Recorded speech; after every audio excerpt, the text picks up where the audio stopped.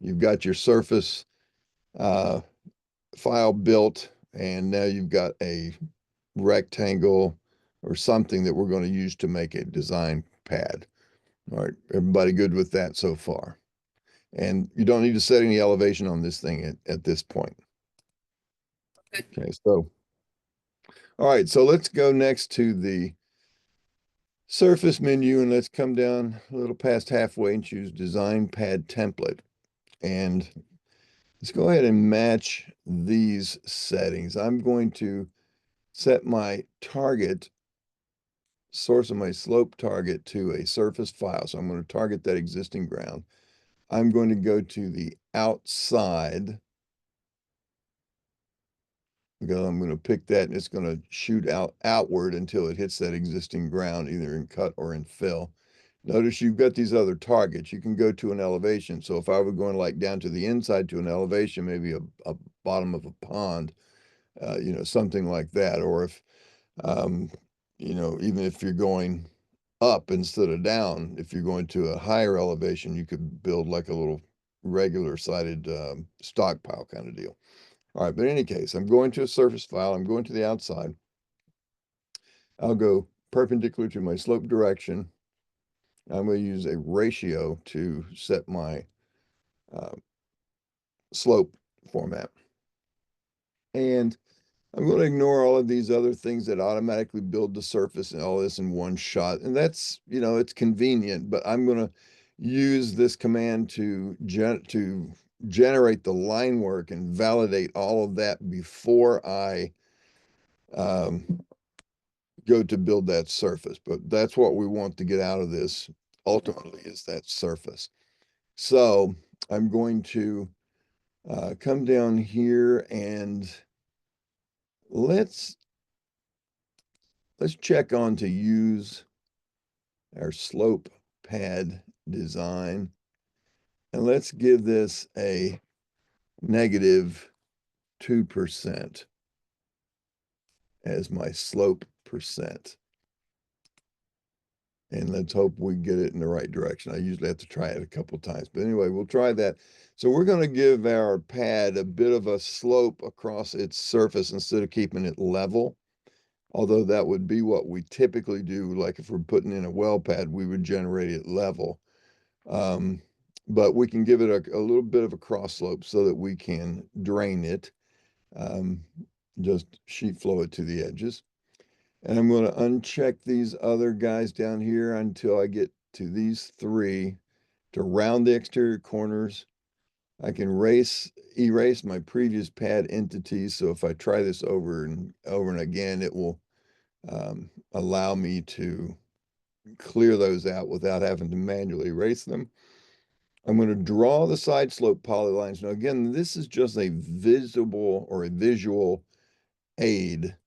It's going to draw those so you can visualize what this is going to look like easier. You don't even have to do those. It can generate the pad, set it at an elevation, set the intercept wherever it hits on the surface, and it can create all of that stuff without those lines. But this is very useful to help you see what's going on. And I'm going to color the side polylines. Now, you don't have any choice of the colors. You just have to know that blue lines mean you're in fill, red lines mean you're in cut.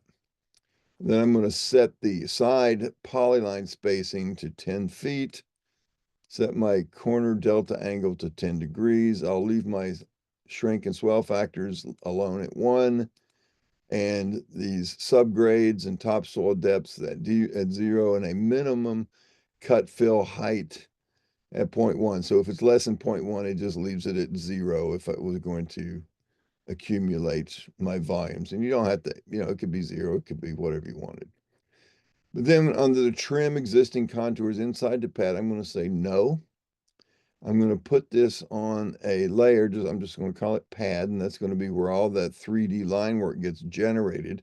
And I can freeze that layer later on, just to get it out of my visible notice.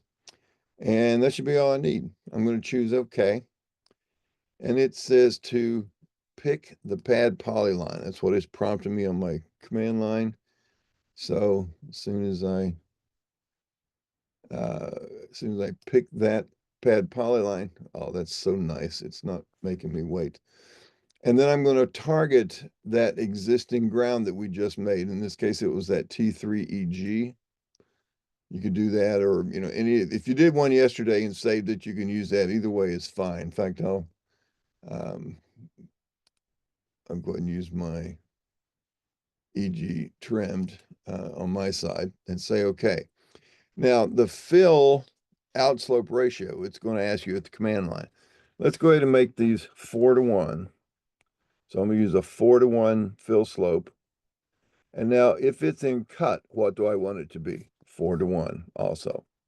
So we'll keep those regular. And now it wants to know a range of existing elevations along the pad.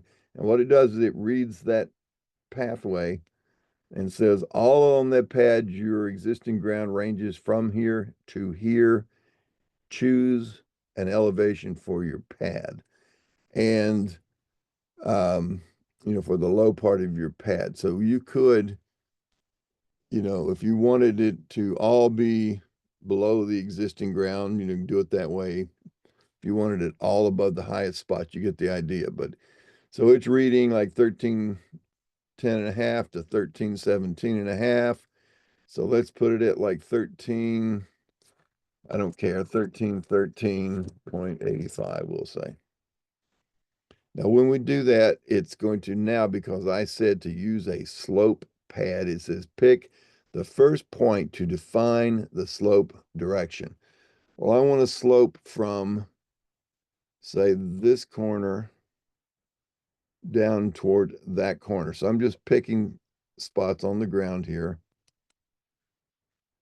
And well, there it went. And look at that, how it actually overshot the bank and went way down into here, so it would actually work there, but it was very, very, it just barely gets cut into the ground up here. And so it says, all right, do I want to adjust the parameters and redesign the pad? I'm going to say yes. So it's going to ask me for those slopes again. I'm going to give those again. Now the top of the pad elevation adjustment. So right now, because I'm sitting so high, I want to take this down. I'm going to say -2 feet. Let's see what that does. Do I want to offset the top of the pad polyline? I'm going to say no. That's a horizontal offset. So now it recomputes in there. That looks a little better. Now do I want to adjust these parameters and redesign? I'm going to say no. Okay, so now there's my pad. And if I look at this particular corner, if I select that polyline and I just hover in that grip, I see that that's at 1311.85. And let's see what this one is. On the opposite corner, that's at 1316.66. So you see I did the slope backwards. I put in a negative slope. It asked me for the direction. I went from here to here. And so apparently when it's prompting it, it's looking, I should have either typed in the slope as a positive value or given the direction the opposite way. So that's one of the things I always have to try that and see what's happened. So now my lower right corner is actually above my my northeast corner is higher than my southwest corner. I wanted it the other way around. So what I'm going to do is actually just do this all over again. Okay. So it's one of the reasons I wanted to do this and check it first. So the first thing I'll do is go to the edit menu and choose erase by layer. And right now I'm going to make sure I have the all box checked. I'm going to select the layers from the screen. I'm just going to pick one of those little side polylines. That identifies layer pad. I would enter, see it found layer pad. I could have just typed it and I'll say okay. And so now everything has gone away and you should be left with just this single rectangle that you started with. And it's got an elevation, maybe It should, if it's, working, if you got to that point, it should have an elevation. I'm going to select that elevation and set it back to 0. All right. So now I'm basically starting back where I was before. I'm going to go back to Surface menu and choose Design Pad Template. Leave everything else like it is, except down here where it says my slope percent. I'm going to take that negative out and leave it as a positive 2%. And what they should do is say, slope percent in a downward direction, or the down slope percent, whatever. So this is just this comes about as, the little disconnect between a programmer and an engineer. That's why. So sometimes you just have to know these little quirks. So I'm going to make that slope a positive 2%, and then I'm going to do everything that I did before. I'm going to say, okay, I'm going to pick that polyline. I'm going to pick my surface.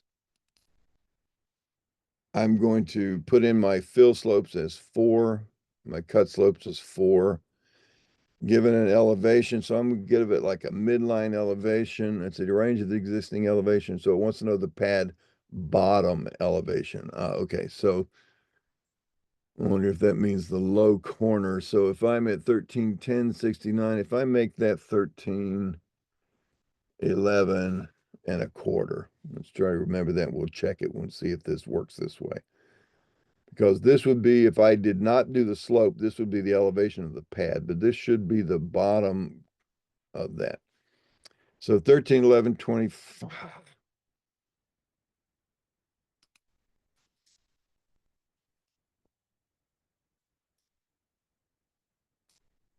I hit something.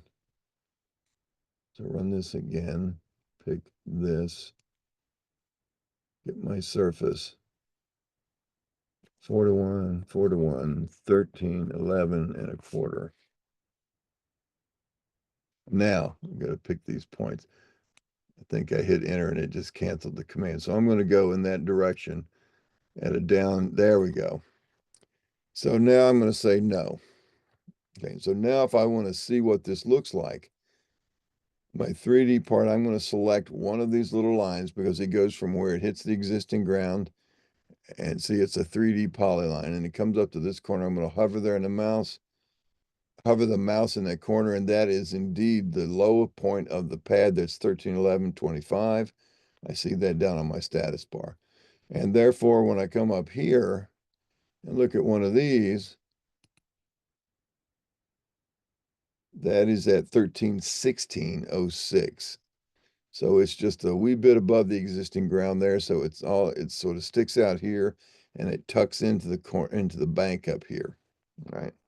So pretty much kind of what I wanted to see. I'm going to also verify this by viewing my drawing viewer. Remember, I haven't built a surface out of this yet. So I'm just going to, take everything, do a little crossing, and it'll bring part of that geometry in here.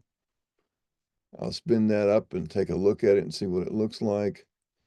And you can see, yes, indeed, down there on in that lower corner in the blue lines, see how it sticks up a little above the ground? And up here in this upper corner, it's tucked into the bank a little bit and it has a bit of cut. Okay. Now, you could at this point isolate this and go straight into building the surface, and we call that our pad surface, and we could merge that into our existing ground and all that kind of stuff. You could also go into the surface menu and choose this edit pad template and just pick the pad polyline. So pick the rectangle there, and this little dockable box pops up. There's my 4 to 1, 4 to 1. And I'm right now the top, even though it's at a slope, it's not changed yet. And if I choose process,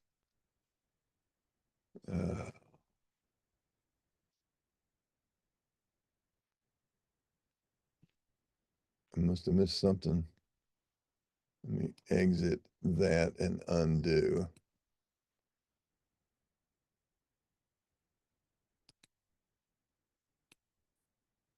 All right, let's come back to that. I tell you what I think happened is, let me restore all of those. I may have missed that selection. Let me try that again.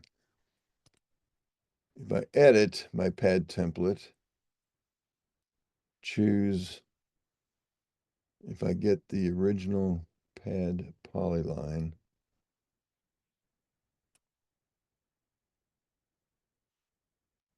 let me see, and if this comes up with, that's, what's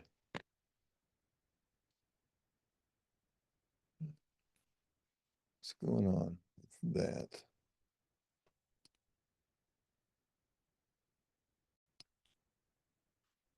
It's picking that as if it's at 0. That's why it was sitting down and you saw those red lines, because it's trying to cut its way up to the surface. So if I do repad, let me grab this time instead the 3D polyline, and that's going to maybe,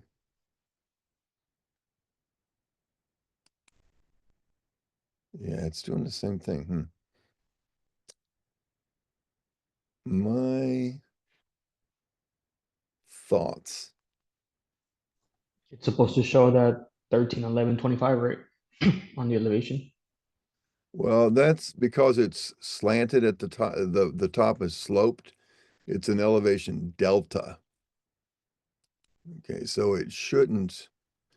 Now, if that 1311 and a quarter. Mine shows that, yeah, 13, 11, 25. Mine Yeah, does too. yeah. So now when I change that to that, it's going to take that's down at 0 and bring it up. It should. And if I process that, well, I guess something goofy. Get rid of that.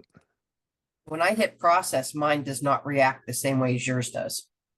Good. Yours is working correctly. I don't know what I managed to do wrong. Let me take a look at this thing, and let me spin this up and see if there's something. All right, see, this is down at 0 still, but this one is at 1311 and a quarter. So I wonder if I change this to 1311 and a quarter. Come back. All right, edit my pad template. You should be able to grab that. If I do report, it says run process first. And if I run process, and see, that's right there is where it's missing that. Let's see if I put that in. There, now we got it. All right. So now there, and I'm pretty actually not far off from being balanced, but I'm going to go ahead and choose the balance. And I'll set this into, a fairly even cut and fill. So leave everything to 0. Let it process, and it's going to go through, find the optimal slope percent grade. It's prompting me at the command line. And let's just say, no, I want to keep that 2% like I had it. And so now I've got 803.4 yards of cut and 803.4 yards of fill. I'm good to go. I'm now at 1311.1056, so we didn't have to move it very far to balance that out cut and fill wise. I've got a nice surface there. Now, I could go to my standard, and this is what I usually do.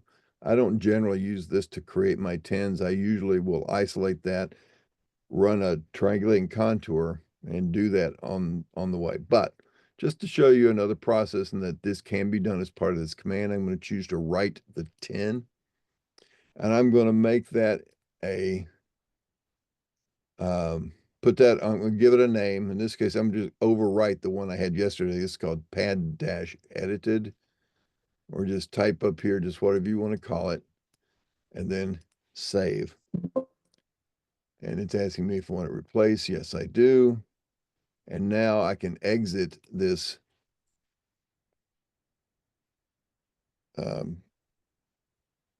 the pad edit.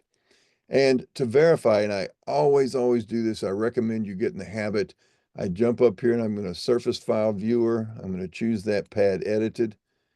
I'll open it up and I'll see that, okay, that looks halfway decent. I do have a couple of issues here, which yours I'm going to guess are not going to show in this particular fashion. See, right in there, I've got that little goofy point. Yours are probably going to look okay, is my guess. Huh.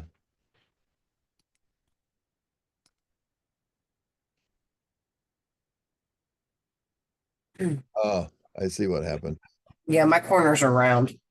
Yeah, your corners are nice the way they're supposed to be, right? Yep. I've got these down here. So here's what happened with mine. I'll show you how I would fix it. Because I kept jacking around with all that stuff and I had those changes in there that I shouldn't have been doing. I'm going to isolate now instead those layers, just so I can see those. I'm going to now view those in my 3D viewer. And if I pull this around,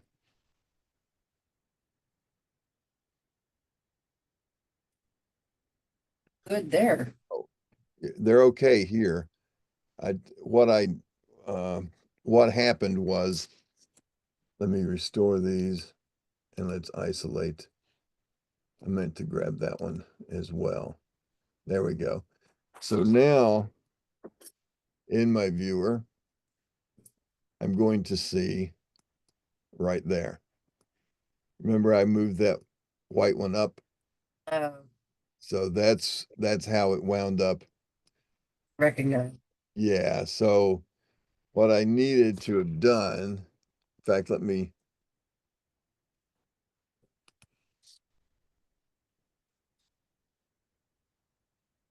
come back to this and I'm going to use my pointer. I'm going to double click that one. I'm going to say set 0 elevation and then exit that. And now when I spin this up, it still didn't. Yeah, that's some things I think there's some things when they put new software out, sometimes they'll break stuff. Um, then, and nobody much uses those commands. So, let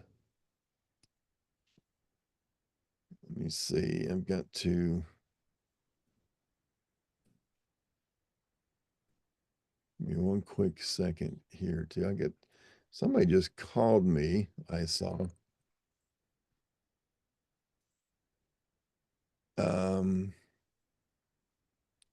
They used to work with about 20 years ago.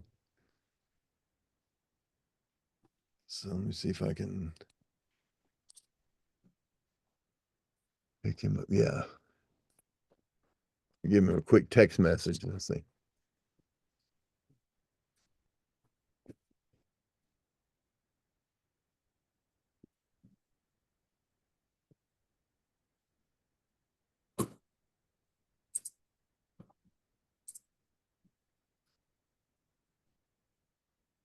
All right, there we go. Hopefully he gets texts.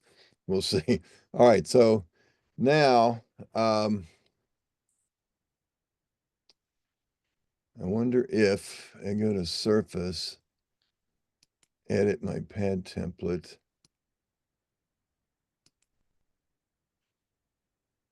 See, it still doesn't do that. Let me 11, 25. Let's see.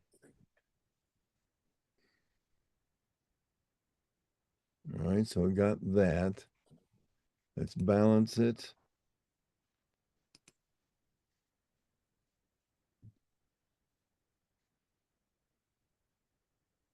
And, let's see, no.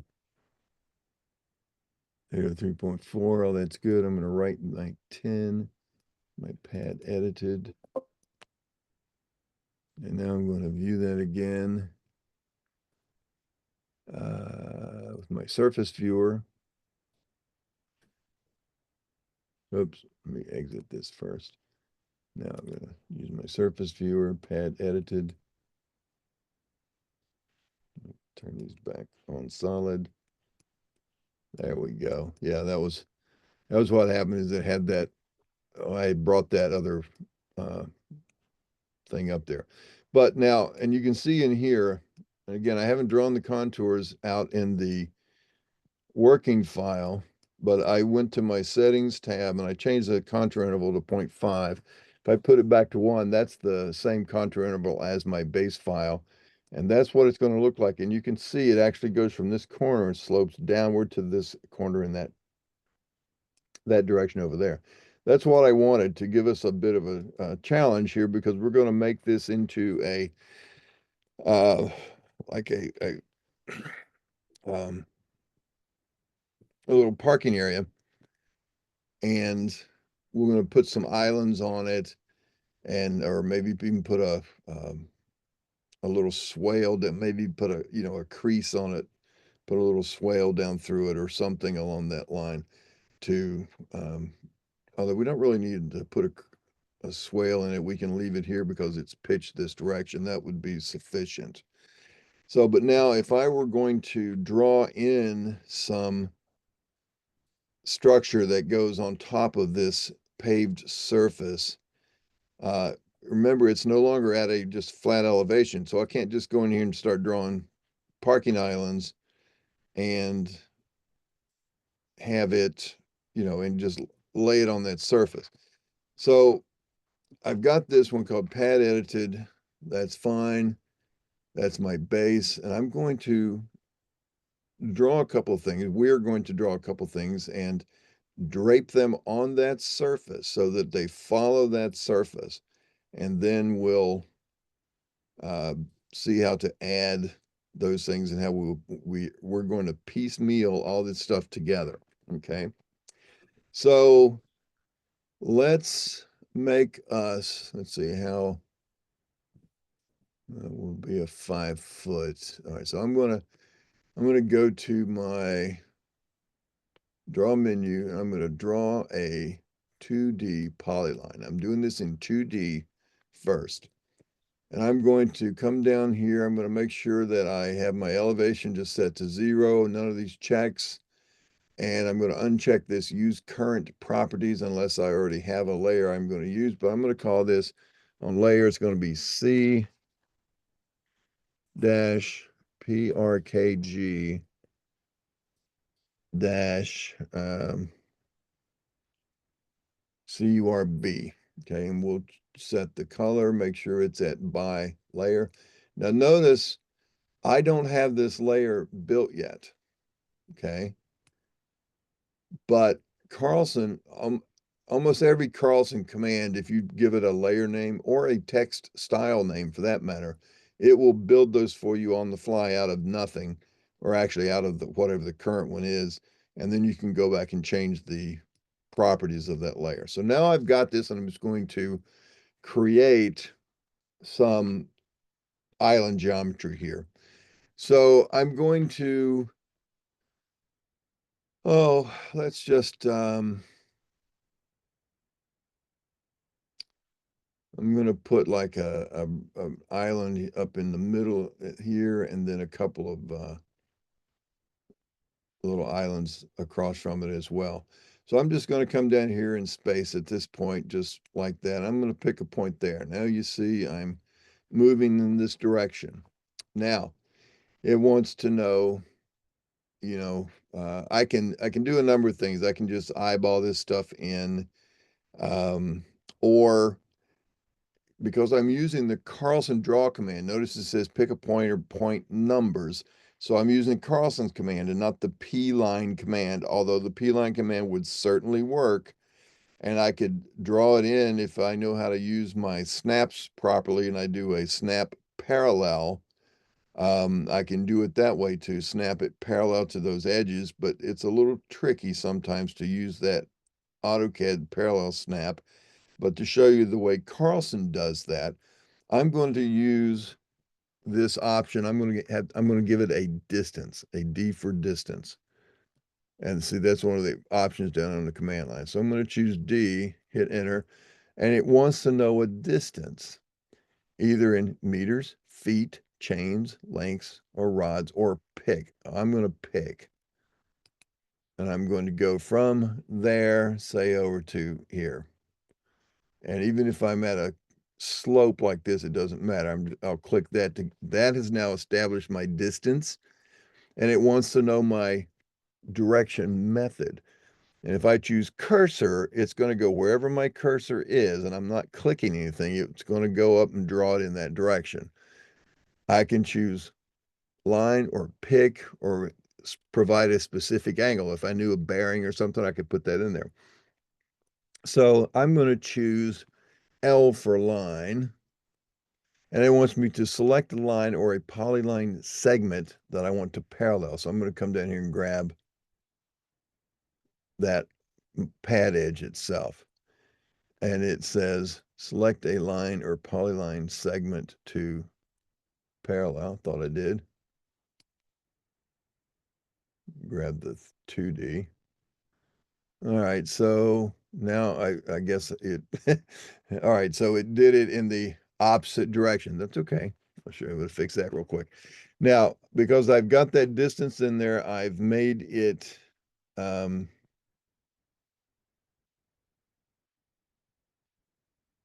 parallel to it, but it's still waiting for me to do some other distances, etc. I'm going to just type Q to quit, which is going to back me out to another level, back to that initial level, and then I'm just going to hit enter to conclude.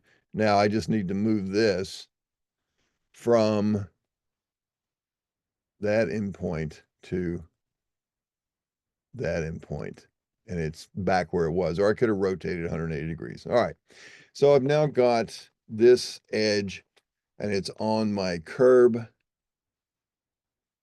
I'm going to go to my layer manager and choose my C-parking curb. I'll make those lines yellow just so we can see it a little bit different. Okay. Now, I'm going to make my curb islands. Oh, let's make them say 8 feet.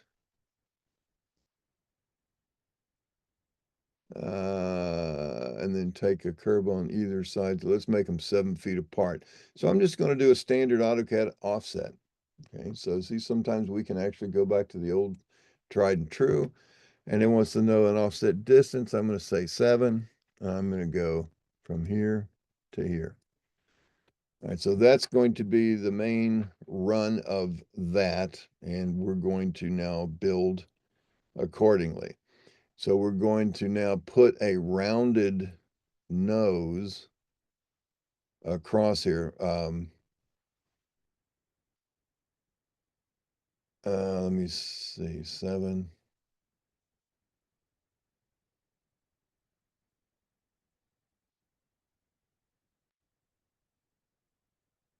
Yeah, we'll leave it at that. I may have, if I wanted to go with an 8 foot or 8.5 foot or something, but we'll leave these at 7 feet.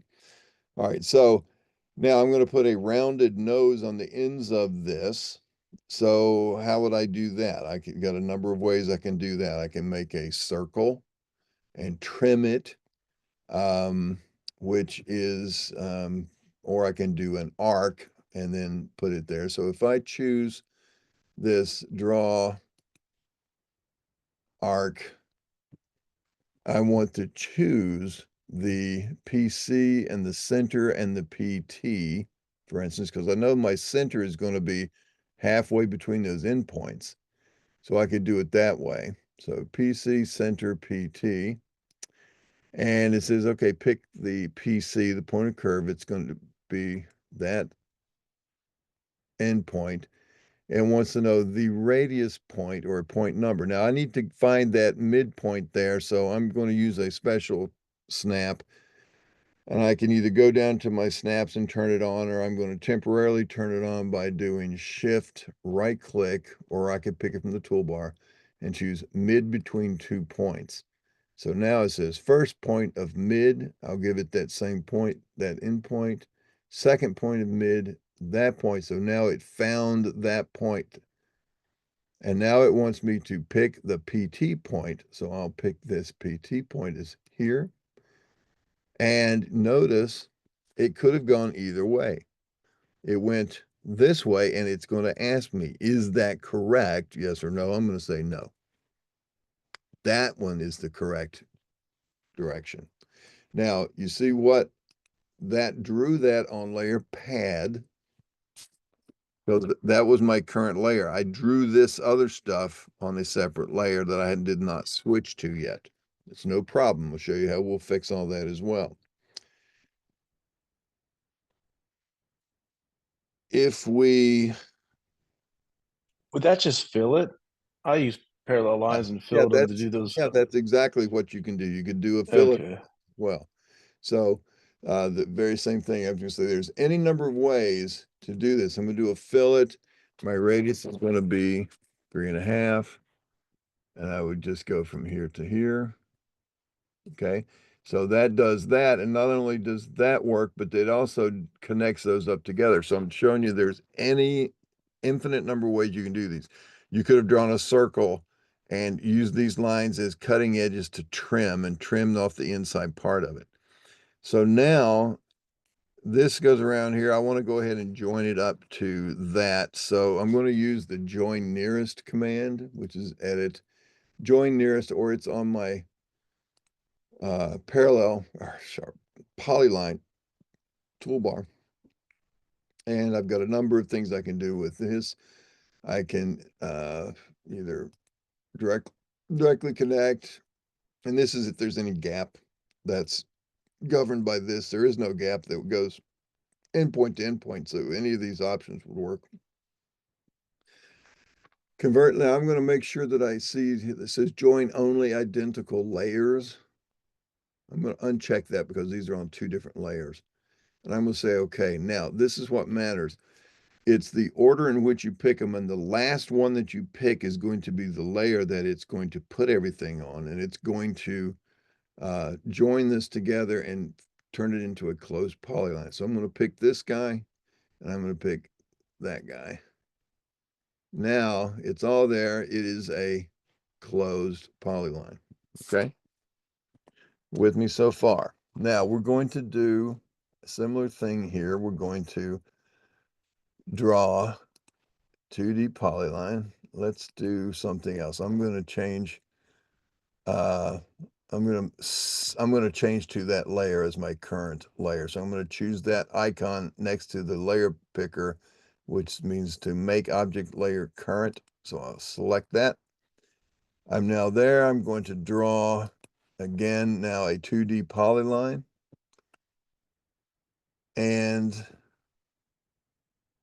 you know what? I've never done this. I wonder if that will do it for me. If I do that, if I go from here,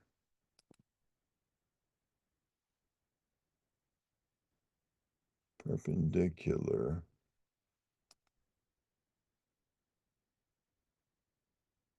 to there. Yeah, it didn't. I thought it was going to let me do a double line all at once. So when I drew this with this, apparently that doesn't do that. All right. So I'm going to now go through that again. I'll just offset that same 7 feet. Go from here to here. I'm now going to take these 2 lines and I'm going to mirror them. So I'm going to use my standard mirror command, and I'm going to give my mirror command from the midpoint there to the midpoint there. So delete the originals. I'll say no. So now I've got that, and I'll go back and I'll just do these as fillets. So here to here, repeat the command here to here. Okay, now with me so far. Now we're going to do a couple of things here. I'm going to clean those out. So I'm going to select those two. And I'll just right click and trim. I'm going to trim these. All right. And now I'm going to, because I've got 3 individual pieces, I'm going to just go nearest on those. And this time I could put it back to identical layers. It doesn't matter. I'll select everything there. There it goes. I select it. I see it's all one. And in my properties, yes, it is a closed polyline. So now I've got the beginnings of the curb island. Again, it's all down at 0. So what we're going to do is to drape that along this surface. So it's going to, remember, it's going diagonally down at a 2% slope. So we're wanting to drape this feature onto that sloped surface so that we could set this in as part of our design. Okay. So this is where most of our grading tools are going to come from here. They're not just, you don't just need to know the AutoCAD 3D type commands, but a lot of this stuff comes from this 3D data menu. So I'm going to do this command right here, 2D to 3D polyline. And I see it's got a bunch of options to the right. And again, all of those things are on one of your toolbars, a grading toolbar or something. So I'm going to take my 2D to 3D polyline, but how do I want to do that? When you look at those options over there, what do you think you would use? Guesses, anybody? Nobody wants brownie points? Okay. All right, so we're going to take a 2D, turn it into a 3D, and we're going to do it by the surface model. If I were to choose screen entities, it has to cross some other kind of something at elevation. So we're going to do this by surface model, or, all these other different things, slope from reference. You can look at those on your own at some point. Now, the surface that I want to use to give this its elevation is that pad edited surface. Remember, it's that slope topped. So it's now read that information and now wants me to select the polylines and lines I want to convert. And you can do more than one at a time. I'll hit enter, I'll hit that, and it now gives me some options. So do I want to do what? I can add vertices at grade break, yes or no. I can keep the existing polylines, yes or no. And in this particular case, I would keep the existing polylines and I would put these resulting 3D polylines on its own 3D layer. And the reason I'm telling you that is if I were doing this as a design, I would keep the existing polylines because those have those true circular arcs. And that would be something that I would like to use to dimension, to give a radius dimension and show that in my site plan drawing, my finished drawing to the contractors or whatever. But in terms of just making this a model, I don't need to keep that. I don't need it at all. But it's going to turn that into a 3D polyline, which means those arcs are going to turn into a series of little chords as it goes around the arcs. So I'm not going to clutter it up by keeping all this at this point, but I normally would do that. Now there's another option to apply a vertical offset and then set a layer name for, if I choose to keep, I can also set a layer name, for the converted polylines, but I'm going to just leave them where they are. So this is all I'm going to do. Add vertices at grade break. Now what's going to happen there is every time this line crosses a triangle edge, it drops a vertex at that point. So if I had some line that went, say, across this and then down the side slope, or maybe it, started way out here and came across diagonally, it would come here, it would hit the toe of the slope there. It would put a vertex, it would give it an elevation at that point, and then it would come up here and hit, wherever the triangle edge is up here, hit that point. If I had multiple triangles in here, every time it crosses the triangle edge, it drops a vertex into that feature. And here's why you have that as an option. Suppose I'm building a water line, and I'm going to draw my water line basically in 2D, and I'm going to put that on my surface, and I'm going to apply a vertical offset of, say, -4 feet, so I get down below the freeze zone.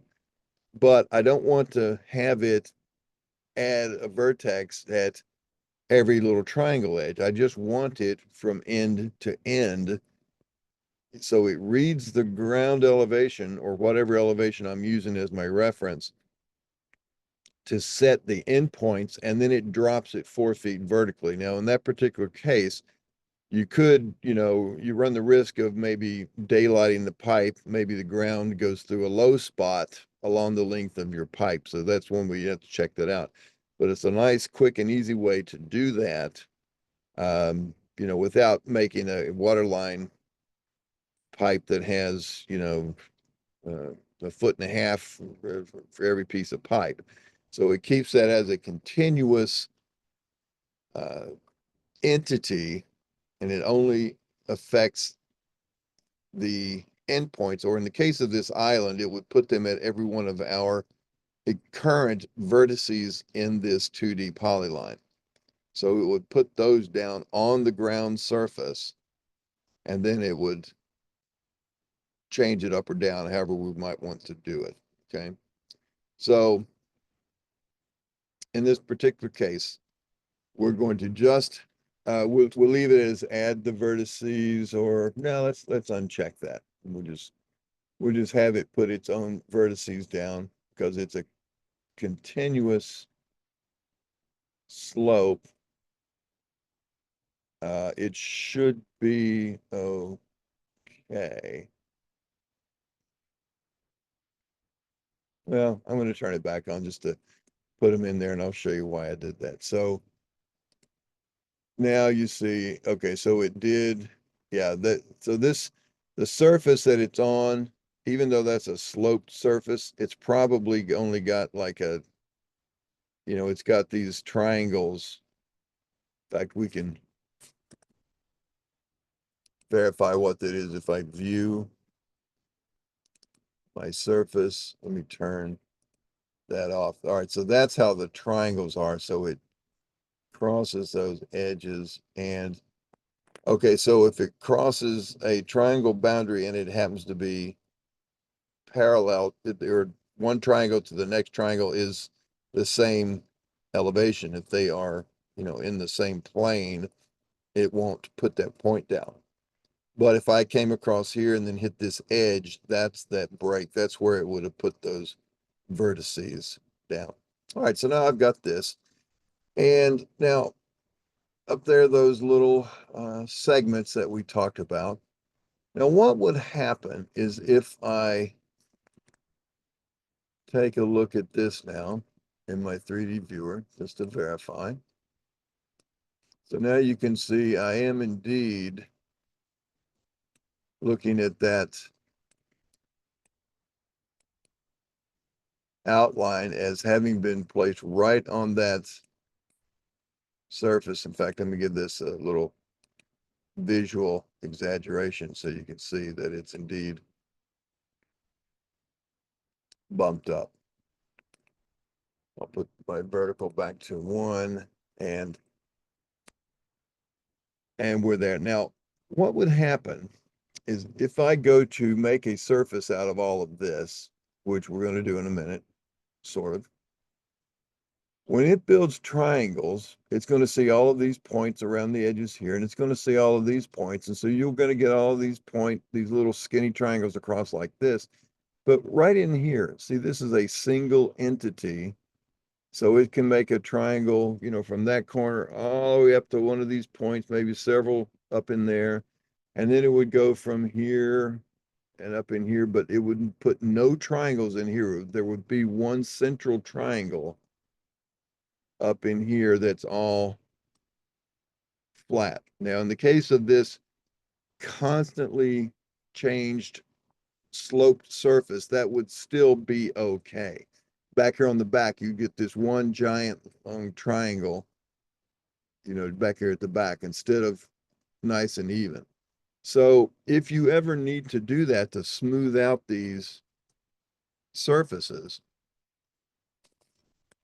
in fact, let me demonstrate that. You don't have to go through this effort, but I'm going to triangulate and contour this. And I'm going to uncheck to write the file. I'm just going to draw the triangulation lines.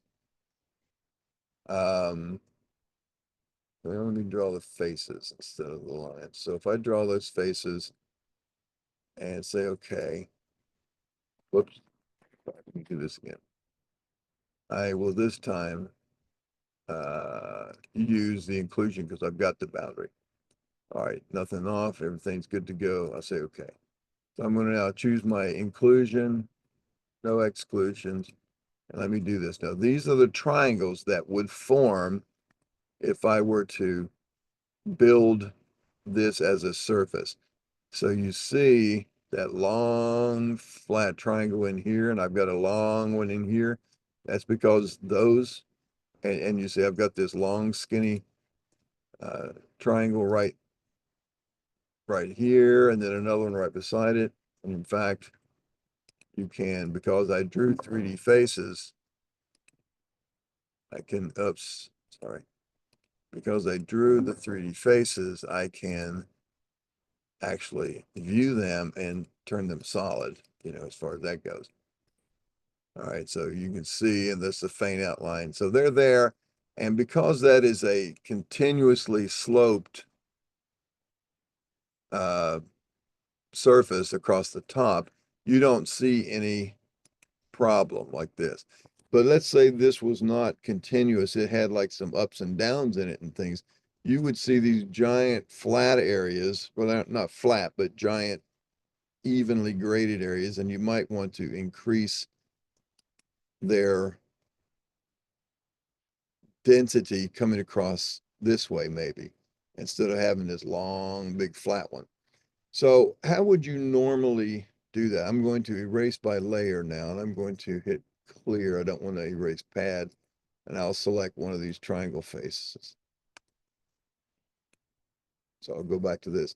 So how would I get, instead of this long, massive triangle, how would I get it to make triangles more regularly side to side? I need more vertices in this feature here, do I not? That is So correct. there you go. And we call that densification, right? The opposite of weeding. And so you could do that one of two ways. You could go to the edit menu, go down your polyline utilities, and you could densify those vertices. Okay. And that would, in fact, do that. It would put vertices in that structure or whichever ones you chose. And they're there forever. And that new polyline has those vertices in it like that. And it's sort of, the more you do that and the more items you add it to, the bigger your file gets. You're just adding complications to your drawing file that you don't necessarily need. Plus, you may not want them. You may want to be able to snap to the midpoints instead of having to figure out which segment is the midpoint, because when you snap to the midpoint of a polyline with multiple vertices, it grabs the midpoint of each of those little segments. Okay, so the later versions of Carlson, though, have this nice little switch under the triangulate and contour menu, to where I'm going to leave the same thing. I'm just going to draw these. I'm not going to save it as a file yet. That you can come down here and densify your break lines. Okay, and we'll keep this at the same interval that we have these drawn lines over here. And what it does, if I choose that, I'll choose this. and no exclusions, and then all of those. Now look at the resulting triangles. So you see how down here I've got now all of these triangles across the bottom, and they went every 10 feet. It's as if, and you can see across the top of this thing, it's as if I dropped a vertex all along those features. I get the same thing here. Now, I did still get these long going across this way. All right, and in this particular case, it doesn't matter, but sometimes you might find that you need to add some additional, maybe drop a line down and just drape it on the surface so that it finds something to connect to before it spans all the way across to the edge. So you just have to sort of be smart about what these things are going to look like when they're built and just keep using that viewer. But what happens is because I did that densify break lines, it does it, but it only, and I'm going to go ahead and erase these again now. It only does it in memory. You see this now still only has the endpoints there, so I can still use that. Okay. Now, we've got this draped. Oh man, there's one thing I meant to do.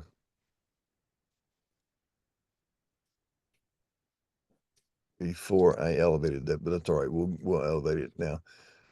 I want to put the ridge lines down these landscape islands. And what I should have done is before I elevated that as a 3D, I should have just kept this because I wanted to like snap to the center of the circle and go that kind of stuff. But here's what I'm going to do. I'm going to again draw a 2D polyline. And I'll say a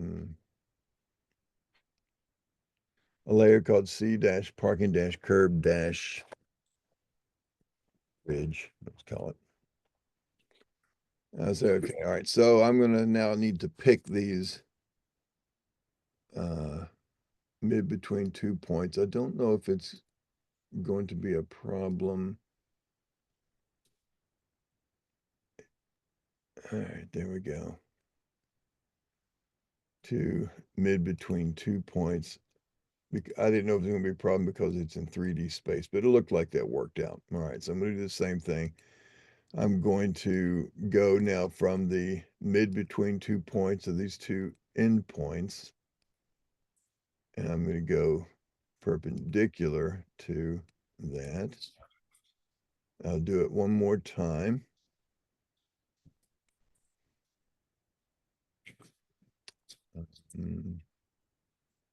Mid between, give those two, and snap perpendicular.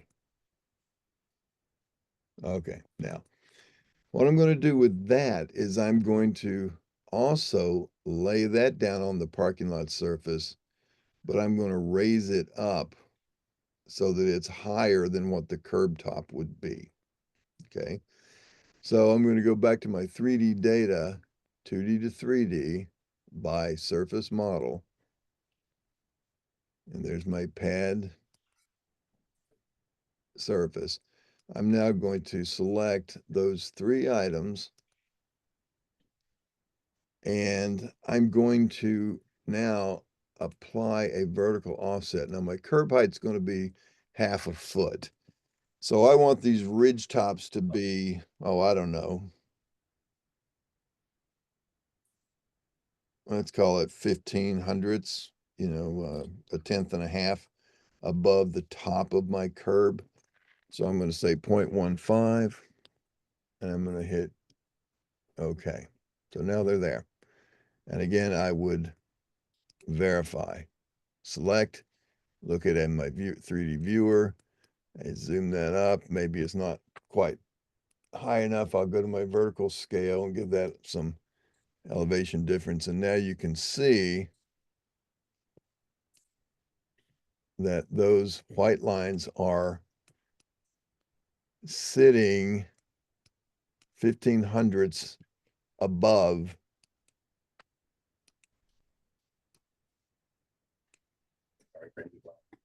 Oh, yeah. where that is. Okay. All right, so far so good. We're still building this curb. Now, we are down on the pavement with our yellow line. We are sitting up at where the ridge line is going to be with our white line. So let's now build the curbs coming in.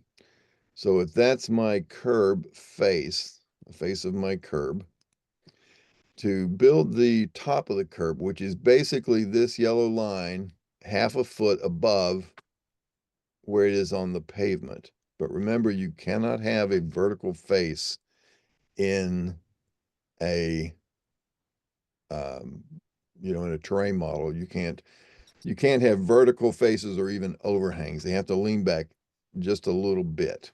So how do we get that line in relationship to this line?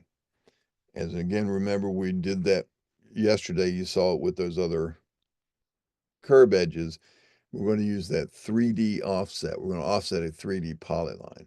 And again, either from edit, if I can, 3D polyline utilities, offset 3D polyline, or pick it from the polyline toolbar.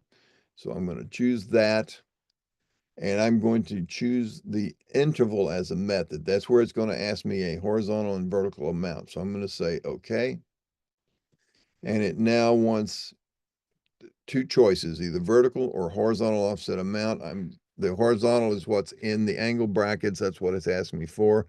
If you wanted it the other way around, you could just type V and it'll switch it back and forth. Just pay attention to which one it's asking for. So the horizontal offset amount, I'm going to remember I need to offset it horizontally back inward so that I don't have a vertical or overhanging face. So I'm going to offset it just, let's say 0.05. I'm going to go half a tenth back. So it's got a little bit of a lean back. Okay. So there's my half a tenth. Now it wants to know the vertical offset amount. And because I know it's a curb, it's going to be a 6-inch curb. I can just type 0.5. Otherwise, you can use those other percents, degrees, ratios, etc. So 0.5. And now it says pick a polyline to offset. So I'm going to get this outside yellow polyline. Which side to offset? I'm going to click to the inside so that it now leans back. And it asked me to select a polyline to offset, but I'm done at that. If I had other curbs, I would do those at that point. So now I've got the top of the curb, but I need to make the back of the curb. Okay, so it's going to be essentially half a foot back, but even vertically with this top of curb. And you can do, we're going to repeat that offset 3D by interval. Now you can do it two ways. You can say 0.45 because I leaned the top back half a tenth. I'm going to scoot that top back half a tenth shy of a foot so that, if I measured my curb width from the face down on the pavement to the back of it at the top, it would be, exactly 6 inches. So I could do that and offset this top line, or I could just take the original front line, offset it horizontally at 0.5 and vertically at 0.5. You could do either one because we're just, and I'll do this as a 0.45. I'll hit enter. Now my vertical offset amount in this case, because I'm going to use the top one, is going to be 0. If I use the front one, it would be half a foot. So I'll select this one, go to the inside. Now, what do I have? Let's verify.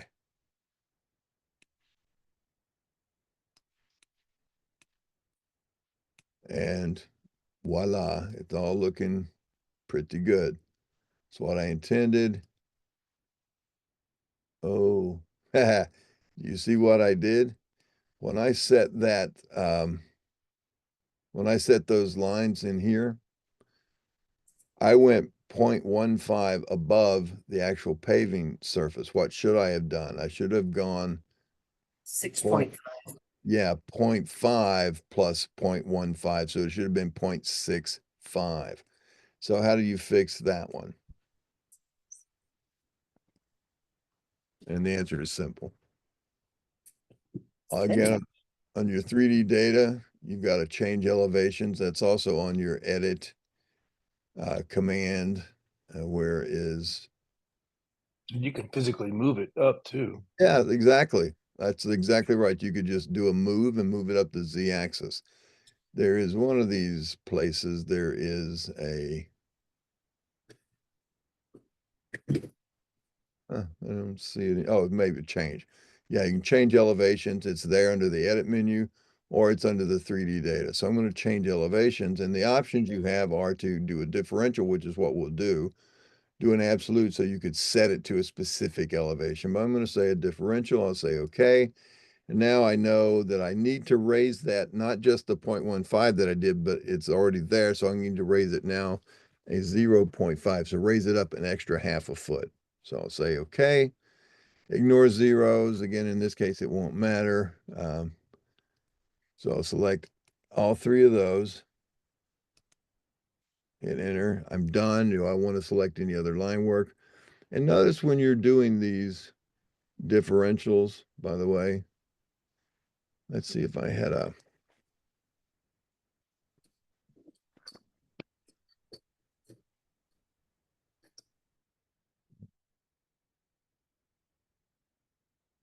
I'm just going to put a piece of text out here. Say like this, east, and we call that 0.75. All right, so maybe you have a contour elevation label or something like that, but then if you wanted to do this change elevation, either differential or absolute, for instance, when it asks you for the elevation, you see what it says down here at the command line? Mine says select line work. So it can read the elevation of something you pick, or text to get the elevation. Or now that is because that was the last way I had the command done. If I type E for enter, it's just going to prompt you for an elevation. But there's also that S to select. Okay, so you see how the options are changing. So if I did S to select and picked this, you see what it did? It read that value. And even if that text has other things in it, like it was a deed book, it said DBV 1315, comma, PG 629 for a deed book and volume and a page reference. What it does is it scans all that text and it picks the numbers out. The first entire number that it finds is what it's going to accept as the elevation. Okay. So use those options to your advantage when you if you need to set something to a particular elevation. You don't just have to go look at something, write it down, and change it and type the number in. You can physically match those things. So now back to, at this point, verifying this again, and now hopefully you'll see the importance of previewing your work. So now I look at that and I say, okay, good. That's going to give me a ridge line. I've got everything down around there. Now there's two things I could do. I could make a surface just out of this, add it to my pad, or I could actually just make a new one with everything all inclusive here. So, one of the things is kind of nice is if you do this separate, make this just a surface for the island. I'll show you what you can do with that as well.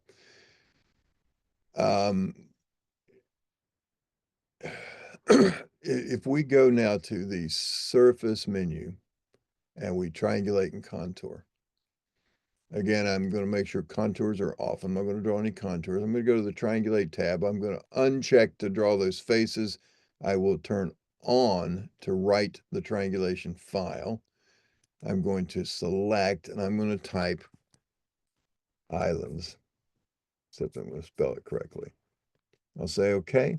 And now it says select the inclusion perimeter. So I'm going to scroll down here, make sure I get that outermost.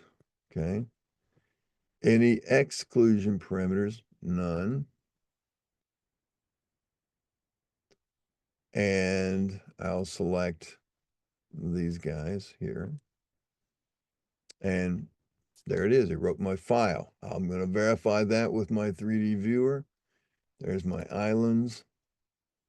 And I see, oh, look at that. I've got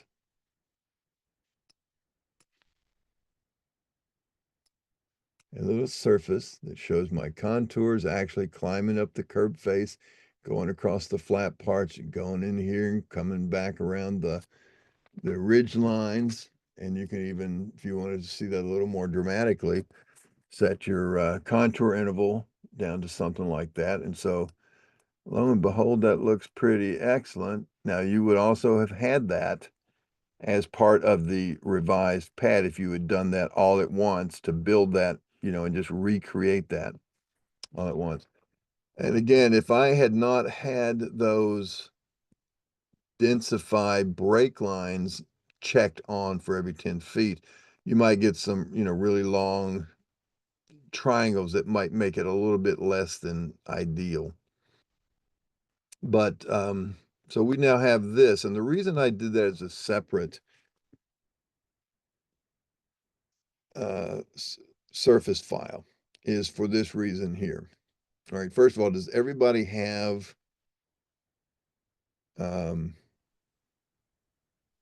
this successfully done at this point? You've got a pad and you've got an island surface.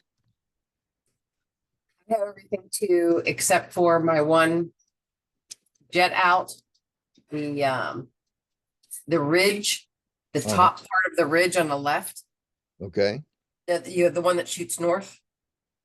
this one here.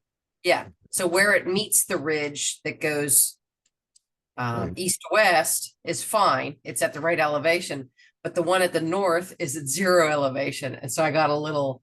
So you got a little dippy hole down in your surface. Okay, so here's what to do. Here's how to fix that. In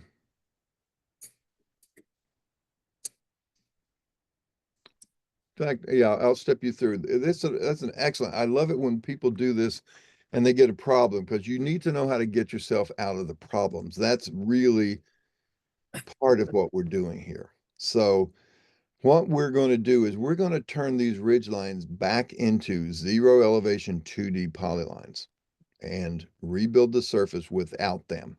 And then we're going to do it over again. So let's go back to the edit menu and choose 3D entity to 2D. Do you want me to erase the surface first? Nope. Okay, so 3D to 2D. Go ahead. Yep. So 3D to 2D, and it wants to know the elevation. I'm going to make it 0. And you could also use the change elevation command, but that leaves them as 3D polylines, but they all have the same elevation. So I'm going to just put it back into its simpler form. All right, and so which ones do I want to change? So I'm going to grab those, and boom. Okay, so now they are at 0. And in fact, if I'm going to verify that, here is I'm going to uncheck this ignore 0. Actually, Yep. Yeah, because it's way down there. That's why it's not. All right. So anyway, so they're not there. Now, what I'm going to do at this point is I'm going to build this surface all over again. See, I see that is now an elevation 0. So I'm going to make this island's surface again. So I'm going to go back to my surface, triangulate and contour. Leave everything just like it was. It still points to that island. It's going to ask me to verify. I'm going to say, okay. Overwrite the existing. Yep. I'm going to say, okay. I'm going to zoom in so I can see that outermost line is my inclusion polyline. Hit enter to finish that. No exclusions. Now, what do I want to use? Just these. So you took the inside this time. The inner line. No, And your inclusion. I chose this one right here. Okay. See where I was? You might have, yeah, it's like you might have thought this is the inside of my structure, but it's not. That's the outside, you see.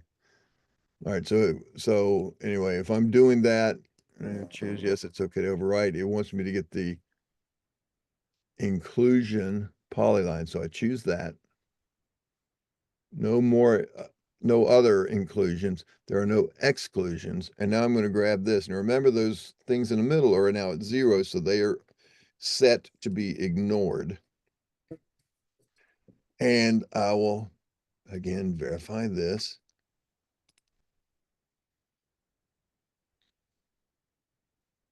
And there you can see that indeed those ridges have been taken out.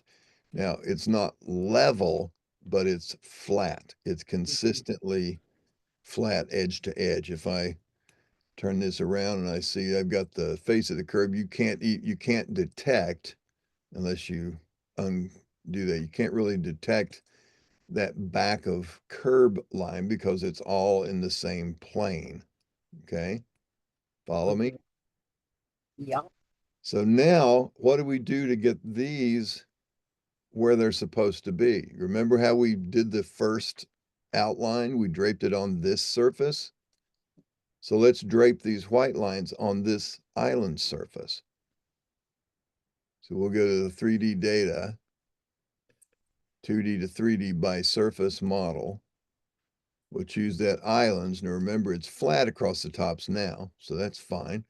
So I'm going to select all 3 of these. And I'm going to apply vertical offset. Now this time 0.15 is correct because it's going to sit on the flat top of that island surface. I want to raise it up 0.15. So that's perfectly fine at this stage. I'll say okay. And again, I would, now, I'm comfortable enough, oh, sorry. I'm comfortable enough in what I did with that to not, you don't have to go do this after every little step. But you can see now that, okay, yeah, there it is. In fact, I see that they're slightly above the top, so that's perfect. So now what am I going to do? You gotta add them to your surface. Yeah, I'm just going to make a new surface. Some people will try to edit this surface. They'll do the edit triangles bit, and they'll add these as break lines. And whereas you can do that, it's just so much easier just to build it over again, right? So I'm just going to go back to surface, triangulate and contour. Everything's exactly like it should be. I'll say okay, okay to overwrite the existing. Go through the same part, go down here and grab the outermost edge as my inclusion. No more there inclusions, no exclusions. Oops, I guess I missed. I clicked once too many times. All right, so grab this, that, finish exclusions now. I'll grab the same set of data, but this time the white lines are elevated. And now when I verify that with my island view, lo and behold, there they are. And you can see how the triangles form. And there's that bit across these edges. So it's very nicely done, I think. As your structure, you can see you can see the actual structure. And in fact, if you had a curb and gutter, for instance, you could have a gutter pan out here, the whole business. It can be as complex as you need to make it. All right, now we've got that as we didn't do this whole thing as a parking lot yet. Okay, we could have. But once you do that, that's then married into that. But we do now have a pad and we have an island. And so there's 2 things you can do, or at this point, you could go back and build one, give it a new name by taking this and everything else, or let's go to the surface menu and choose triangulation file utilities. Let's load a 10 file, and this is going to load up the base file, which is going to be our pad. And you can color that if you'd like to see it either way. And now I'm going to go to the next button at the bottom. And what I'm going to do here is I'm going to merge a 10. I'm going to choose my second 10 is going to be inside my current 10, which is the outside boundary, and I have a transition. You can do, you can adjust elevations. There's all these different options, but this is what we'll do. It's just a little transition zone. You can set these colors for includeds and excludes and all that kind of stuff, but we'll say, okay, We'll choose this island. And that's now where it's going to go. So you see, it's as if I had built this as a separate surface. I can even verify it like so. Zoom this thing around and wow, looky there. Everything looks hunky-dory. So what do I do with it at this point? I'm going to do a save as down here in the lower right. Insides, border, and outside, I'm going to say save as. And I'm going to call this one just PKLOT for parking lot. Okay, boom, saved. And now I can exit. Now let's verify that. We'll view our PK lot. Turn these back on and voila, there it is. Okay. Now, the reason I kept that as a separate on these islands is what else can you do with triangulation file utilities? If I go to Surface, Triangulation File Utilities, let's load a 10 file, but this time I'm going to load the islands. All right, so there it is. I'm going to go next. Now, what can you do with that? You can rotate it, translate it, bring it up and down, add and subtract. So let's just do a translate. So if I want to translate by delta values or geoid, let's do a delta. So if I get this right, yeah, delta north. Let's just go, let's see, that was 10. Let's go 25 feet. Now that's gonna give us a problem though, because so it's gonna push up here and then we will do a save as. I'm gonna call this one island 2. Island -2.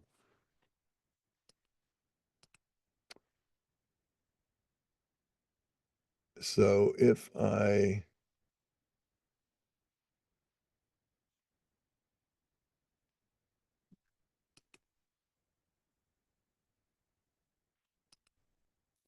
get my way through here, let's see. Let me go in. I'm going to add my parking lot, and then I'm going to go to my model tab, add this island 2. So that's where it would go, is right there.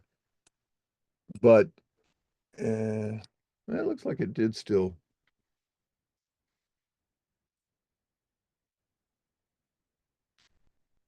save. I was afraid pushing, because I pushed that surface up. Now it takes its values and goes, I didn't change it in elevation. So it's apparently enough,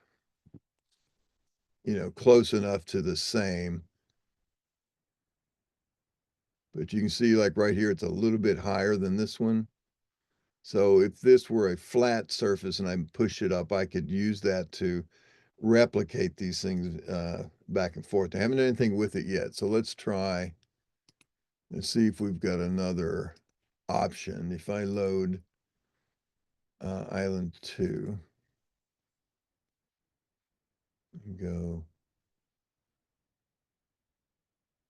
next.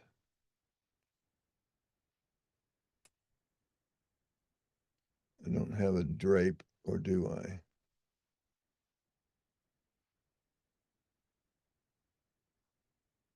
I can set the elevation, but that's,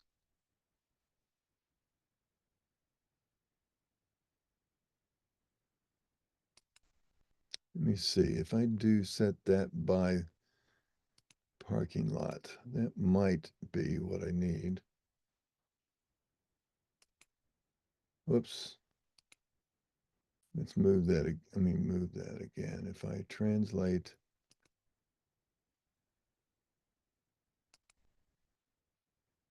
put it another 15 feet further north.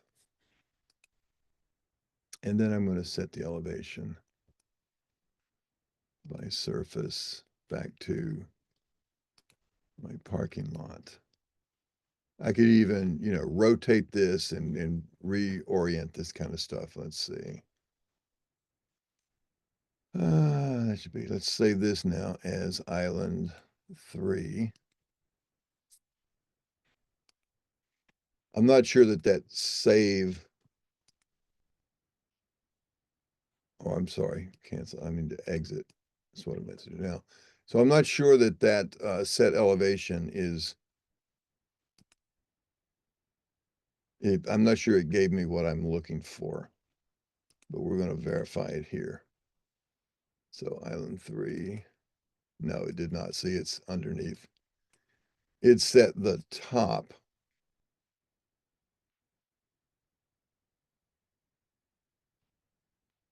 Oh no, it not only set the top, it squashed it. So if I turn off this parking lot, yeah, see, it squashed it flat. It set the whole thing when I said set elevation. It made that whole surface squashed flat. So yeah, so that was an idea. But anyway, we now have our parking lot set accordingly. Couple of other things you could do is if you draw a line, we're going to put this on C dash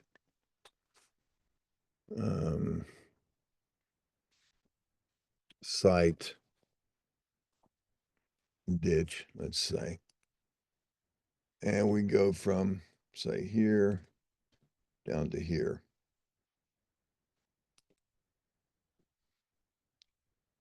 We could drape this on the surface. Remember, that's a slanted top.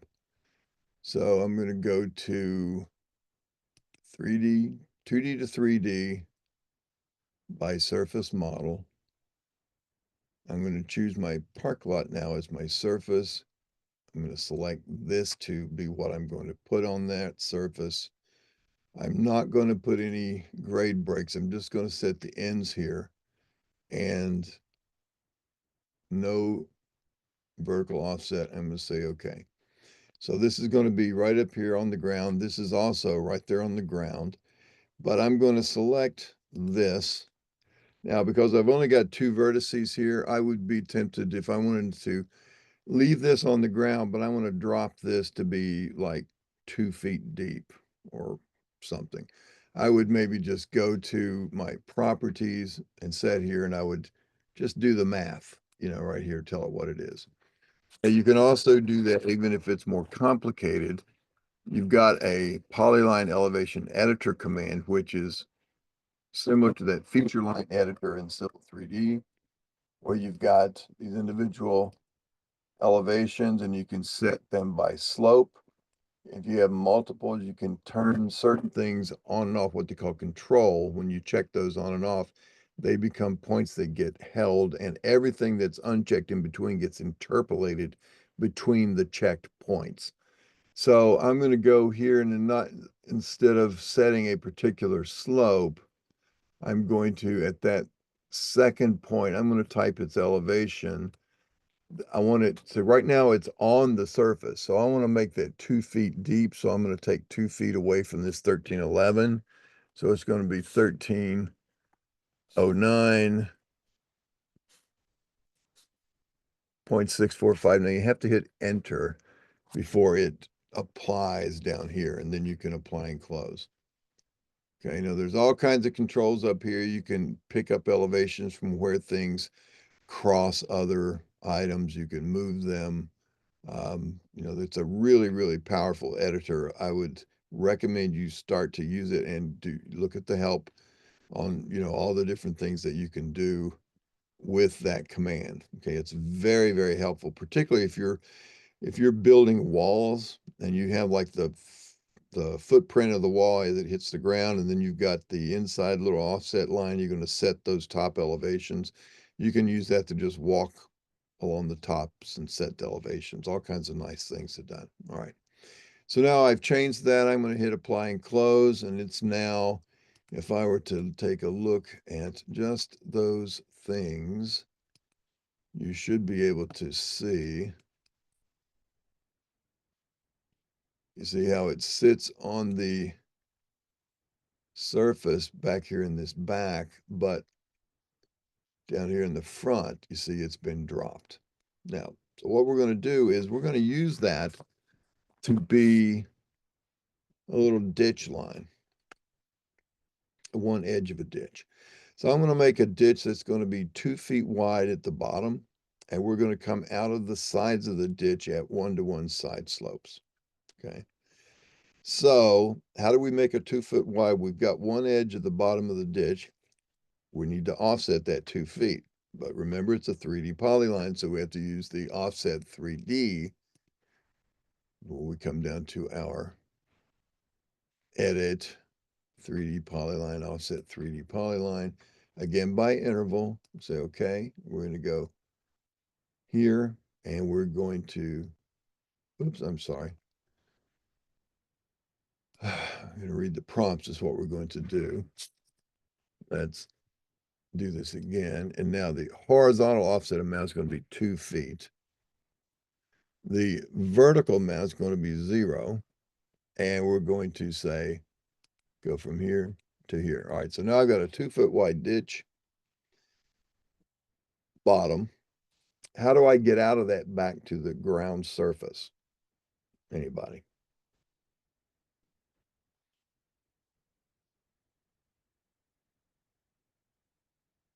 Thoughts, ideas?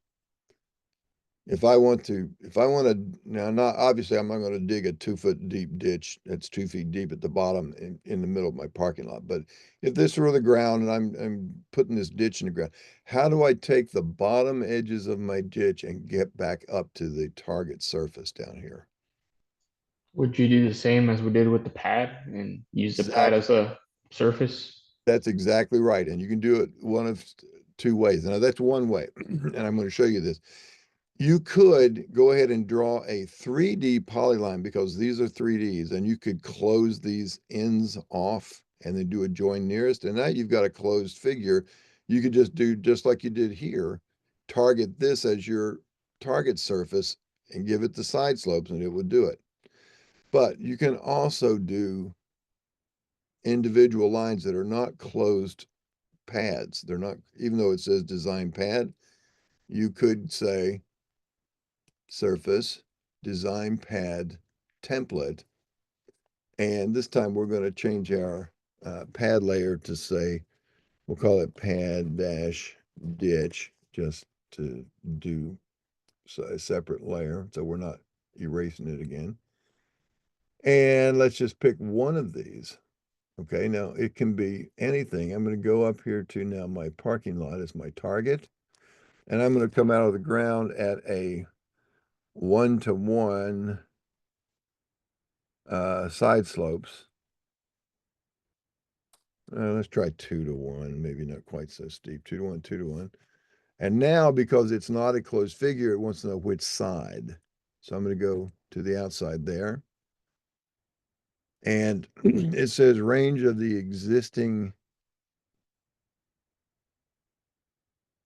elevations along the pad is 1311.65 to 1314. That's its upper end. So it's suggesting I'm going to keep the pad bottom elevation at that low end.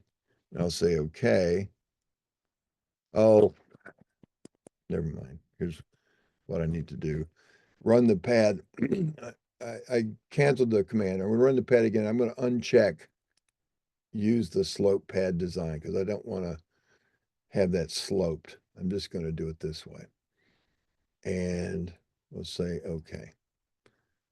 So I'm going to now pick that pad, polyline, pick my parking lot surface, and get 2-to-1, 2-to-1, and go to that side. Okay. Now, adjust and redesign, no. So I've done that on this side. I could do the same thing on this side, enclose everything and make that a little separate ditch surface, merge it into my parking lot. But now here's where I was going with showing you this as a separate command.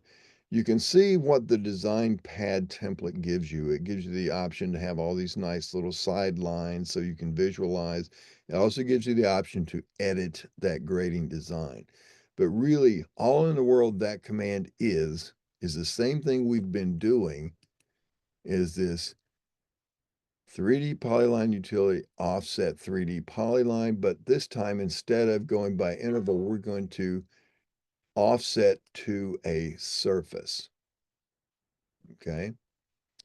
So we'll say, okay. And do I want to round the exterior corners? Sure, but I don't have any. It's a straight line. I'm going to use a ratio as my slope option. I'm going to now select this polyline, select that surface, and now what do I want to, I can match it as 2 to 1. I can even, let's make this one a little flatter. We'll go to 3.5 to 1 out on that side. And keep the same for any cuts. I'm going to go to that direction. Okay. So, so what did this do is it produced, just like this pad polyline gave us this and all the little sidelines, this did the same thing, but all it did was offset, one line, just like, excuse me, just like down here, we offset the one edge. Okay. So that would be exactly the same thing. Is now if I were to,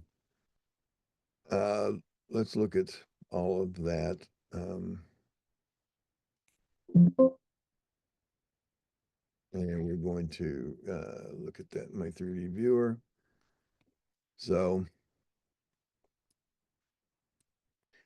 and let's add in my parking lot surface so you can see how, those little red and blue lines help us to visualize, but it really did just exactly the same thing when it just offset that edge. And again, it's just now because it well, that's interesting. That went point to point. This one actually inherited some spacing from that command, so it dropped down an interval spacing with the vertices. And I could take those out with a weed command on the edit menu if I wanted to. So that being the case that I had these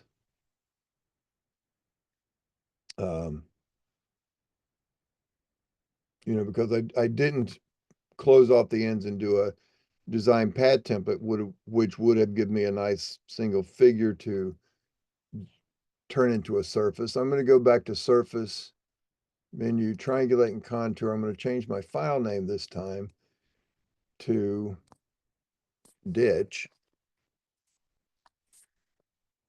And I'm going to uncheck this use inclusion exclusion because I did not shrink wrap this. I'm just going to let it ride. And I'm going to turn my shrink wrap perimeter reduction to, I'll just leave it at medium and see what that does for us. We might have to do a shrink wrap first, but we'll see. We'll do that. Now built the surface. If I load that surface and take a look at it, yeah, it looks okay. So there it is. And you can see the one side is at 2 to 1, whereas the other side is at 3 to 1. Now, what do you think I'm going to do? I'll visualize it with adding the parking lot.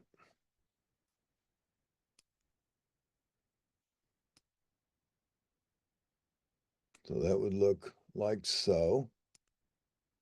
And maybe on the model tab, I might open up my parking lot and change the opacity so I can see through it. All right, so that would be if I were to merge that into that, that would be what it would look like.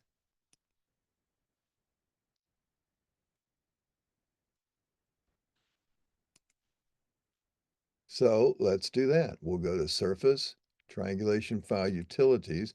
We're going to load the tin file. This is our base now, which is going to be my parking lot. We'll open that.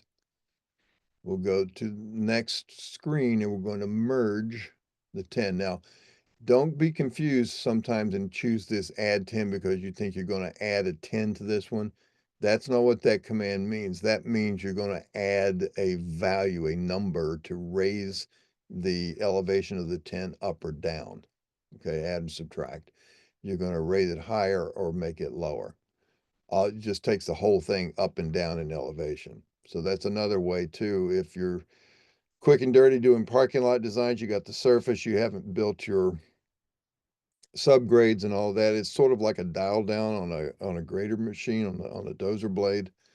You can just take that surface, do a subtract by 8 inches or what have you, and then do a save as and make that as your subgrade surface. So you get an idea of what this kind of stuff can do. So anyway, what we're after is merge. We're going to take the same thing, second inside, outside. We'll say okay. And we'll choose our ditch. And lo and behold, there it's going to go. We'll do a save as, and we're just going to call this, let's make it park lot 2. There it is. And you go ahead and exit. And let's verify, see what it looks like. Park lot 2. Make sure my vertical scale is at 1. And let's turn on a little taller contour interval every half foot.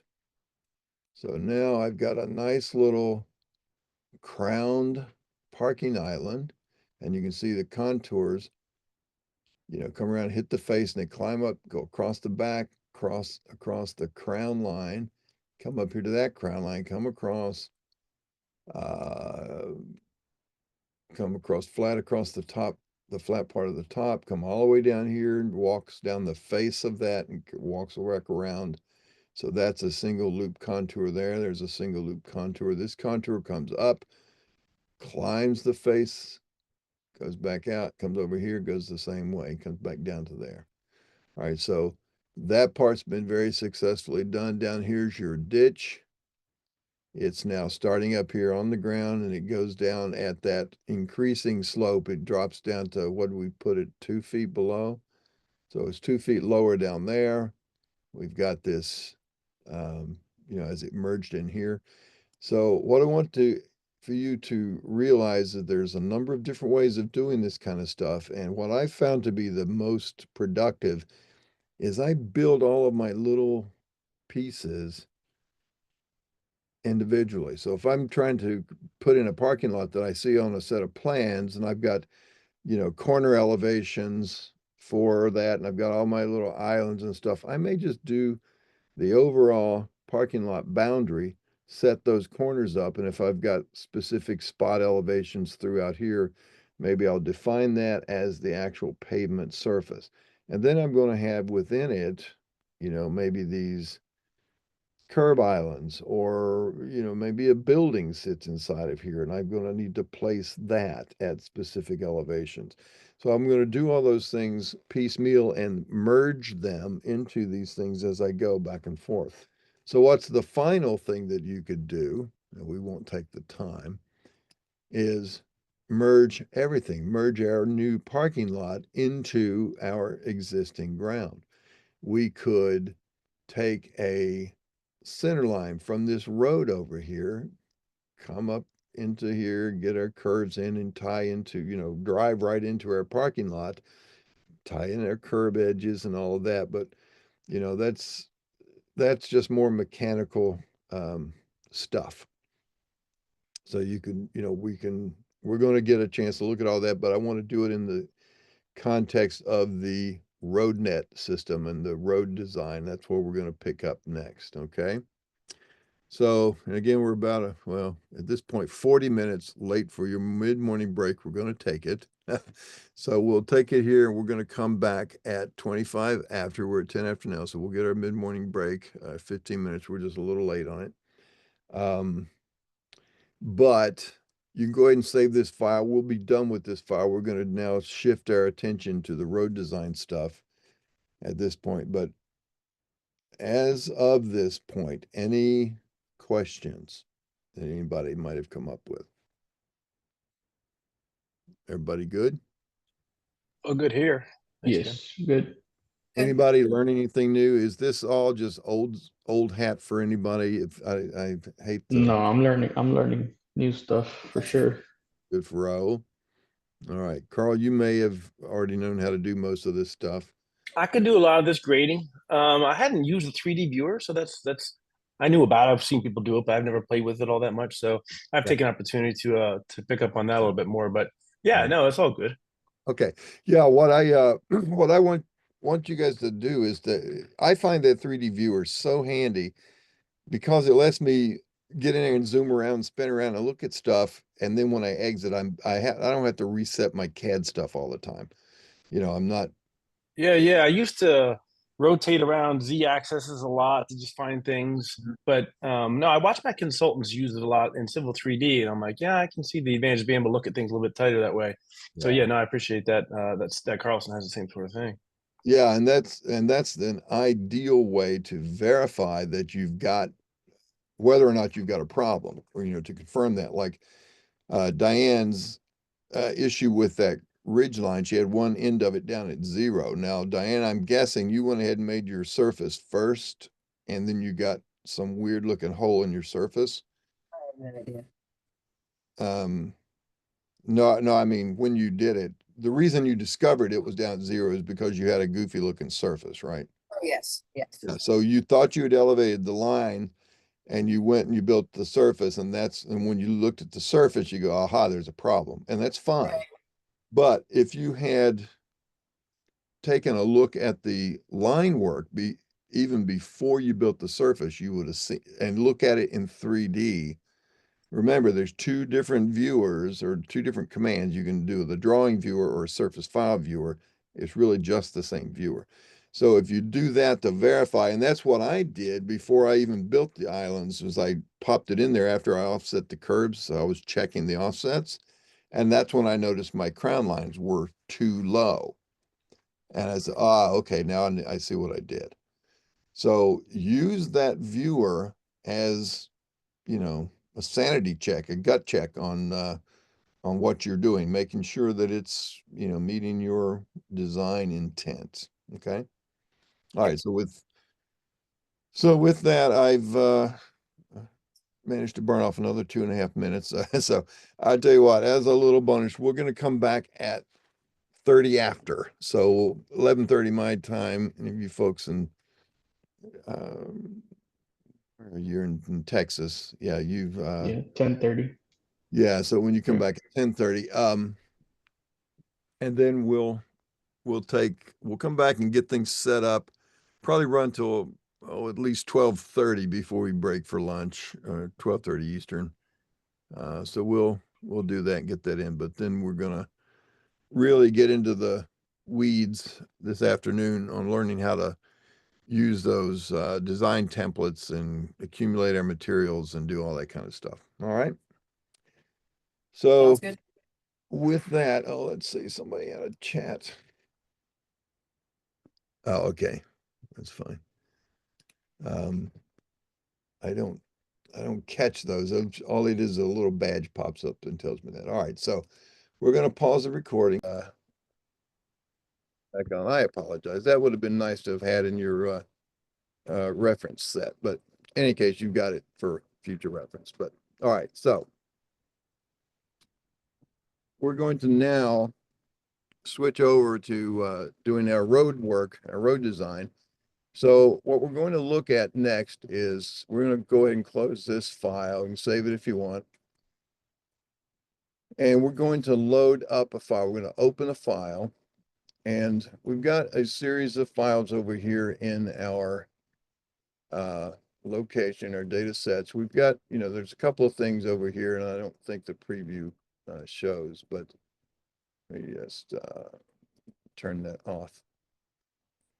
Get this pulled back a little bit. So I've got a building footprint, and that's just I think in some of the grading examples, that's, you see that building footprint, that's just a drawing by itself. So these are all here in pieces. If you want, to go through the book, you can find those individual pieces. The example that we want is we've got this great, we want a roadway design base. And so we're going to open that file up, and you'll see it coming here in a minute. It should look something like this. Now, Carl, this is going to get into your Civil 3D stuff. Oh, perfect. So one thing that I always do when I get a file from somebody is I always view this in 3D to see if there's any problems. And 9 times out of 10, when I get something from somebody, particularly if they don't know what they've been doing right, I will I'll load this up in my viewer, and I see, all right, I see just that. And I say, okay, well, the only thing I've got is that polyline there. So it looks like that's at 0. It ignored all this. Well, okay, there's something going on there. I select one of the contour lines and the whole thing lights up. Well, it tells me over here in my properties that that is an AECC DB surface 10. So that is a Civil 3D file, and this is the surface object that's in that file. Okay. And it's all, now you can do several things here. You can explode it several levels down and get down to the contour lines and then build a surface from it, but we don't need to do that. Because what we're going to do, when you see these AECC entity types, like this object name and this type up here, that should clue you that there's something else going on. Now, my 3D viewer, the Carlson 3D viewer, as you saw, it didn't recognize that. However, I'm in an AutoCAD file, or in this case, IntelliCAD, but it's an AutoCAD file. If I hold the Shift key and press and hold the wheel and push it up, and watch what's going to happen. I see, oh, okay, there's some skirts underneath it. But when I let go of it, see what it did? It changed its representation. So it's now showing me all the triangles. So that is a surface object. And when I'm in rotated mode, if you're familiar with Civil 3D, you've got those different display modes. So when you're in plan view, it looks like that. But if you spun it up, it changes this. Now, if you want to see that up here, I'm going to change this from 2D wireframe to realistic, and you can see, wow, there's the actual surface. Now, we're going to be able to extract this stuff in a minute, but I want to point out something before we do it. We're not going to go through and try to fix this surface, but there are some issues with it. I see that I've got all these little sawed off hilltops because that was the last contour that was on those objects, and you can see here. And there's a lot of messed up, things. It's not very well modeled. And down here you can see there's another little spot that had a problem. So what is going on there is, and this file is actually taken from the Civil 3D training data set that Autodesk provides. And so what somebody did is that they built a surface from contours. That's why when they got to these little hilltops, they're just sawed off flat. Okay, now that could be what's actually out there. I don't know. It could be, they're somewhere out in the southwest part of the country and they've got a bunch of mesas all around. I doubt that's the case. Now, if you had, for instance, these were just drawn contour lines and you had to build a surface from the contour map, from those contour lines, here's one of those. Let me just show you where it is. I'm not going to do it, but when you run triangulate and contour, remember we had this adjustments for source data of contours. We said minimize flats. Well, you can also interpolate summits and peaks, and if you or pits. And so if you do that, what it would do is it would find this last little contour line and it would keep pushing the surface up until it peaked out at the top. Same thing in these areas.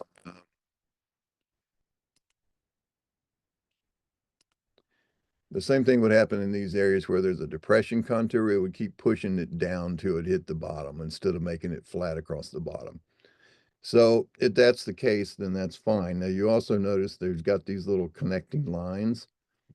That's because of the way this data is when it interpreted that, it drew the contours. And those are actually, you know, errors when you create that as a surface. You could just, you know, this has probably got a contour that comes up like this and comes across here and runs back around, or, you know, comes up. So you need to get rid of those little connectors.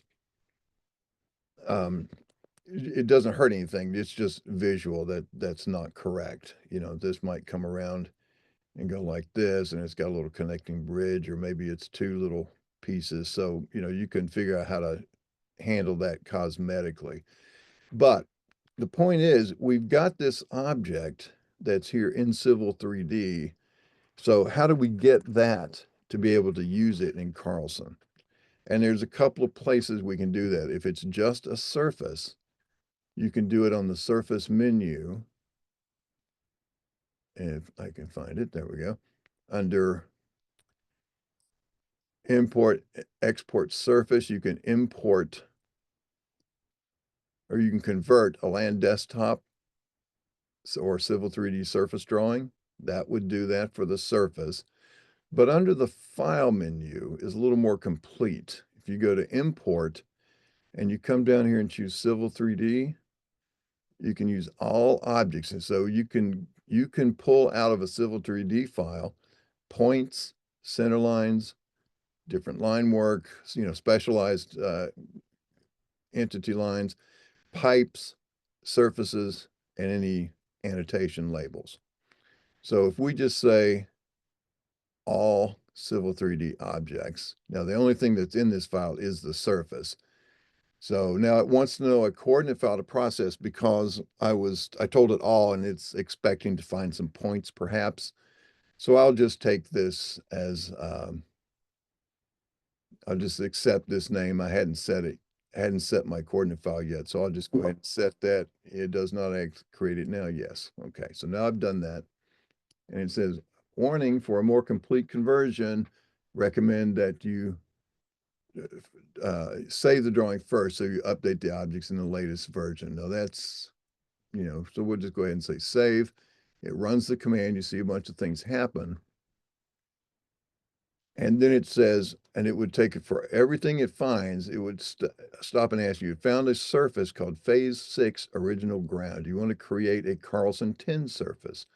And I'll say yes, or yes to all. So there it is. Here's my file name. I'm in my folder called phase 6 original ground. Now you see that there's one already existing there from when I put the data sets together. So it's going to ask me if I want to overwrite it. I will say yes. Normally, though, you wouldn't have that out there. So it goes through the rest of it. It didn't find anything else. So now we've got a surface, but look what it did. When I select this thing now, it's just a polyline. And it's on this layer called C Topo Minor, and it is at this elevation. So that's a 90. And the one next to it is 95. So these are 5-foot contours. Okay, so it's quite a hilly terrain. So in any case, I've got that done, and it extracted this out and gave me my contour lines here as drawn polylines. And I would at this point do something like come in through here and say just get rid of these little things cosmetically. I could say I'm erasing a polyline segment. And you can do that if you want. There's no need again. And over here is another place where there's a mess. I'm going to probably get rid of these pieces like that. You know, you could fix that up and do it. I'm not actually changing the surface. If I were to go back and recreate the contours from the surface, those would come right back because that's the way that surface was built. Anyway, you get the idea. But now, what else happened? If I look at this out here, I still see I've got a bunch of faces and I've got this, all right, there's a 3D polyline. I can use that as a boundary if I need to on my surface. It's already, the surface does only go out to that boundary. But what happens if now that I've converted everything, I can select it all again and look at my 3D viewer. And now you can see that, there they are. Those are those skirts. And you can see they're 3D faces. Okay. So if I want to get rid of those faces, which I don't really need them, they're just taking up room in my drawing, I'm going to do a right click, quick select from my entire drawing, the entity type, and it looks at everything that's in the drawing. There's a face. And my operator, I can equals, you know, the layers and colors. I can filter it. I can just say select all. I'll hit enter or hit OK. And it now says I've got 858 items were found and they're now selected. I just go over and delete them. So they're now gone. And now if I spin that up, you see they're gone. All right, so now we've got everything down. Now, so that's where you can pull all of that data that you get from a Civil 3D file. You got center lines, you got profiles, you got points, you've got surfaces. All of that stuff can be done and it will convert it into these Carlson values for you. Now that's on the file, import, Civil 3D, and you can choose what you want or choose all. It's also available under this drawing cleanup that we used when we did that set elevation range. If I scan my drawing, I see it goes from 60 to 175, so that's okay. I don't need to do that, but one of the options is right here to convert Civil 3D or Land Development Desktop AEC contours and points into a Carlson format. So that would get surfaces and points. It won't find it now because it's already been converted. But so you got three places you can pull that surface information from the surface menu under import export. You've got from the file menu, and this is where I recommend doing it because you can pick up everything that's in there, or from drawing cleanup where you turn that option on right there. Okay. So everybody should have that now, and let's go back and we'll verify with our 3D surface file viewer. There's my phase 6. There it is, and I can color in my things. I can turn my contours off. Let's see, this was instead of, let's put it back to a 5 foot, or you can turn those off. Just look at the surface itself. Remember, you can change the lighting and cast shadows, however you might want to get a better look at things. Okay, so now we looked at it. We've got, you can see where there's some problems. You got these little knife edges where it's connected across some of these, you know, like right in there, that was that little connecting piece. And you see those little sawed off hilltops. And again, we're not going to go through and fix it. That's a pretty pathetically built surface, but we're going to use it for the example. All right. So everybody got to that point? Everybody has the surface? All good. Okie doke. Yes, all good. So when we are doing our road design, there's a couple of things that we do need, and we're going to be able to start, you know, putting in our materials now with these cross sections and this template design. But there's a couple of things we need, and it's right here on this page. We talk about, we do need a center line. That's our horizontal alignment. We need a profile. That's the vertical alignment that horizontal alignment will follow. And you're going to use a template for that to follow. And then you can process all into that 3D geometry and puts it into the drawing. You can then optionally, and you don't have to do this, but you could use a surface design so that you can get your cut and fill slopes on the outside edges. So it ties out to the sidelines into the existing ground. All right, so that's what we're going to look at doing.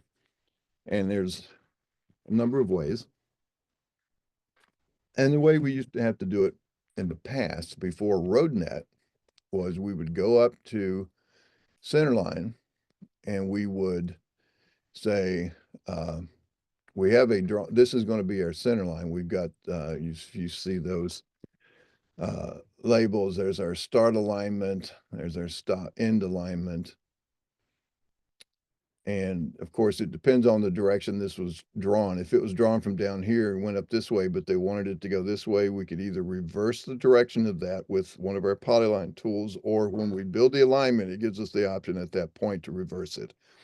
But it's drawn correctly. Now, Sorry, Ken, is it better to have your horizontal curves in before you do this or after? It feels like it's going to be after. it really doesn't matter. It doesn't matter. Okay. It doesn't matter because right now this is a polyline. That's all it is. And we're going to turn that into an alignment. Now you can do a couple of things. If you go to the centerline menu, you can design the centerline where you would then snap and put these in and sort of build it as you go. Or you could say, get the polyline defined the way it's supposed to be and then convert that to a center line. Or you could go straight into a centerline editor and you would, give it a name and you just start typing in numbers, if that's what you had. You could do it that way as well if you prefer to type in numbers. I particularly don't. Now, a couple of things you can do. If you know that there's a curve of a particular radius in here, you could just do a fillet, okay? And you wind that up just like you would normally create this as an AutoCAD polyline entity and then do the polyline to file. But it's just as easy and sometimes easier as if you convert this polyline as it is into an alignment. And in this case, it might, represent a sewer alignment where these are manhole locations and you wouldn't have curves. So they don't have to have curves in them, but for a road, we're going to have curves. So, what can we do with that particular thing? Again, like I said, you could put in your fillets if you want, but let's go straight to this center line and choose polyline to center line file. So I'm sorry, Ken, one more quick question about that. So is this going to be able to just snap these vertice points and readjust automatically? Because if you had your radii or your curves in there ahead of time, that snapping around is going to be a little bit messy for sure. So is that part of this? Will be a smart alignment that's going to change as you snap these points around? Exactly right. And okay, so you wouldn't want those you wouldn't want those curves in there because they're just going to mess with you. no, not necessarily. Okay. Well, in fact, let's do one. I'm going to fillet just this one curve here. I'm going to There make you a go. radius of, let's say, 75 feet. I don't know. So I'm going to pick that and that. Let's see, I'm going to undo that. Let's make it 150 feet. So we can see what it is. Let's see here. Get the fillet command going here. There we go. Fillet. Let's give it a radius of say 200 feet. All right, now I'm going to pick that and that. All right, so there's now a 200-foot curve, okay? But I'm not going to put one in here. All right, I'll show you how easy this is to do in the editor. But remember, yesterday we looked at this Carlson configure general settings where we said link line work with center lines. That's the key right there, so that anything we change out here graphically is going to change the centerline definition. Anything we change in the centerline editor is going to come back and redraw that. Okay, so if we go to centerline and say polyline to centerline file. So let's call this one, I've got some already pre-built here as Main Street and Side Street. Let's give these different names. We'll call this Pine Street.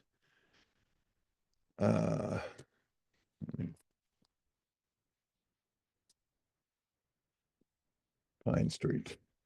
Now it says select the polyline that represents the center line. Read the line above. It says it should have been drawn in the direction of increasing stations. That's fine.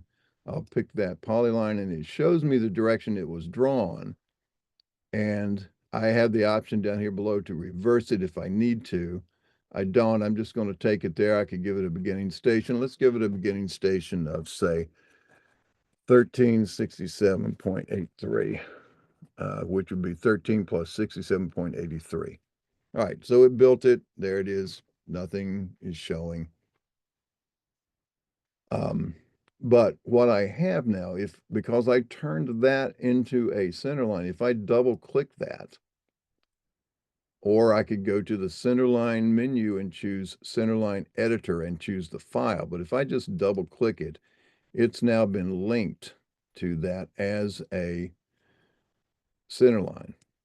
Okay, and I can zoom in and out here and you see as I sit on these individual ones, and if I look at each, and I'm going to double click this curve, for instance, and that's where we had that 200-foot radius. So see how it reads it exactly, and you've got locks to hold it tangential, hold the PI or hold the PC if you make any changes, etc. You've also got down here with this editor now, you can access horizontal speed tables. You can choose, let's say, 6% max mean super elevation, a design speed of say 35. Well, it has a minimum radius, and these are huge. But that's my, using my state, my American Association of State Highway and Transportation Officials guidelines on designing roads for design speed, different things. Now, we're not going to do that here because this is not a very well, designed thing. If this were really the case and I was going to put these curves in there, I would make really flat curves because of needing to link those to the right speed. So we're going to ignore all that for now, but you have those tools. But now, so here I am, and if I'm right down here, I did not fill at that curve, right? But if I sit on the incoming tangent, I've got these options down here to fit a curve, and you can also fit spirals between tangents and curves. But we're just going to keep this as simple curves for right now. And now I'm going to put this in at a particular radius. Let's make this one say 175 feet instead. If I type that in and hit enter, it computes all of these different values, adds it into our table, and we'll say okay. And you'll see that curve gets drawn and built. And it backed it out from the PI. It held the PI. And there's now that curve. And if I double click that, I see that it has that 175-foot radius.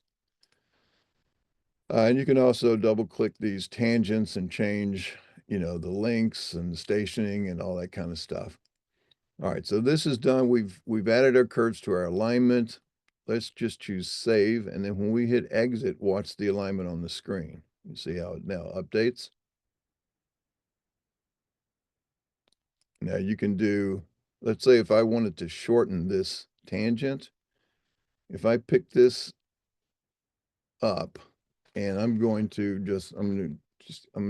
try not to break the tangency. I'm just going to snap to this near point. I'm going to pick a point back down here. Oh, see, that is going to break the tangency. So if I pick that back there, now what's happened, you'll see here, if I double click, I go into my editor. I just accept it and it comes back and it reinforces the tangency on that point that I moved. Okay. So you could do that. I'm going to maybe shorten this curve. I want to hold the PC. I'm going to change that arc length to say 180 feet. Let's say okay. And then that's going to pull it back. And that should pull this point back then when we save and exit. So you see what it did? It brought that back into here a little bit. So technically this point now is up here. Just by, those are just labels to guide you in the training part. We don't really need those for anything. In fact, I'll just get rid of them at this point here. We'll get rid of that. So they're now there. So now I've got a center line. Okay, well, so far so good. It don't know where it goes vertically. Now, we could at this stage go up to our profile menu, which is here, and you could say profile editor, and you could build all this and you would give it a new name, and we'll call it Pine Street. This is our design profile. We say open, and it just has a bunch of stuff in here. So we need to come down here and add this reference center line. I'm going to set my Pine Street center line to be the reference center line. And I could give a reference profile. I don't have a reference profile. I need the existing grade profile. So I could have created a profile first of all. Before I go into this, I'm going to exit back out of this. And this is a very simple generic road or sewer or pipe type of profile editor. And I'm showing you this because this is the way we used to have to do it with this one editor, but we got better tools now. So I'm going to exit that and not save it. So what I would really need to do first is to create profile from a grid or triangulation surface. I would tie it to that center line and let it cut the surface, and that's now my profile that I would use as a reference so I can see the ground as I design the profile. However, that's using that profile editor. But if I choose design road profile, it loads all that stuff up for me together. I'm going to say road profile editor, and you can design it right on a grid. If you've got a drawn profile, you can take it from those drawn profiles, which a lot of times, Raul, that'd be something that you would probably be doing because you're going to have all that. You're not going to design it. You're going to build it from somebody else's design. So you just got to recreate it. But if we go to that road profile editor, and we'll do this new one called Pine Street, it's going to ask you to specify a road center line. Well, there's the center line. And it's going to next ask you to find the existing ground. There's my existing ground. And now when it goes into the editor, it puts the existing ground, you see it there in red. It puts this white line. It starts at the beginning, goes to the end, and it has basically it has depth values. Really, it's not exactly zero, but it wasn't exactly zero because it set that slope to like 3.4%. So that's why it did it. But you can set that accordingly. It's going to start where it hits the ground. It's going to end where it hits the ground. And then you would go in here and add in your PVIs. And you can do that down here by clicking these. You would sit up here in the second one and you would insert a PVI. And you would then type these values in, as you go to build that profile. But we can even do that even faster as well. And notice as you're moving in this road editor, it's showing you the marker along the center line. And you can go out here and zoom in and out with the wheel. But as you move this along, it shows you where you are, so you know where you're doing. But you look at these little green triangles. You see that where I'm in the profile, I've got that green triangle, and you see in the plan view, it's the start of my curve. It's the end of the curve. That's the start of that curve, and that's the end of that curve. Okay, so the reason we have those markers. And let's look in our setup down here, first of all. We tell it, do we want to show that reference surface? That is this red line, that's existing ground. And by the way, this is vertically exaggerated so you can see it, and it's because it's in vertical exaggeration mode of fit.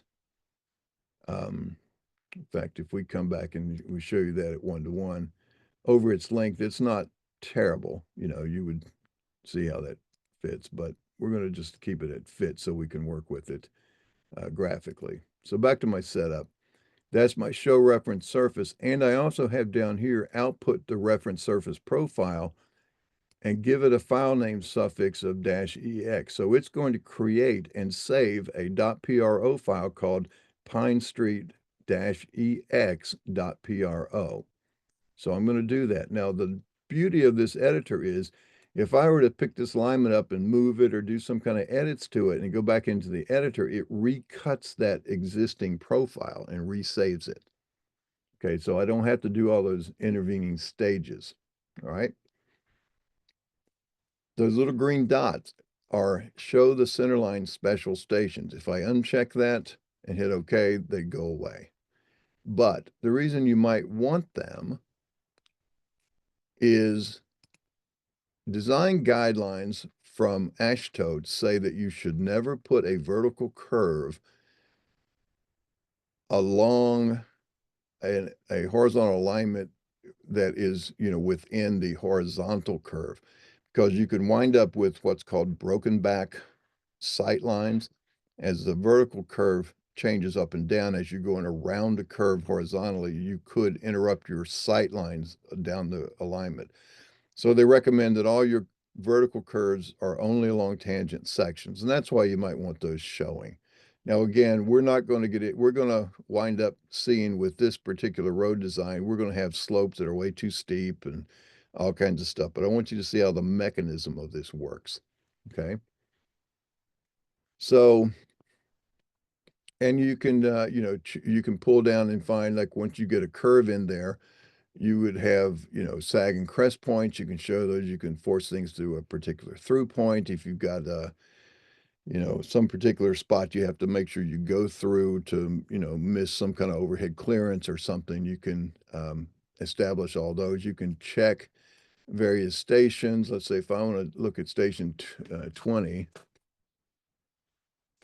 if I fill that out, it tells me what the elevation, slope, and the reference elevation, that's the ground surface, and then how deep it is at that point. So that would be in cut 55.35 feet deep if I used that white alignment. Okay, so we're going to use that as our editor. Now I'm going to exit this and not save it. Okay, because I'm going to show you something else even nicer. When you're doing a single road design, you could go through and make all those edits. You need a center line. Remember, we said over here, we need a center line. If I can get that to, we need a center line, we need a profile, we need a template. That's our three minimums. So you would build those files, and then you would go to the roads menu and you would say, process road design, and you would select your files here, and then you can edit those files from within this single dialog individually. And this is good for a single alignment. However, there's even one even better than that. And that is your road network. It's on the roads menu. And you choose that road network, and you're going to give it a file name, or we're going to call this one, let's call it Conifer Acres is the name of our subdivision there. And we'll say open. And it's going to bring over this little dockable dialog box, and you can add, you can clear the network data, you can process, and you got all these different things, these different settings that we want to set up. And once you identify certain pieces of it, they show up down here in the listing. So you're going to get roads, you're going to have automatic detection of intersections, you've got crossings for utilities, you've got cul-de-sacs, and you've got any particular grading objects and curb cuts and such that are also identified in here. That gets a little bit beyond the time that we have to go through that. I'll have to leave that for your own discovery.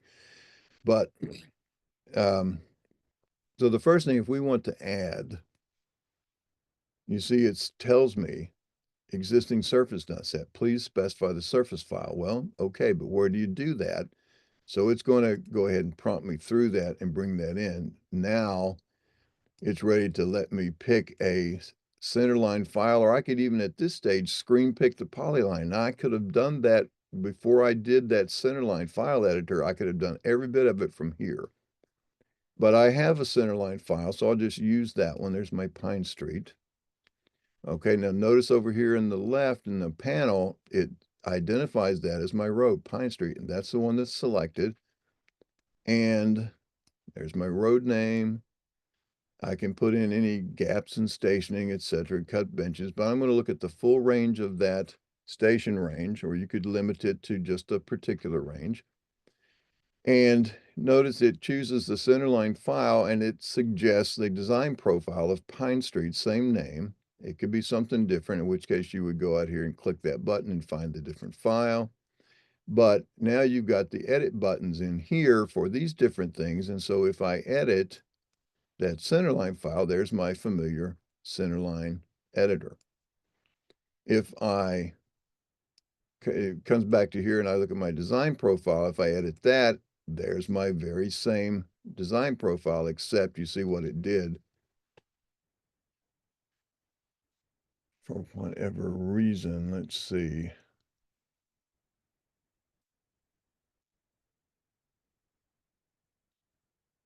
Oh, I may have had that already done. Let me exit that. Let me do this design profile and change it from existing. Yeah, see, I had that in there before. Let's go to new and choose Pine Street and say, oh, yeah, I'll replace it. So now when I hit edit, it's going to be just like you saw before with that little thing. And this is resizable and all that. And there's a button here that says show sections. Now that won't have any effect because we don't have a template defined yet, but once we do, it will pop up another window and show you the cross sections as you walk along that vertical alignment. Now this is where you can start to build this. And like I said, you could come down here and start, sitting on a line and insert, and you see the markers. So I can now insert a PVI and it would open up a space and I could type in the station, the elevations, slopes, and the vertical curves and all of that. If I go to my setup tab, I've got a couple of controls down here. What do I want to see in my sight distance options? Right now, I'm looking at sight distance. You could have K value instead. Depending on how you prefer, or maybe you've got a list of these with your design that you're building, whichever one makes the most sense for you. Now, this option down here says when they drag a PVI, that we're going to be able to graphically move these PVIs. When you do that, do you want to hold the vertical curve length or hold the K value or the sight distance? And when you do that, it will adjust the ends of it, will adjust the lengths of it to make sure you maintain those values there, or you can hold the length and then these values will change. So if I'm just going to hold the vertical curve length at this point, that will be good for me. I can show sag and crest points. You'll see a little purple marker when you get any of those. And notice this right here, show vertical lines for intersections. Now we don't have any intersections yet, but if we had another alignment that either teed into this or crossed it, it will automatically flag that as an intersection and it will show you in your profile a little yellow line where the road crosses. And we'll see that when we get to putting our side street in. You can show the reference surfaces at the left, for instance, let's say 20 feet to the left. And there's that blue line. That's what the existing ground is, 20 feet to the left. If we also show to the right, you'll get a yellow line. Now, there's no way to look at this in this editor and know which is left and right other than when I did that, I did one first and then did the other. So I know that blue is left and yellow is right. So that might be something that you use to help you, design something, maybe a particular crossing or something. I'm going to turn those off right now just to clear up my display a little. All right, so now we've got right now an alignment with a start and a stop, no PVIs in the middle. Again, you can sit down here, choose insert PVI and fill out the numbers, or look at these little icons. I've got this pan and zoom I can ignore because I can just come up here and do the wheel and hold the button down and pan it just like in the drawing. But I've got this one that says add PVI. You see it's got a plus mark on it, so that lets me add a PVI. And then I've got this pencil which says to edit the PVI. And so when I do that, and I can then move that around, that's that drag PVI mode.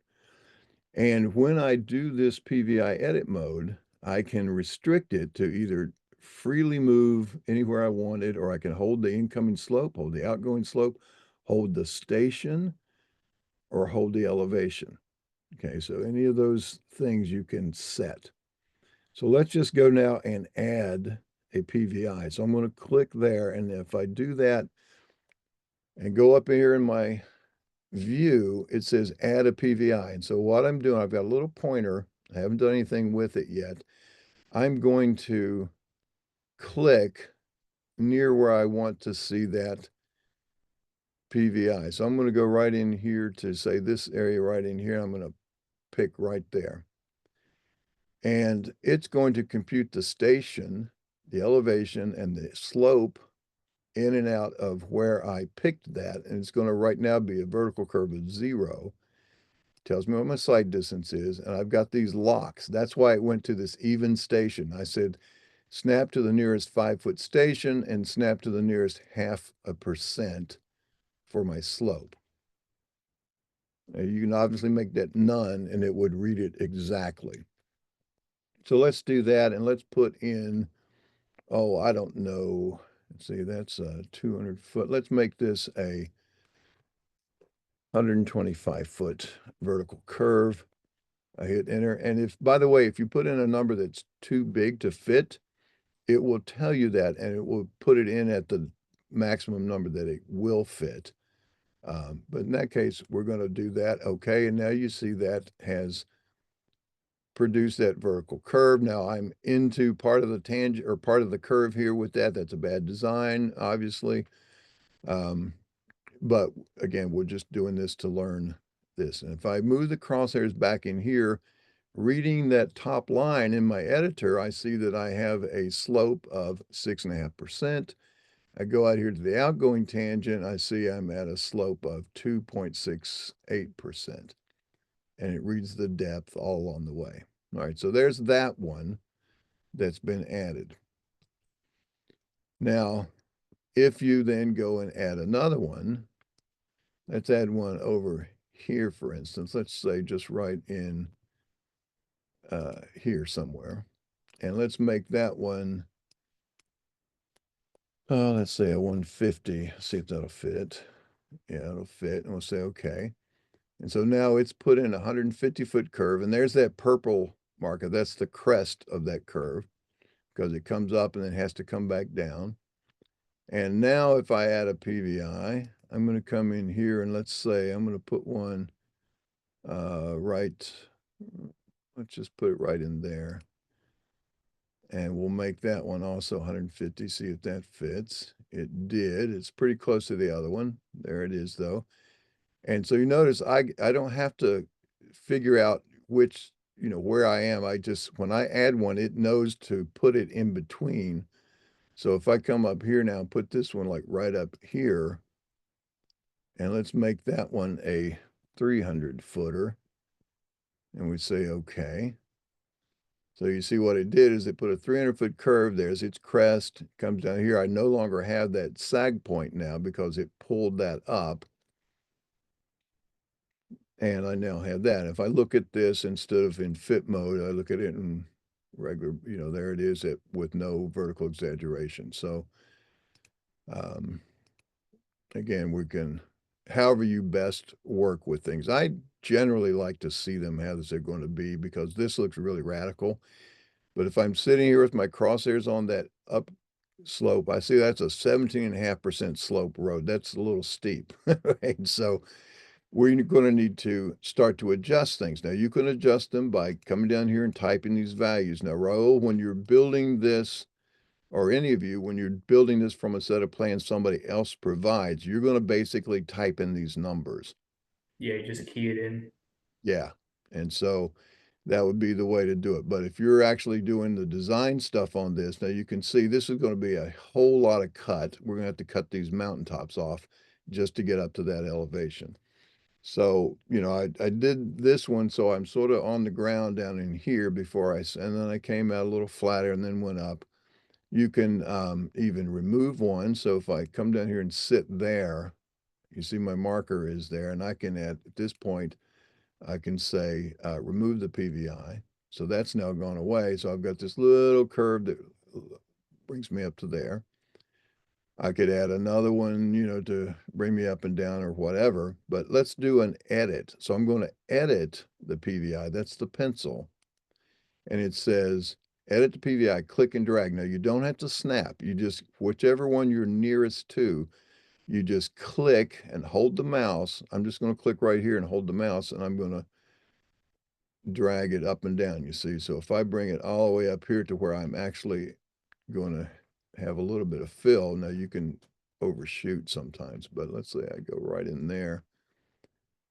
And then I'm going to maybe want to add another one down here. I'm going to put one there. Let's make that a 250-foot curve and see if that'll fit. Yep. And so that's now there. And I want to pull this guy down to where it's actually got a little bit of a sag. So I'm going to edit this one over here, and I'll pull this down. You see, as I move this, see how the values are changing, the lengths, the heights, and all that. That's whereas if you, now I've got a sag point. So that's whereas if this PVI edit mode, you can hold these kind of things, you know, that you can restrict as how that goes. So now I've got this one here. I've got this rising slope of 26%, a descending slope grade here of negative 28%. So that's like way too much. So I'm going to bring this down a little bit. I'm going to maybe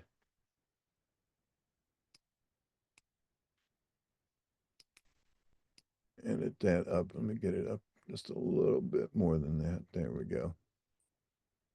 Now I've still got extreme slopes here. That's a 17% out, 18.8% in. So way too steep for proper road design. However, like I said, this is an extreme case of extreme terrain. This is sort of like Western Pennsylvania. But now you also notice over here, you see what it's done. It identified these targets, okay? And you can, you know, that's where it's tied. It's tied to the surface, tied to the surface. And now you can set your PVIs. You can say, let's say if I know at this PVI right here, I know I need to be at a particular depth. That's another way you can change these values. But you get the idea, and you can see the different sight distances, etc. And you can also, when you got these vertical speed tables, just like you did with the horizontals, and you can change all these with crest and curve and passing sight distance, all that kind of stuff. All right, again, a little bit beyond, we're not doing state highway design here at this point. So let's go ahead and save this as our vertical alignment, and we'll exit. Okay, so now we have these two things in our little network. It was just the same as had we gone to the centerline menu, centerline editor, profile menu, profile editor, or design road profile. But this gives us a nice little clearinghouse where we can load up all the files we need, any optional files that control other things, super elevations, transitions, etc. And then we got the edit buttons, which loads up those editors. And then we're going to set up some optional output files and things like that. But right now, we've got those two basic things done. Let's say OK. It says error, I'm missing a template. Yes, indeed I am. So I'll say design template series. We haven't done a template yet. If we have one already done from a library, we would choose, you know, there's a basic 2-lane, basic template, 2-lane with shoulders. I think this test 2, there's curbs in that one, you can see. It's got curbs. Now, you may notice there's no subgrades in here, and that's okay. You know, that's just what it happens to be. You could also do a new file, and let's call this one a basic 2-lane with curbs. All right, and then we would do the edit and fill that out. But before I even edit that, I'm just going to say, okay, we've identified it. It now has this street, and you can tell it whether or not to include it in the processing. But to save all this interconnectivity, where we've identified things, we're going to come up here and save our road network, coniferacres.rdn. So we're going to save that. And then we can exit that, and we're back to where we were. Now, select your center line that you double clicked to get into the editor, and it still works. If you double click that, it still brings up the editor. But just select that and delete it. And this is the beauty of Carlson storing things in these external files, because I can go right back to there and say center line. I want to draw the center line file. Well, I can put it on a different layer. Let's put it on C road center line. I'm going to label the stations, and my I can clear or set, and I had a saved setting here called my training settings, and it doesn't matter. You can just leave it blank if you want, but that lets you load and save up. And when you say OK, it's going to ask the centerline file to draw. So there it is. It drew it, and it drew my stationing. Now, all of these stations and the labels and such, and those heights are set based on this. What is my drawing setup? I'm at 1 inch equals 40 feet. Okay, so that would be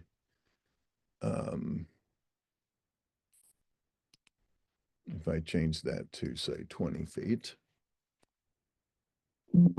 set my LT scale back to 1. That's an old holdout. I'm now at 20 scale, so that would make those smaller. Let me set that back to, let's make it 50. I want to be able to read these things. Set that back to 1. And let me check my MSLT scale.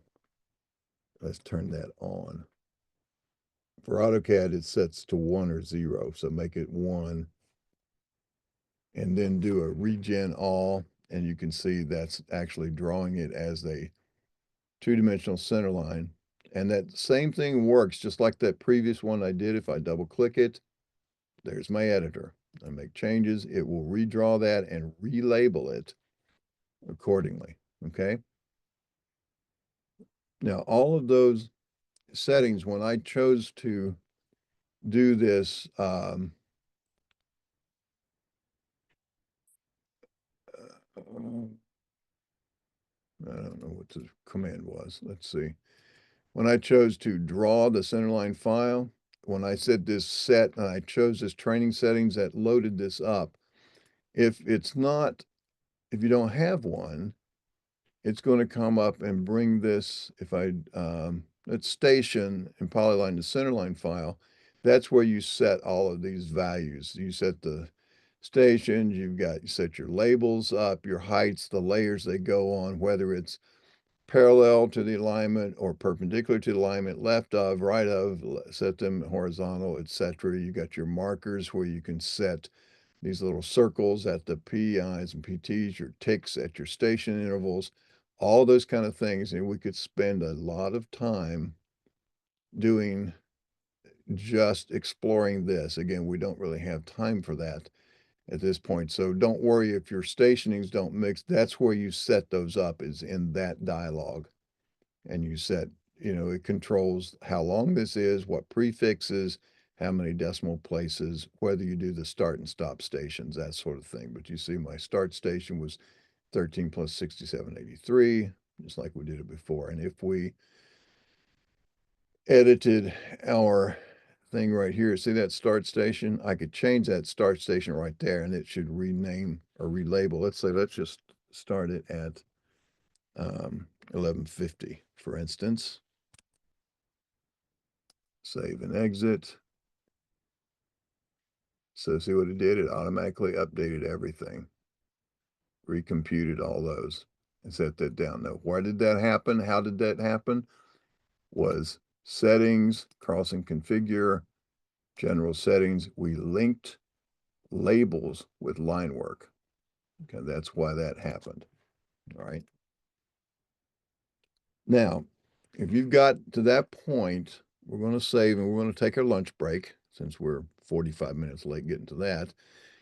So we're going to come back at a 1:45 Eastern, 1:45 for you Texas folks, and then we're going to finish this up. We're going to build the design template with the subgrade materials, and we're going to do a crossing road and see how the intersection part works with road network, process this all, get our reports, get our volumes, and have everything draw, build our surfaces, do all of this together, and you can see that whole process as it plays out. And then you can actually output those individual subgrade surfaces. For instance, if you're doing your machine control and you're going out there to grade the subgrade out, you can have that as a surface. Instead of having to do a dial down, you can actually output those as separate individual surfaces. And again, everything's dynamically linked. You move this horizontally in the drawing, it will update that. You might have to go back and revise your profile a little bit, but it brings the profile with it. And but sometimes it makes it a goofy looking mess if you move it too far and your existing ground is weird. But anyway, so let's do that. So let's come back at a 1/4 till. Any questions at this stage? Good so good so far. Everybody Yeah. good? All right. Good as well. Okie doke. Well, okay, so we've started in on the parts that we need. We got a center line, we got a profile. And let's talk about what some of these other alternate inputs might be that are going to control them. I'm just going to show you on the menu for, let me switch back to civil. I had to switch over to survey on the, I had to help out another client over lunch. So on roads, we're going to have this design template. That's where we're going to create our cross-sectional road components and such. And of course, then once you've done that and saved it, you can draw it so it can draw it like on a detail sheet, etc. But you have a couple of other these little things here. There's a template transition, and what that's going to do is if you need to change, say, from a 2-lane to a 3-lane or to a 4-lane, or you're going to where one has a sidewalk and then it quits having a sidewalk, or maybe you pick up curbs and the curbs go away, something like that. You might have different templates for different parts of your alignment. Okay. And so what's going to happen is when we design this template, we're going to give these all common names. Like we're going to name the edge of pavement something like EP or EOP, whatever. Just make sure that we're consistent. And then a template transition, we're going to go from one station, where we'll start at the beginning. We'll go to the full station where that is last in play. And then maybe we transition, let's say we're from a 2-lane road to a 4-lane road at that stage, but the 4-lane is not fully 4-lane until say 150 feet down the line.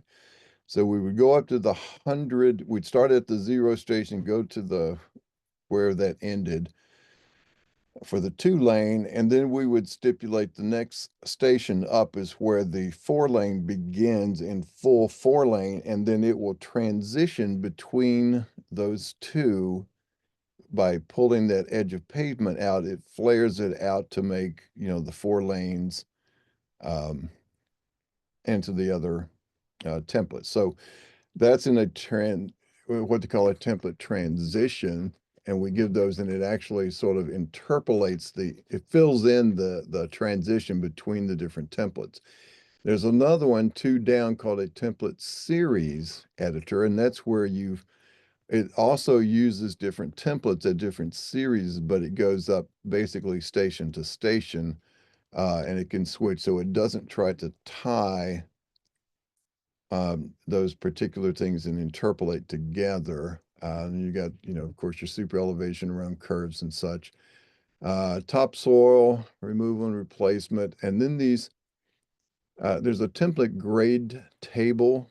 This is where, like, if you get a particular area along the alignment where instead of a standard 12-foot lane, maybe it's going to flare out into a little, pull off parking area or something. And so you can stipulate where the stations start, and then it goes out to a particular different distance, and you stipulate the grades so you can actually change that normal 2% crown grade to a different grade. So that has been done with a grade table. But the easiest way to do these particular ones are these two guys right here: assign a template point profile and assign a template point centerline. And what that's going to do, and we'll do that here as part of our work, is you're going to be able to draw, let's say if we're going to widen one of the lanes or put in a little pull-off area, you just draw that in plan view, and you'll turn that into a separate center line. And so there's your template point center line. And so you're going to tag what particular point of your main template, and it's typically the edge of pavement, but it doesn't have to be. Sometimes you might have, say, a sidewalk is a constant 6 feet off the edge of pavement, but then you're going to get to a tree planter and you're going to go around it in a circular path, 10 feet around it. So you can tell it which point needs to follow that particular alignment. And so it departs from the normal standard template and follows that new alignment until it runs out of that alignment, and then it joins back up to where it used to be and continues on. So you'll see how that works. It'll make more sense when you see it in action. Same thing for a template point profile is if you supply one, you can give it a different profile. Otherwise, it will just push the grade out that is normally defined for the template point that's following the shifted center line, and just perpetuates that grade on out, like a 2% crown slope. But this is an example of what you might do. Maybe you've got a ditch center line that you're designing as part of your normal template, and it just follows along a standard distance off the alignment and it follows, it goes up, it follows the profile of the road, unless you want that to follow a different path. And, maybe as your road might go up and crest over a little hill, but you want your ditch to keep flowing downhill. So you would tell that particular part of the template to no longer follow the road profile and start following that new design profile that you've laid in. So that's how those two things work, and they can make some changes. All right, so we'll play around with that when we look at some of these little tweaks that we're going to do. And then we can set up under these cross sections, we'll generate cross sections and look at the editors, but all of that kind of stuff is contained in our road network. So I'm going to go back to my roads menu and load up that road network file again. And it says unable to find, that's a template we defined. Do I want to select a new folder location? I'm going to say no. So it tells me that it can't find it. So I'm going to, first we're going to set some settings, and then we're going to build that file. So as you see, as you highlight particular items, and you could have an entire, in fact, we did this once for Dewberry. They had a massive subdivision. It had like 137 different road alignments in it, and they all intersected and all this. We made this whole network. And so as you select these particular roads, they light up over here and show you which one you're on, that kind of stuff. But let's look at here at this settings button, and this is where you can control things like that. And also set up the behavior of once you process it, what's going to happen. So let's choose the settings button, and we got a number of things to go through here. There's process options, output options, report, display, and default. So first, if you look at the display options, right now it says, I've got mine set to, I'm not going to auto zoom to the current selection. What that would be is if I had a big thing around here and I had little short roads, and if I selected a particular road, it would zoom down to that particular level. In this particular case, I'm not going to make myself seasick. I'll just leave the zooming off and highlight the current selection. You can either no highlighting, you can thicken it, or you can dash it. So to see it, it lights up here, it's nice and thick, and it's just graphic. That's not changing that particular element. Okay. And you can see, you can show the center line, highlight the current intersection or cul-de-sac or a bridge or a curb cut, and you can either put a target on it or a pointer. A pointer would put a little arrow there, a target puts a little circle around it. So I'm going to leave that as that. Now, I'm going to go to the defaults tab for a minute. And we're going to talk about what these numbers do. These happen to do for transitions, this first block. And these are transitions. This is talking about when you get to an intersection and one road is crossing the other road, then you would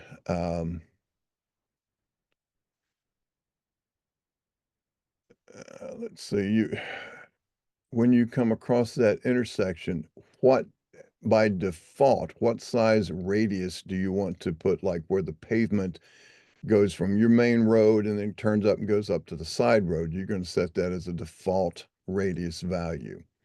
And the template ID right now is set to EOP. I'm going to change that to just be EP, edge of pavement. We'll leave it at that. It doesn't matter. You just have to make sure that you have that as the same name as what it is defined in your template. And now these vertical curve length, PVI distance for the centerline intersections, when a side street crosses your main road, it has to cross that crown slope. And so it's going to come up and it's going to have a little bitty vertical curve as it's approaching to smooth it into the upgrade and downgrade of that main road that it's going to cross.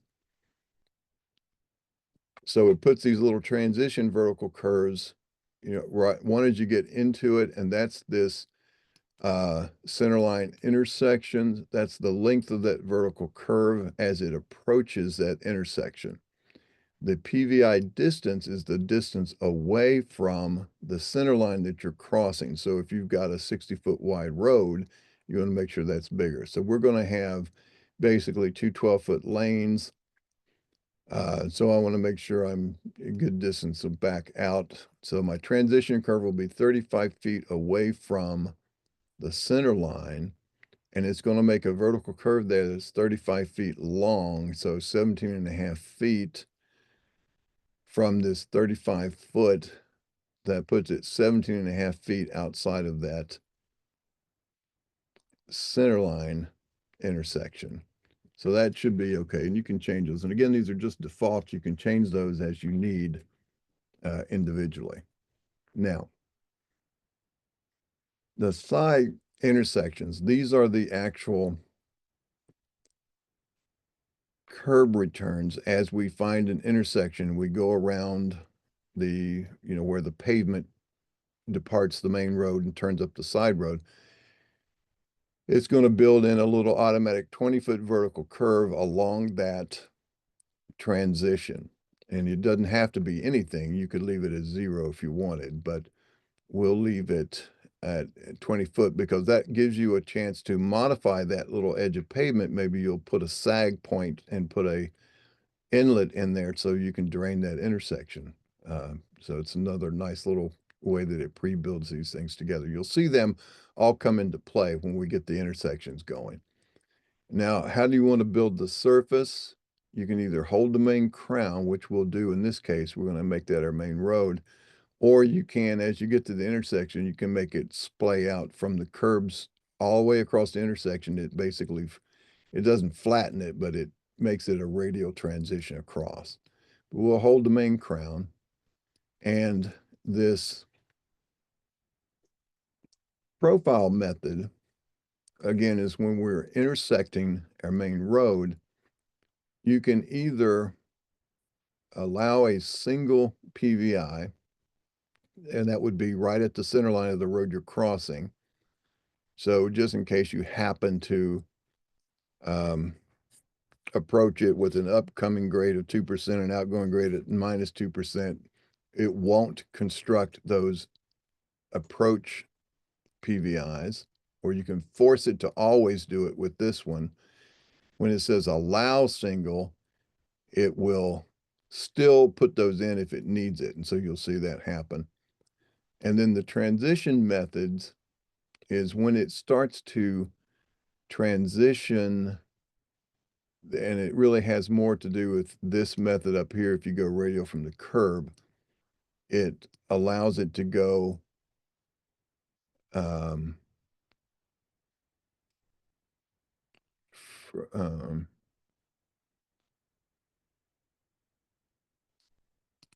not sure exactly how to explain this. Let me see if this will.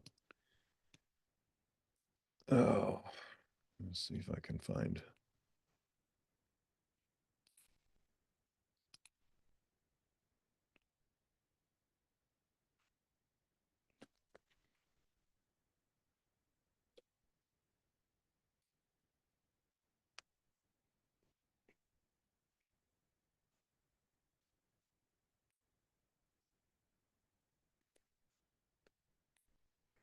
Yeah, here's your radial from curb versus hold the main crown.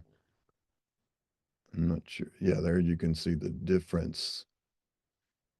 It takes your intersecting street and flares it into that, or it will hold this crown. So your side street's going to come up and hit that, and then it's got that little up and down across the intersection. That's when you hold the main crown.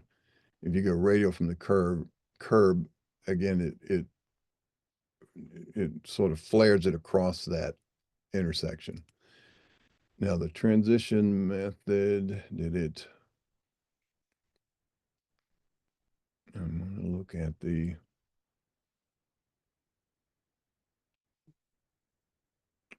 radial from curb.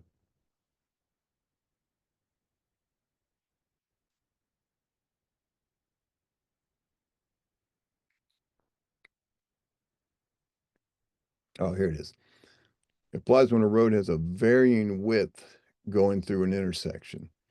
If you do across the intersection, it looks at the primary road from the start to the end of the intersection, and to find the maximum offset distance between the center line and the edge of pavement, and use that distance to set the edge of pavement break line on the intersecting street with the secondary road. If you use the midpoint, it simply finds the pavement width at that intersection station and uses that to set the edge of the break line across the intersecting roadway.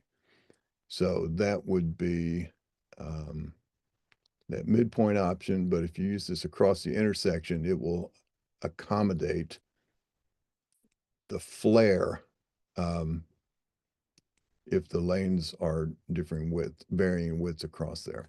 Okay, now cul-de-sacs, the center line direction. This is the center line of the edge of pavement as it comes down and then wraps around the center line. And if it goes right to left, that means if you're coming down this road, and let's say there's a cul-de-sac at the end, it's going to hit this. We're coming this way, and our right side is over here, so it's going to sweep it this direction. If you do left to right, it'll come over here and sweep it counterclockwise. Okay, so we typically, it's just how it generates that in terms of the stationing. And that's the center line of that edge of pavement that goes around the cul-de-sac. Okay, and you got different styles. You've got a standard or a teardrop or straight, and the standard will have little transition curves. The teardrop uses flared tangent pieces, and a straight just goes straight from the edge of pavement in a sharp turn into the corner with no transition radii. And you can give it a cul-de-sac radius, and then these are those little transition curves to fill it. We'll have little 25-foot fillets, a 60-foot radius, And then you can adjust the center line to an offset. You can set up these setbacks if you're using teardrops. And again, it puts a vertical curve length around the pavement edge of the cul-de-sac. So in case you want to go in there and edit that pavement edge and pull down a low spot or raise a high spot to help your drainage, okay? Road design parameters that let you load up a file that holds a lot of rules in it that helps guide the roads. We're not going to have one there to work with, okay? So if you'll match those up there, make sure you set this template ID to EP. And then let's look at the report options next, kind of working our way backwards. And these are just the precisions for these numbers. We'll report the cut and fill end areas, set your shrink and swell. Report the subgrade and the topsoil areas and the cumulative cut and fill. So I would put those three on. No need to really get the differences there. And now we've got these two main controls here, processing and output. Let's look at the output first. We're going to let RoadNet build all of this stuff for us. So we're going to triangulate and contour. And right now it says none. If I turn that on, I'm going to say setup. I'm going to click that. And I'm going to get, just like my triangulate and contour dialog box, we're going to write the triangulation file. So I'm going to choose that, and I'm going to call this file roadway surface, which it'll be more than just a surface, but that's what we'll call it.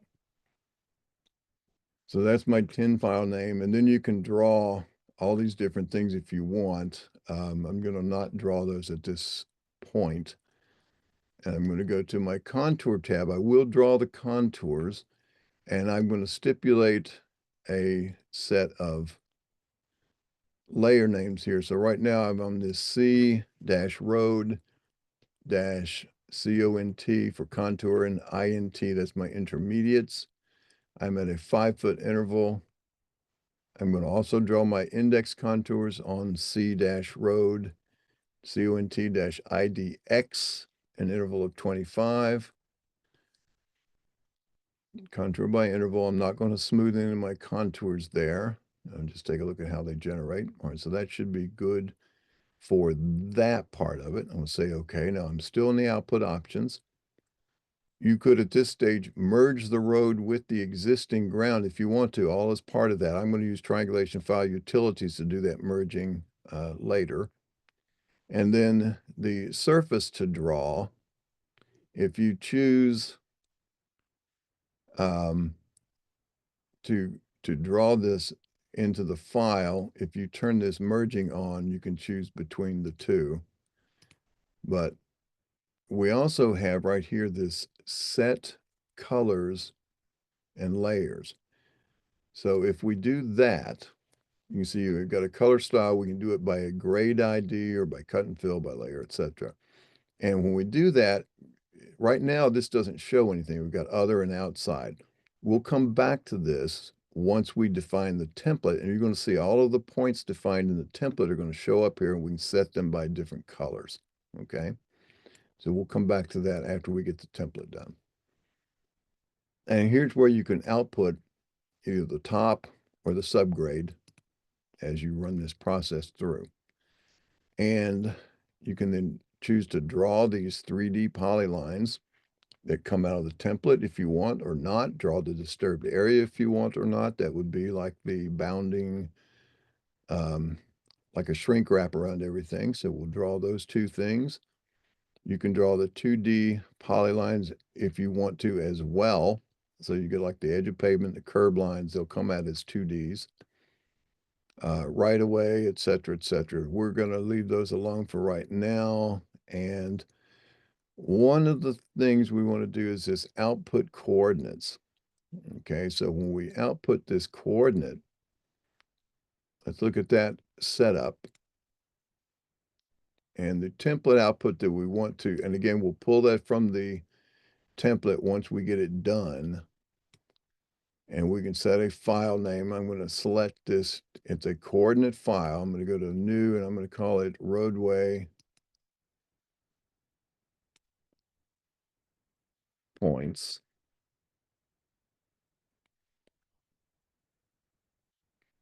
And I'm going to have it draw the points, and I'll put it on this particular layer.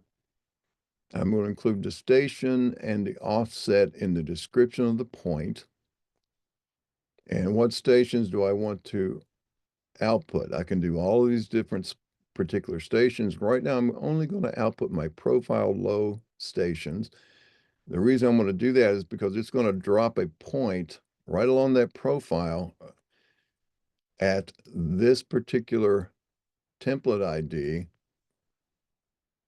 And so what I'm going to do is I'm going to get those gutter points at the low point. And when it puts a point there, that tells me where to put an inlet to catch that drainage in my road. Now I have to do other inlets as well along the way, but that lets me get those low points defined. Okay, so that will draw those. Let me see, what else do I need to do? I need to take both sides. You could specify an offset. We're not going to do that. Include station. Okay, that's good, good, good. Say okay. Now, you can also output these edge of pavement profiles. You can set all that kind of stuff up. You can elevate lots and pads if you've got subdivision lots drawn in and building pads.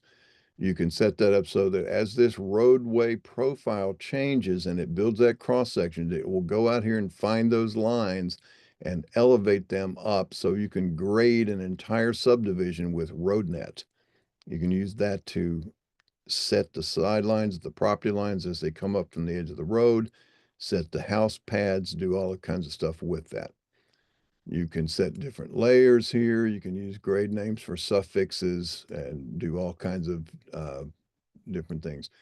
My output file settings, if I choose that button, I want to output my default existing section file, and it's going to put an EX suffix on it.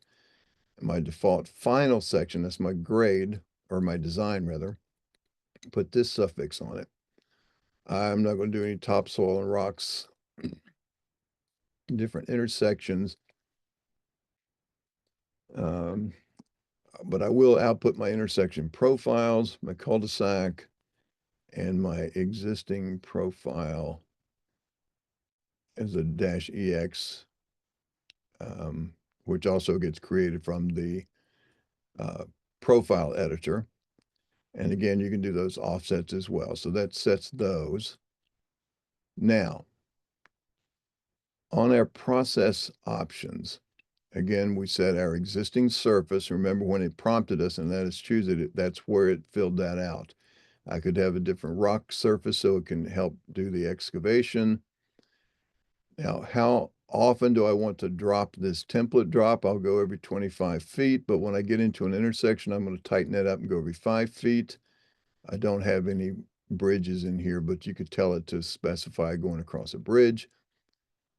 If I choose my special stations, I've got centerline stations and profile stations. If you do not check this profile stations, back in our output options where we said output the low points, it won't generate those. So we have to create these profile stations so it picks that low point and generates that as a station to where it's going to put a template drop. Okay, so any transitions, we won't have any of those here, but that's, you can pick those up as additional places besides these 25-foot intervals. Now, this existing section maximum offset, this is how far out when it generates the cross sections, how far out do you want it to look to generate those files? And if it doesn't matter if you're too short, because when you run the process, it'll throw up a little warning that says it wasn't big enough. You just go back in and increase that value and reprocess it, and it'll catch the edges. Now, this right here, process on updated design files. So if you go and make a change, you edit the template or the centerline or the profile. As soon as you make that change, hit save and exit. If it's automatic, it's going to automatically run through this whole processing all over again. I like to leave that set to prompt because I might be making a bunch of changes and I don't really need to process every single change. I'll wait till I'm done and process it all over again. If you turn it off, you have to know you have to manually reprocess all the time. And our slopes are going to be perpendicular to, we're going to set it to the center line because that's going to be our template design is going to come off that center line slope with those cross slopes. All right, and then you can turn this little progress bar on is what that will turn on. It's just let you know that it's in the middle of processing. I'm just leave it off. And any arc reductions, if it goes to make 3D arc work, I'm going to use what I've got set in my system. Tied to existing, if you don't have that on, it won't tie out your cut and fill slope. So we'll turn that on. We'll process these intersections, and then we do any connect roads. We won't have any roads that what it's going to do is connect like a T intersection. Let me see if that connect roads. Let's see, task pane, process options, connect roads. This applies to the 3D polylines and break lines that get created when processing. If it's enabled, the 3D polylines for different roads will be combined around and through the intersection. If it is not enabled, they'll be drawn for each roadway separately. Okay, so what that means is when it generates coming around, say the edge of pavement comes down a side street and it intersects here, it's going to connect those together as a single connect, you know, like a join nearest. So it connects those up if you have that on. Okay. So that should be all that we need. And again, you got load and save down here. You remember you can do it for different setups. I'm going to say okay, and I'm going to go back and save this road network file. Again, I'm going to hit my little save button. So now I'm going to select my Pine Street, and you can choose the edit button up here or just double click it. And we're going to work on this template. Okay, so we've got a centerline file, we've got a profile file, we've got any of these particular transitions and optional changes, like there's that template point profile and centerline. These optional output files, again, I got my existing profile, existing cross-section, final cross-section. These, remember, we set back in our other settings, so these are populated here. So we now are going to use basic two-lane with curbs, and it doesn't exist yet. So we're going to say edit, and it's going to come up here and it's blank. Now, what these do is if you look on page 63 of the manual, it's going to show you where these controls are going to be. You're going to see all of these different components that you can build and whether you can set it symmetric across the center line, and then you set up your subgrades down here, and then this will order these components up or down in relation to how it builds these settings. The easiest way to do this, I'm sorry, I've got a chat here. Who did I miss? Diane, got to move her car. All right, so she should be back in a minute. Oh, I'm already back. You're back. Okay, good. All right, so so the easiest way to understand this is to actually get in and start working on it. So we've got right now a big X in the middle. That's going to be where we work on. And we've got all these different things that we're going to be able to build. And we're going to start with our grades, and we're going to put in our grades. Well, first of all, I'm going to come down here where it says left side display, fill, right side display, cut. That's just going to be what shows in the picture. It actually, it doesn't mean that on the left it's always in fill. It's just going to show how it displays it. But I'm going to go down here. Where's what I want to set is this little checkbox on the right where it says right surface is the same as left. So I'm going to build them here, and you'll see them duplicated over here. So I'm going to start here. I'm at the center, and I'm going to put a grade in. I'm going to put my lane in So I'm going to make a slope of -2%. And it's going to go out a distance. I'm going to make it 12 feet. Obviously, you can pick it, you can set it, whatever. And I'm going to make that ID EP. That's my edge of pavement. I'll say okay. And there you can see it, and you see it on the right side now because we have this checked on. Obviously, if it's not checked on, you would have to then copy left to right, and it would put that over there. And you would do that, let's say if we're going to be, on the left, if we have a sidewalk on one side but not on the other side, that's where you would do that. But we're going to leave it as same as left so we can get through it. So there's now my lane. I'm over there 12 feet, and I've built my edge of pavement. If I had a shoulder, I would just do another grade and maybe put that down at a -6% for, let's say, 8 feet, and I would call it SHLD maybe, and say okay. And so there would be your shoulder grade, and you would double click these and maybe make it, instead of 8 feet, maybe it's only a 4-foot shoulder. All right, so that would be something like that. But now we're going to actually remove that, and we're going to put a curb right in there. So I'm going to choose my curb item. And I've got these different types of curbs that I can use. And here's one that has this little drop, and you can see these different measurements as to what we're setting up. So I'm going to choose this as a standard curb. And you change down here whether you're going to use inches or feet. We'll use inches. It's going to be a separate curb. Otherwise, if it's integral, it becomes part of the pavement. You can make it that way if you'd like. Rounding, either straight edges, or you can smooth it. We'll kind of put little roundy corners on the stuff around there as well.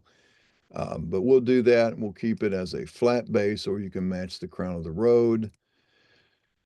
Let's just leave it as a flat, and now we start to fill out our dimensions. So our top, T, so it's got a 5-inch across the top, and it's got that TP, which is the taper. It's got a 1-inch taper.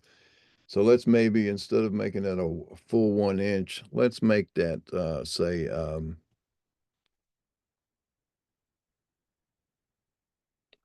if you make it a 1/2 inch, it's going to be a much more vertical curve. So if I change that to 0.5 as my TP dimension, then I would need to make this 5.5.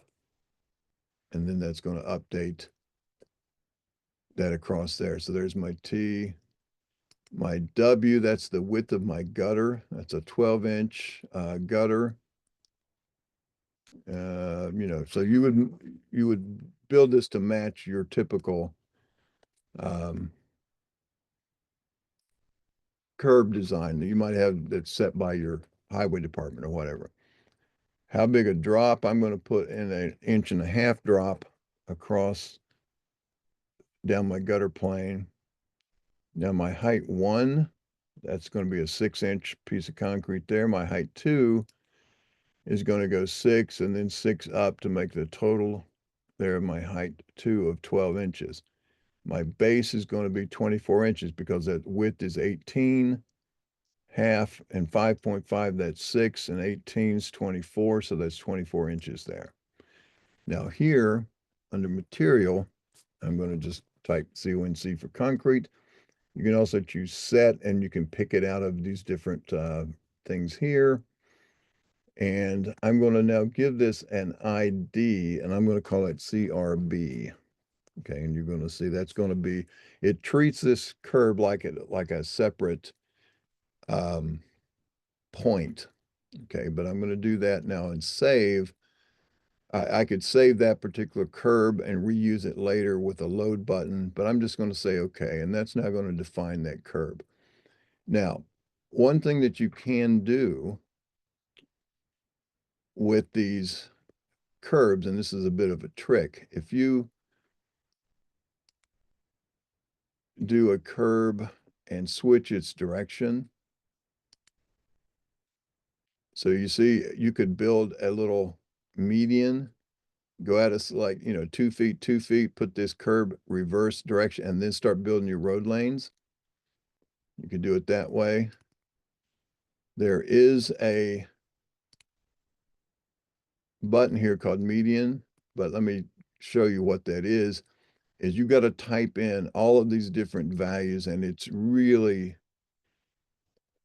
let me see if it goes straight to it. It doesn't really, let me see the median.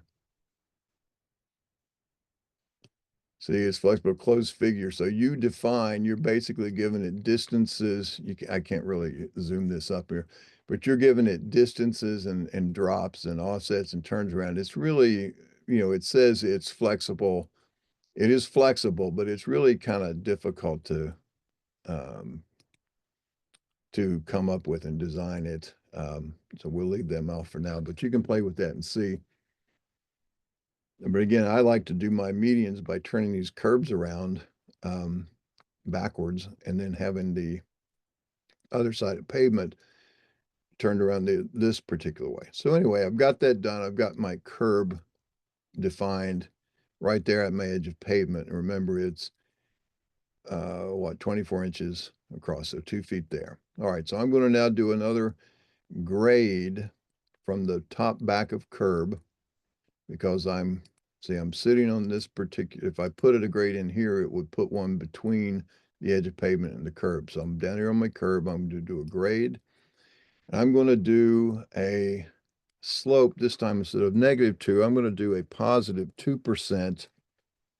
And I'm just going to go for a 2 foot distance, and I'm going to call that, let's make it SW for, that's going to be the start of my sidewalk. All right. So I'm going to put a sidewalk there. I'm going to now put a sidewalk grade across there. And now this will drain this into my gutter at this 2%. You could go straight to cut and fill at this stage here, but I'm going to put another little grade. And I'm going to put, I'll leave that one as flat. And I'm going to make that let's make it a 6-foot sidewalk. And I'm going to call that SW2 because I've already used SW. So that's now a 6 foot out here as my sidewalk. I'm going to put one more grade, and I'm going to put this at, let's put it at a -2%, another 2 feet. And let's name that as my BRK's break. That's where I'm going to start my cuts and fills. Then I'm just going to go to cut, and I'm going to make these 3-to-1s and cut. You've got all kinds of extra things. You can add ditches and berms and things like that. We'll see if we get a chance to do that. I'm going to do a fill. I'll do the same thing, just do a 3-to-1 fill. Now, so this will do this and just generate 3-to-1 side slopes on the side. But you can also, let's look at our fill slope. And let's say if we wanted to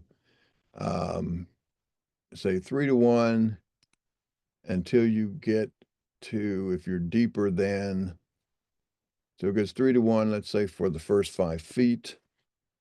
And then maybe above 5 feet, we're going to go to 2-to-1. Then that would generate something like this. So if it's deeper than 5 feet, it steepens it up so you're not kicking it out quite so far. So you can do all kinds of different changes like that. All right, you can do similarly, I'll just clear these out so it you can also, let's see, there's a place in here where you can do slopes in series. You can do benches between. So if you go 3-to-1 for 5 feet, and then 2-to-1 up to say 10 feet, and then you went 1.5-to-1 over that, over 10 feet. We bench between, we've got let's say a little 10-foot bench with a 1% slope, then that would look like something like this. Okay, so the first 5 feet, it's 3-to-1. There's my bench. The next down, And then if it's even deeper than that additional 5 feet, it will steepen it up as well. All right, so all of those different things, and I'm going to take those out right now and just for now we'll clear these off.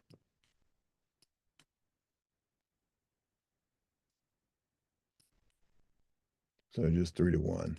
All right. So and again, and you can put an extra, you can put a ditch down here, or you can let that serve as the ditch itself. You can put a berm in here. Let's see, that is a cut. So if I'm in my cut, you can add a ditch grade. Let's say at a -1 to 1 for a foot. D1, what another one at a 1 to 1. No, let's make it 0. 1 foot. Call it D2.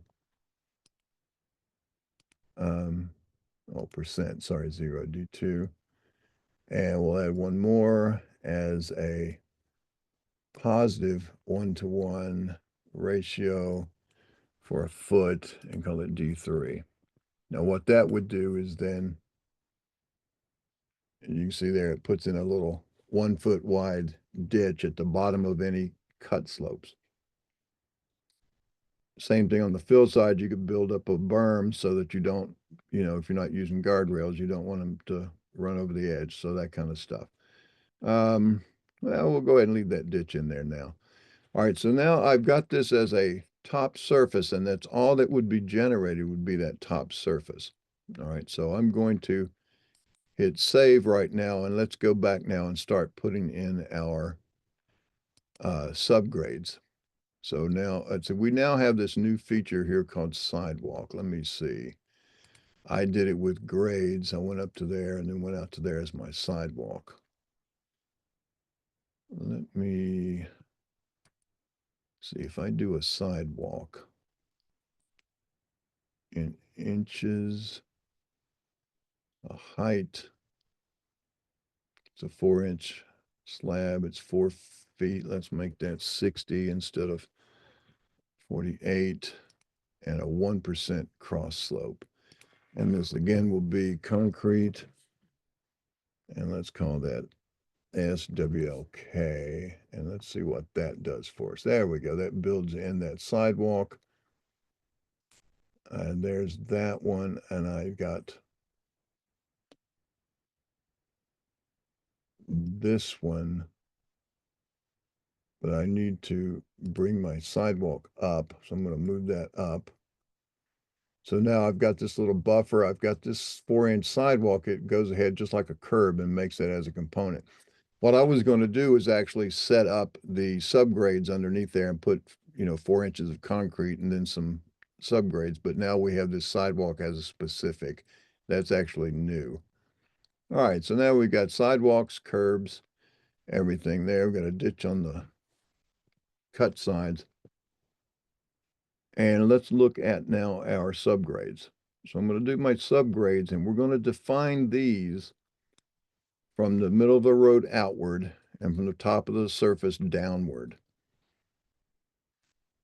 So our subgrade type, this will be in our roadway. We're going to match the surface as our slope type, and we're going to intersect the surface. I'm going to choose this to go to continue the slope and show you what effect this is going to have. I'm going to go to my units for my vertical offset. Right now it's in feet. I'm going to switch that to inches. And I'm going to go, let's say I was 6 inches there. Let's go down, say 10 inches.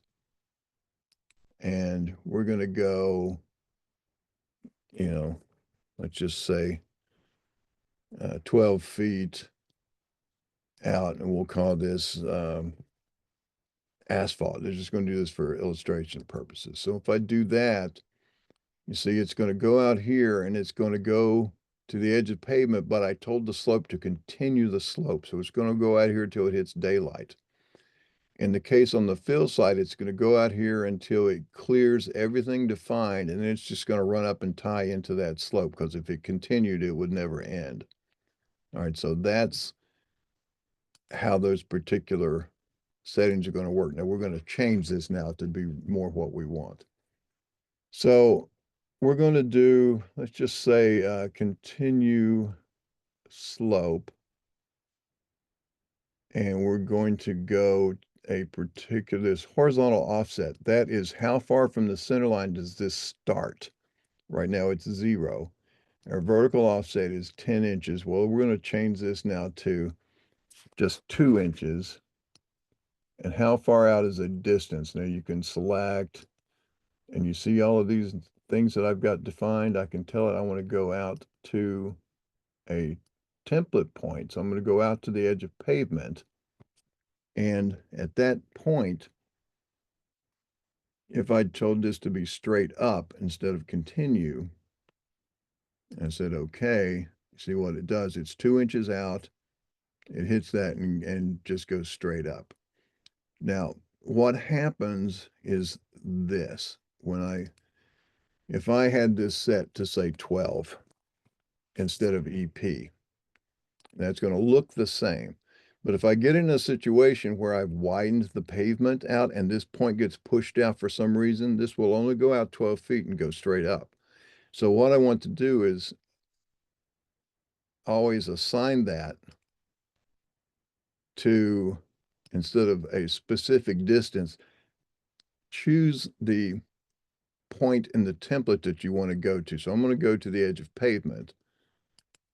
And now if the edge of pavement gets pushed out by some of those adjustment means, that's going to follow along with it. Okay. Now let's do the next one down below. So that's our asphalt on the top. We're just going to do, maybe 3 layers here. And so this time as a straight up, you can do, let's go vertical offset. Now this vertical offset, you would think, let's say if I'm going to put, say, 8 inches of stone underneath that asphalt, if I said straight up. So I'm going to go, if I said 8 inches, it's not, or let's just, we'll put it there as 8 inches. We're going to go,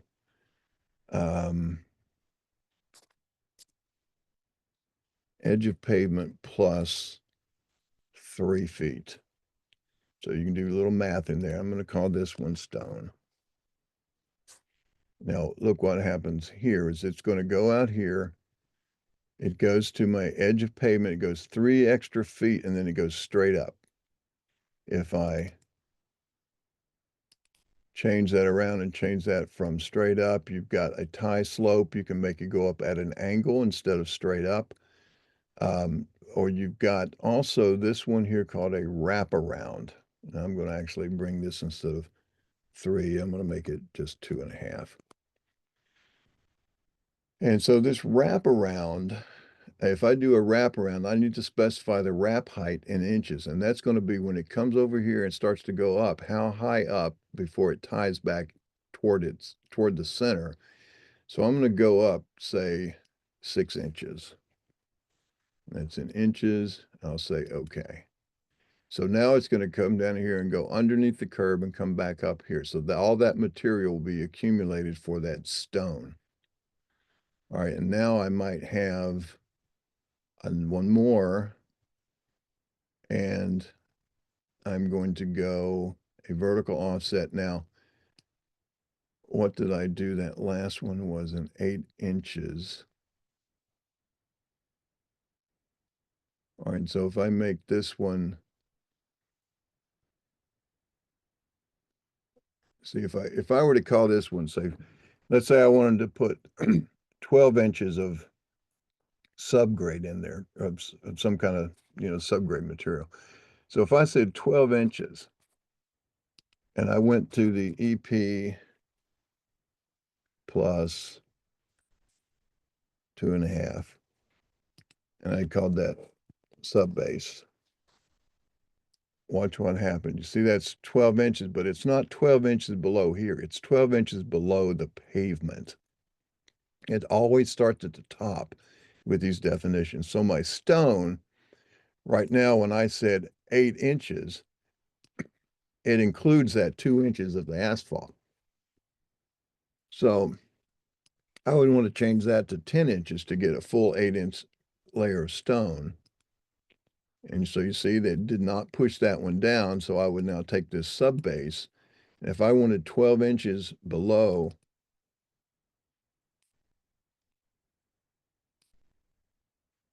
my stone, I've got 2, I've got 8, so I'm 10. So 12 inches below that would be 22. So I'm going to say 22, and now that would be the sub base of the road. Okay.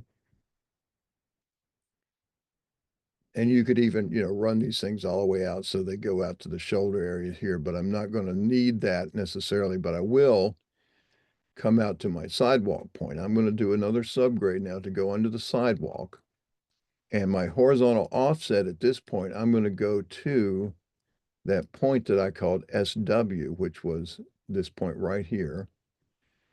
And I'm going to go, let's just make, I've got a 4-inch concrete. I'm going to go 6 inches. And for the distance, I'm going to go, let me see if I'm going to go from there to the SWLK. And this is going to, let's put sand under our concrete for yucks. So that went out. I want to change that a little bit. Oh, no, I see what it is.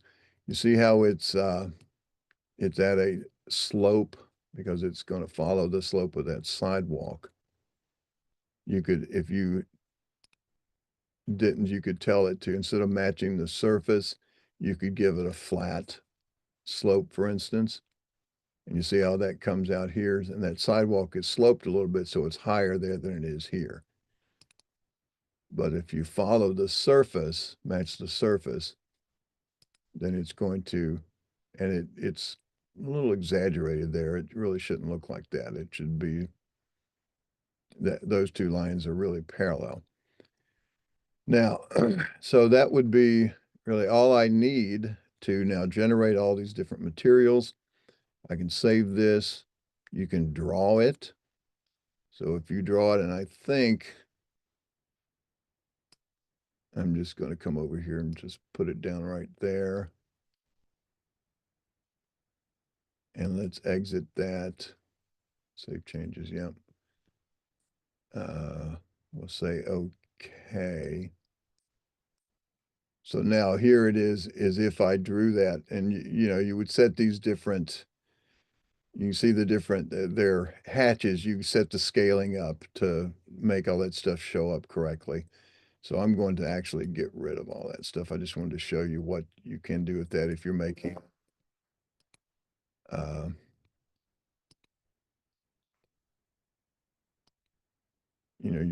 your standard details and stuff. So I'll just select all that and get rid of it. All right.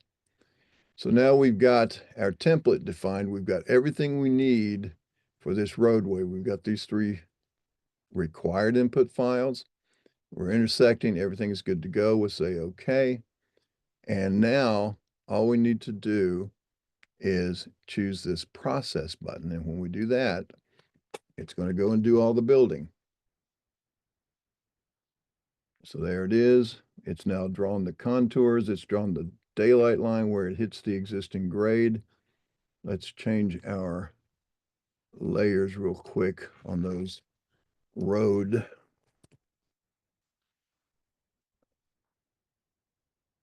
Let's see where the road contours. So I'm going to make these index contours red, and we'll make them a little heavier here so you can see them. And we'll make the intermediate contours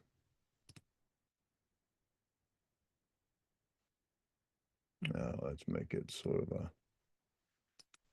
yellow, and we'll make that a 19. So now when we do our contours, actually I want to make that a different color because I want to see where it ties.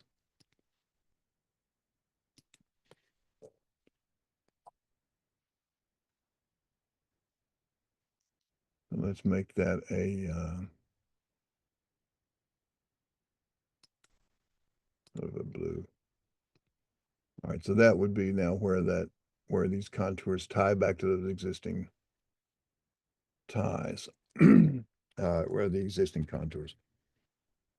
Now, what we have done, I'm going to go here and hit my save for my network. What I've done when I hit process, remember our output said to go ahead and create the surface. So I'm going to look at that surface. Use my surface viewer. There's my roadway surface. That's what it looks like. I'm going to open it up and there it is. Now you see these different colors. And there you can see there's a ditch and there's my curb. And you can see the crown on the pavement. And you see all these different colors that indicate all those different, there's my reds for my sidewalks. So I'm going to go back to my settings now in my road network, and I'm going to go to my output options where it said triangulate and contours. The surface draw, I'm going to set my color and layer now. I told you we'd revisit this. So there's my edge of pavement. I'm going to make that a sort of a pavement color. My curbs, let's make our curbs maybe a little muted blue. My sidewalk, I'll make them full on cyan. And that's the grade over to the sidewalk, not the sidewalk itself. So let's make that say a 93. Now the sidewalk itself then would be this sort of muted blue. And then over to the brake, I'll also make that one 93. Whoops, 93. And then I've got my ditch colors. I'm going to set all of those to be 93 as well.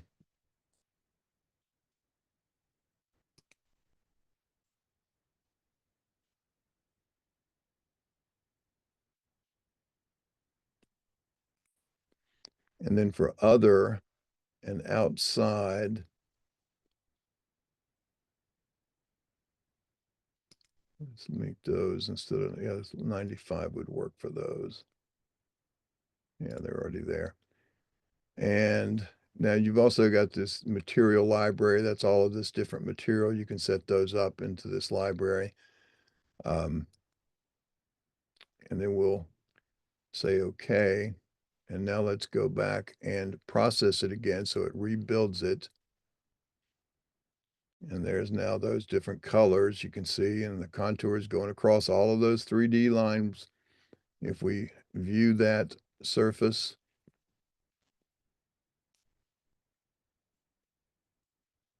now you can see I've got my sidewalks and my curbs. I've got my pavement.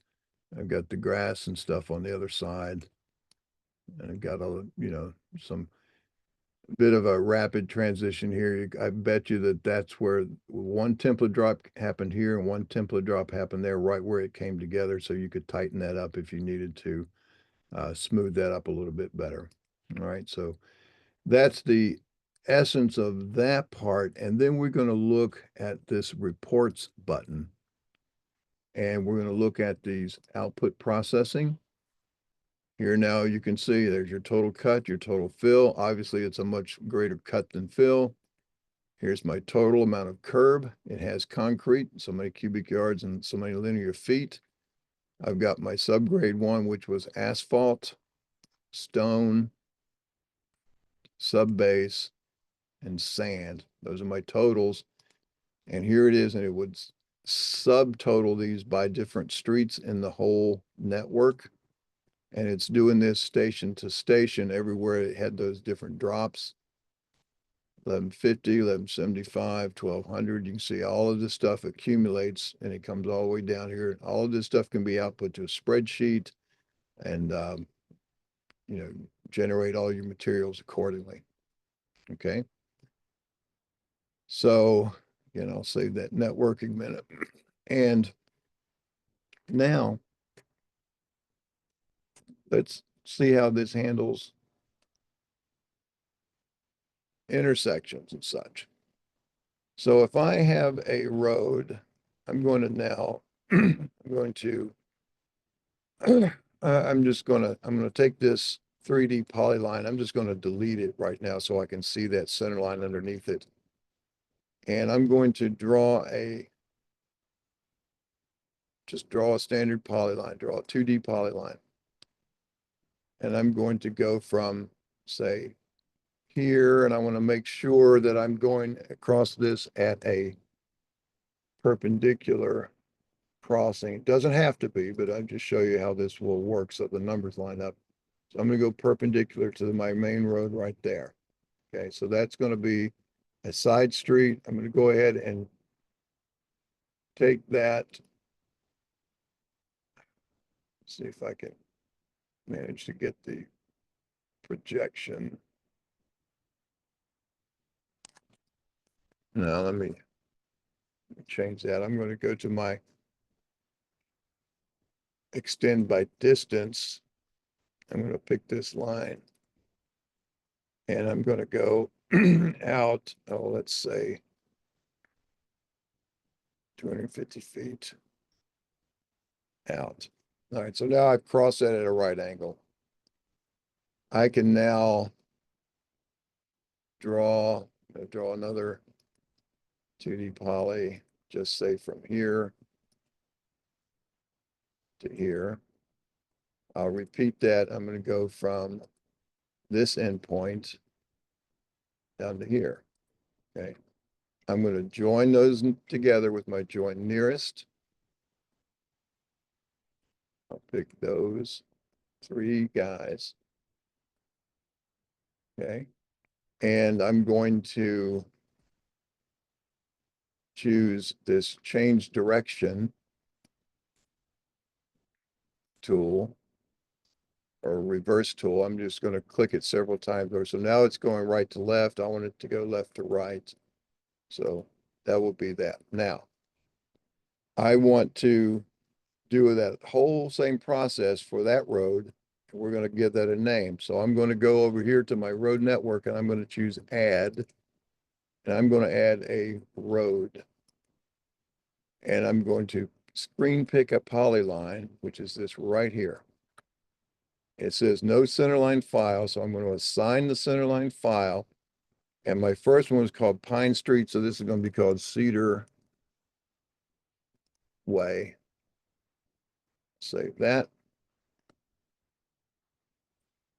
And it has these, and it's keeping the same template. Doesn't have to be, but it needs to have at least in that template a point that's going to be used to tie these together, and that's going to be my EP point. So let's edit the center line. Let's put some curves in here. I'm going to fit a curve, and let's make that a 300 footer. See what that looks like. And we'll come down here and put in another curve. We'll make it 250. All right, so that's going to be that roadway. I'll save and exit. Noticed it updated the drawing. And I'm going to look at my design profile. It hasn't been designed yet, but I'm going to look at this edit thing. And here's where you're going to see what it has done. It has come up here and it knows it has to come up here and cross. There's my road. There's those little transition vertical curves. Okay, so you can see in that particular, right there, I'm in the center at 717, 7245. So at 705. So that comes back, what is that? 12 feet. Yeah, 12 feet. That's the actual edge of the pavement. And then it comes back to this one. So whatever that distance is, the difference 70 to 05, that's 35 feet. So there's that 35 foot that we set in those defaults, remember? And that's that little vertical curve. And you can go through here and manually change all of these things that you wish. I'm going to actually sit here and I'm going to put in a true vertical curve now. Let's make that one say 200. Let's see what that does for us. There's a nice little vertical curve. I'm going to come down here to this next one.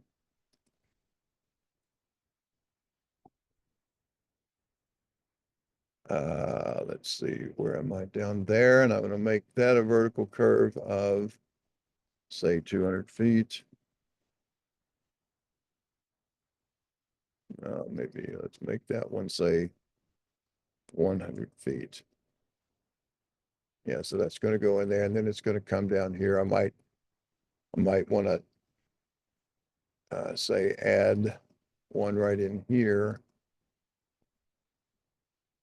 of, just make it 50 feet. And so that now smooths that back down there. So I've got some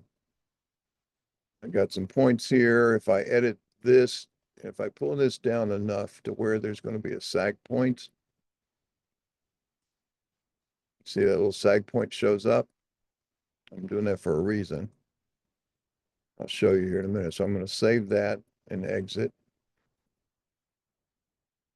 And my template is going to be the same. I'll leave that the same here. I'm going to say okay. Now you can see here I've got an intersection, a road, and a road. So that intersection, if I double click that, this is where you can set all of the different behaviors of this intersection. Now, what I want to do is talk about these front left, front right, back right, and additional transitions. You can see what it's marking. Let me jump in here. I'll click over here and zoom up a little bit. When it's marking these particular locations in my front left, that means this is my main road. I'm coming down this direction. So on the left, this is the first transition it's going to find. Okay. So that's going to be my front left. My front right will be this one over here. Back left, which would be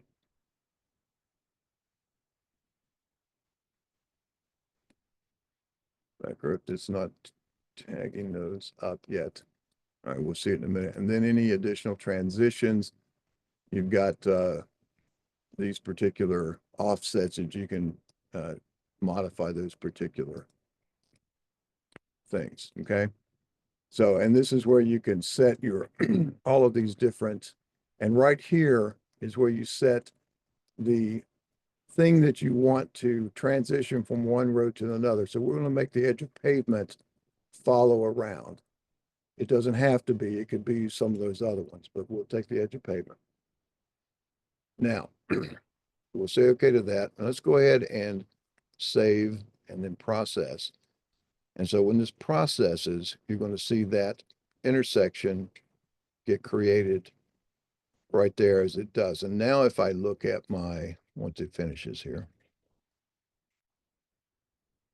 So now as I look at my intersection, and I look at my front left,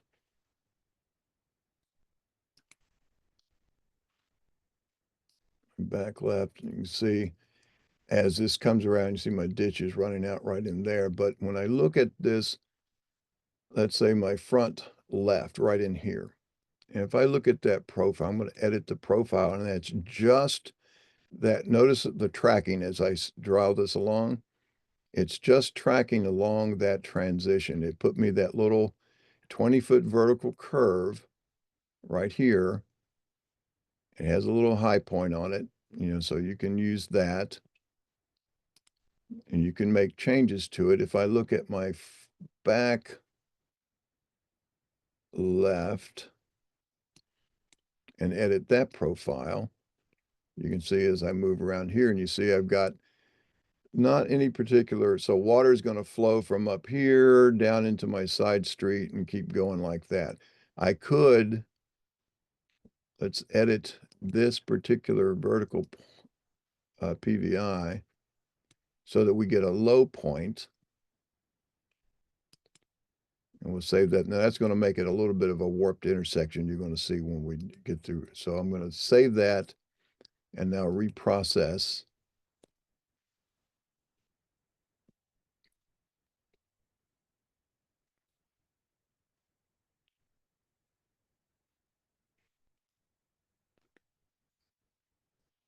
Okay, now we have put a little low point in our edge of pavement there. Let's take a look at our roadway surface. And you can see the transition. Now you get a lot of potential folding in these areas here, and that's because of those giant little mesas that happened out. You can, and see that low point right in here that we created. So that would be where we put an inlet or something in there. Now we're going to take that back out. We're going to put it back up. But that's how you would do that particular item. Notice also up here at station 256,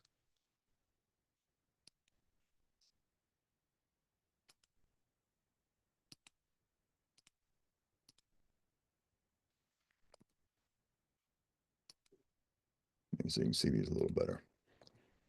So I've got the station, the elevation, the point numbers.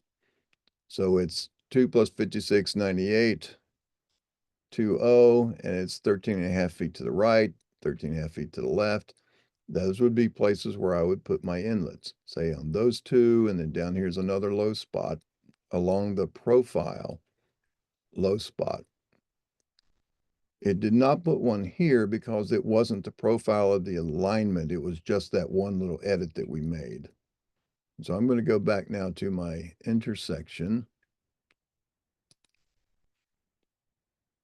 And I'm going to, that was my back left. I'll edit that profile, and I'm going to take this and push this back up to a more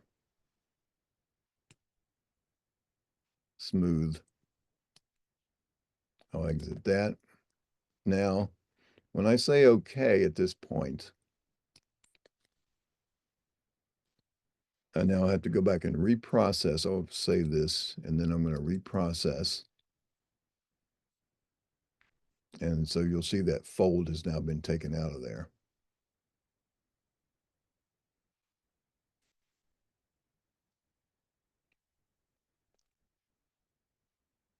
So we'll look at our surface again. And now you can see it's back to a smoother transition in there. So, there's a couple of things in here because the grade changes are so steep in there. That's what's going on. And there, you can still see that it's a little bit lower right in there where I pulled that edge down, but it's holding the main crown as best it can going across here until we get to those particular transition curves. Now, these big chunks here in these intersections, you can either add some additional grading in there, or one of the things that you can do as part of this in your settings, you can go to these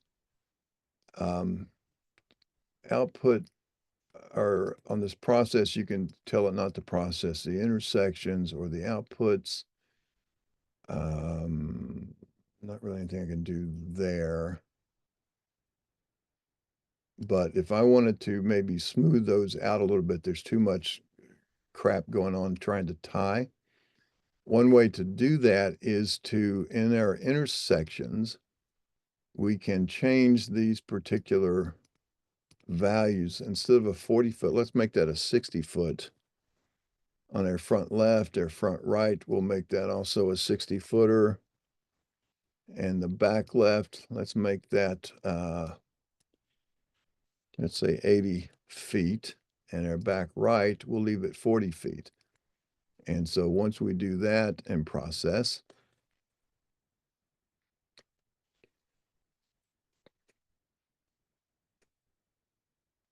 see the different radius values across the intersection? See, we left the one at 40, but this one that we've fixed up there at those other ones, when we made them bigger,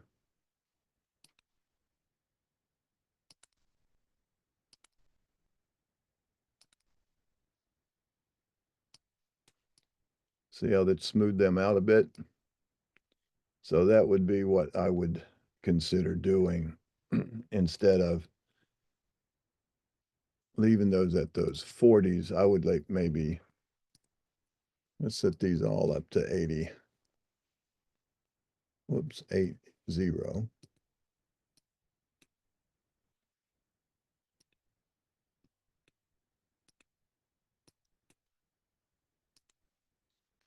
Okay, now let's process that.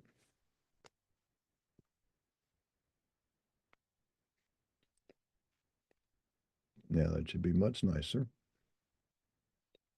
Now, one of the things I noticed going on down here when I saw this process is I'm going to click down here in my command line, and I see right here it says warning, it skipped a ditch at station at station 1600 because it's above the ground. Okay, well that's what it's supposed to do. So you'll get a little feedback in some of that kind of stuff. Also in your reports, here's warning using a default of 4 since storage settings below minimum for the width and depth. I don't know what that is referring to, but if you look at your reports, if that 160 feet wasn't enough to catch the cross sections, you would see a warning.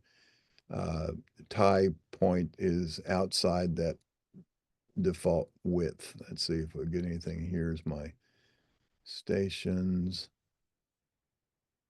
all those subtotals. No, I think we're okay with that. All right, so now I'll go ahead and exit my RoadNet. Did we look?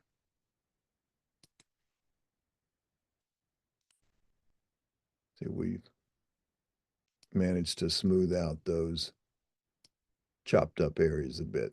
Okay, we still have some because this is coming up and there's a bit of existing ground, so we might want to adjust that.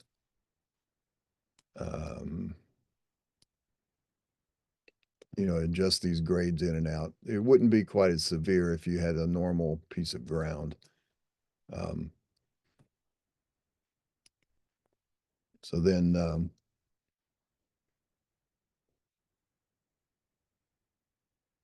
let's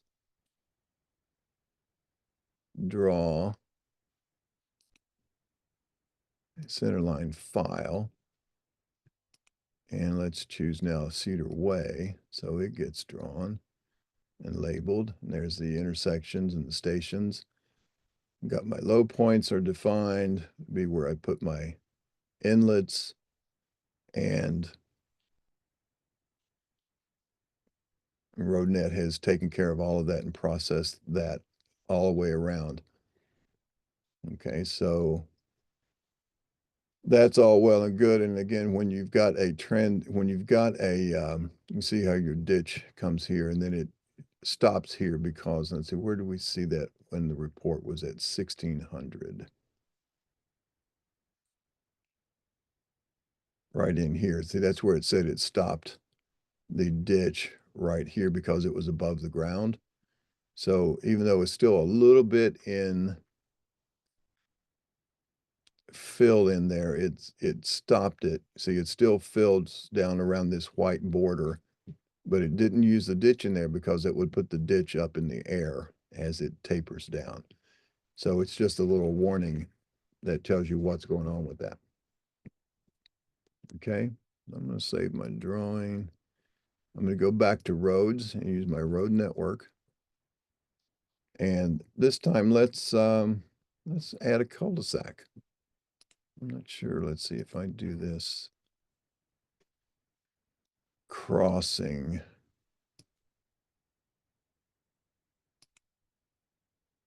This is a new thing in RoadNet, these crossings. It lets you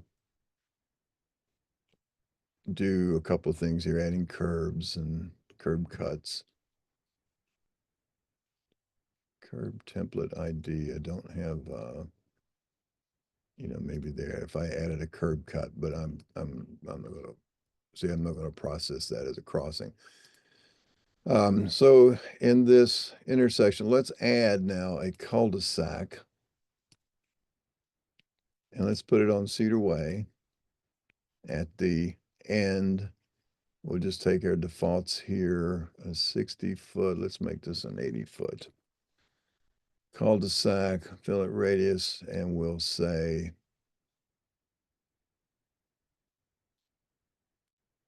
okay, save that and process.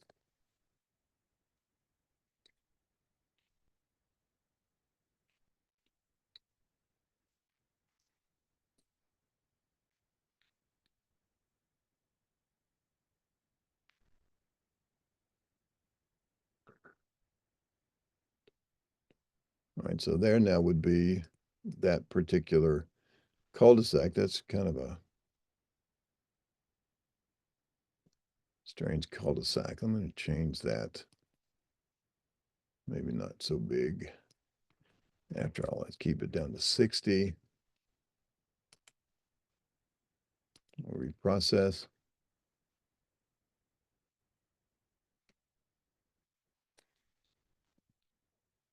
Now, right in here is where you've got this edge of pavement follows around, and then it tapers, it follows around the right back up to the left. And if I go to that cul-de-sac now, double click it, I'm going to look at this fillet radius, adjust the center line to the offset. Let me see here. If I edit my profile, you can see this is the profile of that cul-de-sac, and it actually has a low spot right there. So that would be where I would put my inlet. If you didn't want it to grade down quite so far there, I'm going to take this and bring it up a little better. Let's keep it a little flatter there. Now I've got a 4% and a less than 4% around the edges.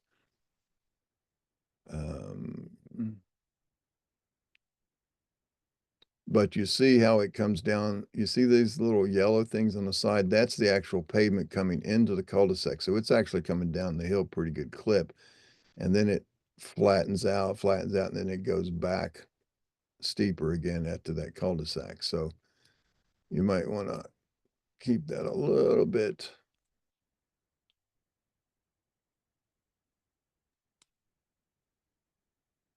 closer. And let's set this vertical curve now to 80 instead of 50. There we go. Let's save that and exit. We'll say okay, and we'll reprocess.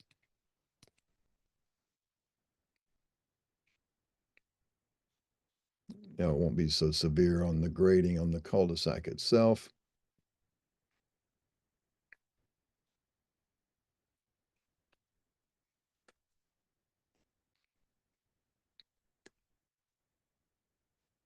Okay. We'll look at that surface to see what that's got going on with it.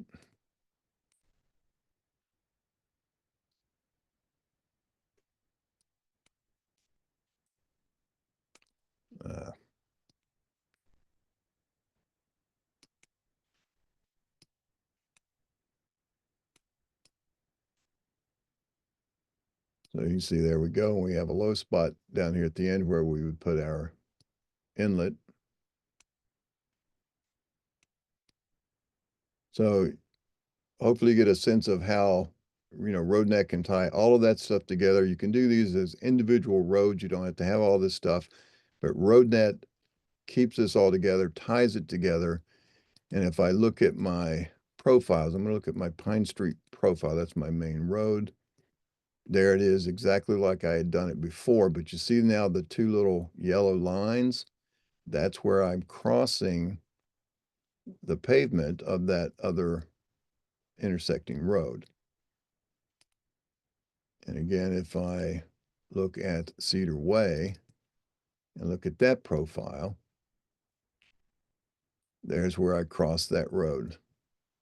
Now, if I were to go up here and try to say I can't adjust that PVI, which is the one right there. I can't adjust that one because that has to cross that road. But I can bring these transitions further down and make them less severe. or bring them out different places. Let me see if I take this one a little further back than that. So it comes up here and comes out at that 3%. I'm hitting the crown. You see up at the top where it says slope is 2% and minus 2%. That's as it's crossing that road. But then back in here, I've got a little steeper because I come up to the edge of the pavement and I have a little 0 length vertical curve right in there. So, I'm going to exit that and not save it. I'll keep that as it is, but let me show you another thing with that editor. Now that we have our templates done, I'm going to look at the main profile. So this is my main road. You can see as I move along it, but I can come down here and say show sections. And when I do this, I'm going to get this section editor, and you can see as I move along, it's showing me, let me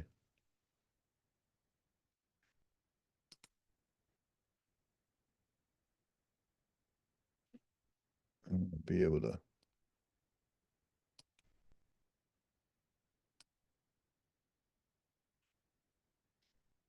there you can see as I move along my roadway in the profile, you can see how that section is changing. But now here's what you can use this for, is if you look up here at the top now, it's going to show you the cuts and fills.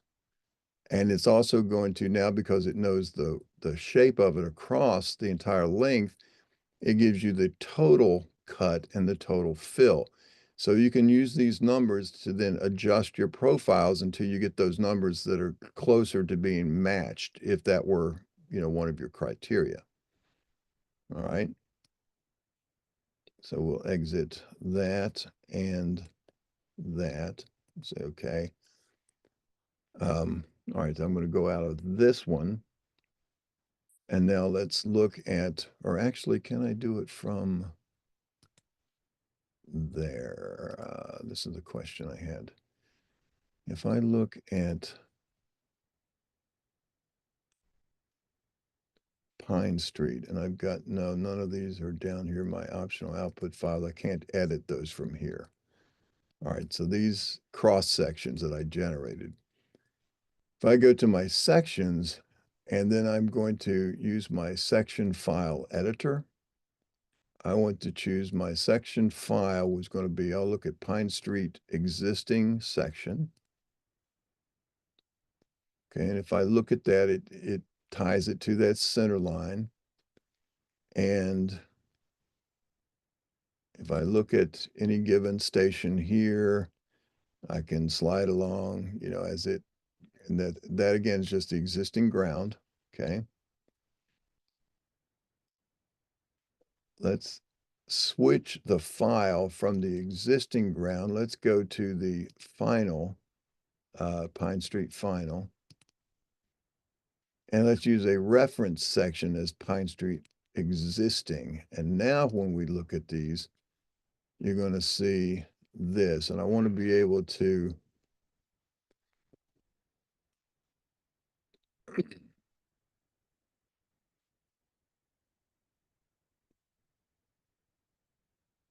I was trying to auto zoom all will do that. So if I zoom back and forth, you can see how, and again, I think we'll see the marker. Maybe not. I don't know if we see the marker in the plan view. No. All right, so let's say if we're in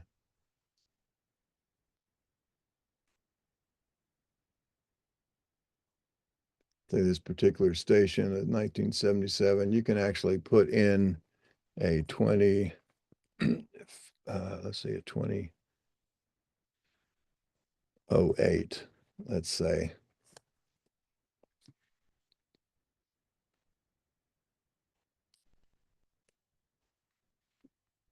Check an offset. So it can interpolate in between these sections as we go along.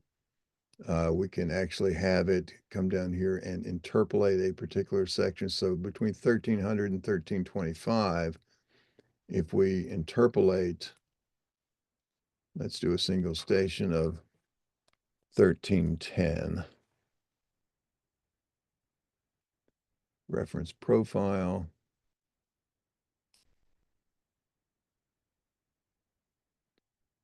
Choose the reference profile, which was Pine Street existing.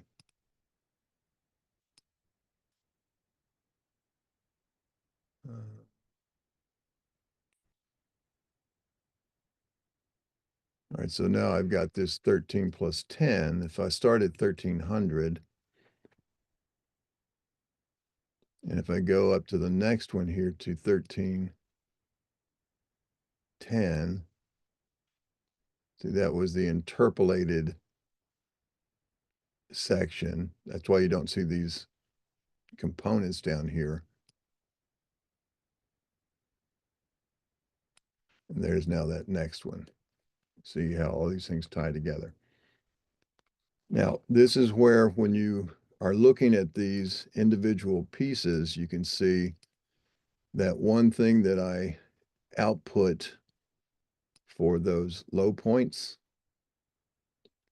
was that edge of pavement point. I think, did I use edge of pavement?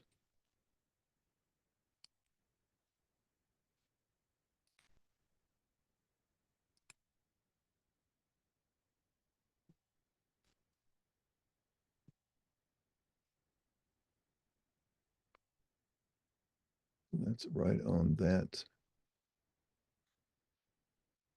It's on the curb. So I did find the curb point.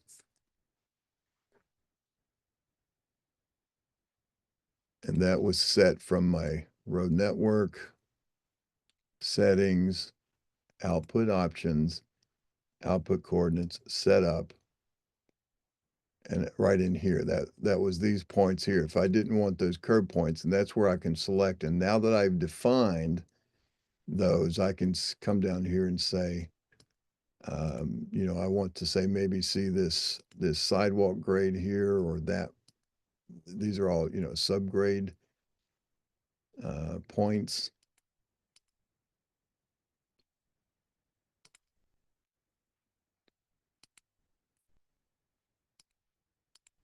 So all of those are different ones. Now there's that CRB1, CRB2, 3, 4, and there's CRB, CRB3, CRB2. So that was that CRB2 point, and you see it's checked.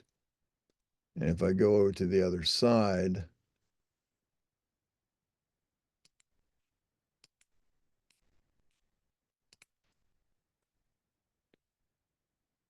see CRB2, and there's CRB2 on the other side as well. So those were the low points that it kicked out so that I know where to put my catch basins for my drainage. And those are the ones that are marked. But you can pick any one of those that you want to use for this output right here. Okay, so it's CRB2 and it's CRBR2. That's the opposite side, the right side of the, or the reflected side of the curb.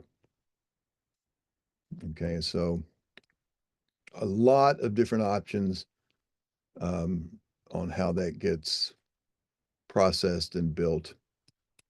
And with those, once you have that template built, that lets you generate all of that information. So now, let's do another little, change. We're going to put in this template point center line to follow. So let's say up in here, I'm going to widen this roadway out, have it follow a different path. So if I go from, I'm just going to draw a 2D poly, just like I did before when I'm doing a center line. And I'm going to come here to my, what is this? Before I do that, let me identify this layer. That's my edge of pavement right there. Okay, so if I do my polyline, I'm going to say start right here. And I'm going to just come out a ways, and then I'm going to come back and tie back in right here. I'm going to put this in as, oh, let me put in a little bit here. I'm going to make these nice smooth curves. So I'm going to go from here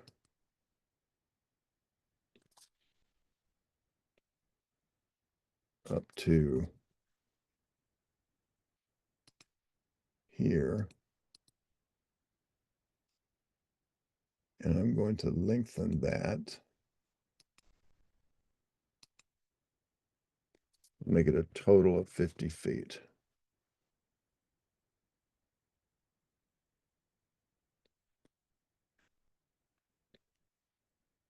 And I'm going to do the same thing down here. I'm going to say, draw a 2D, oops, not the extender, but I'm going to draw a 2D polyline.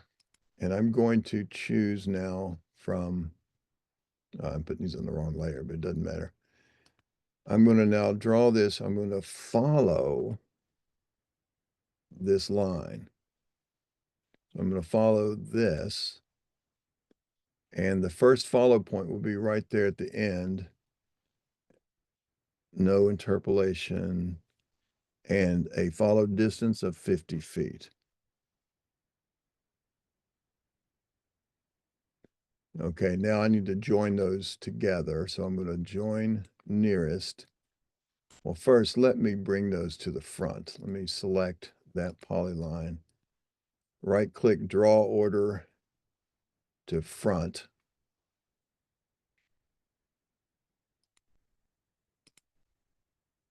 Let me also make it so you can see it.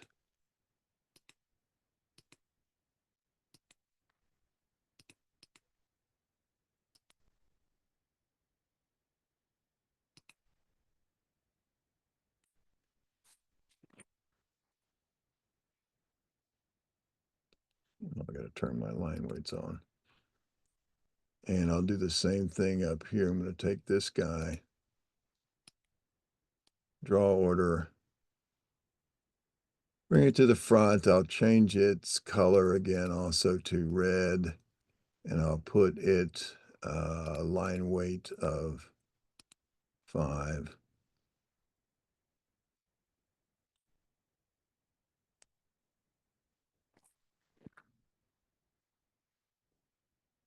Where did it go? That polyline there.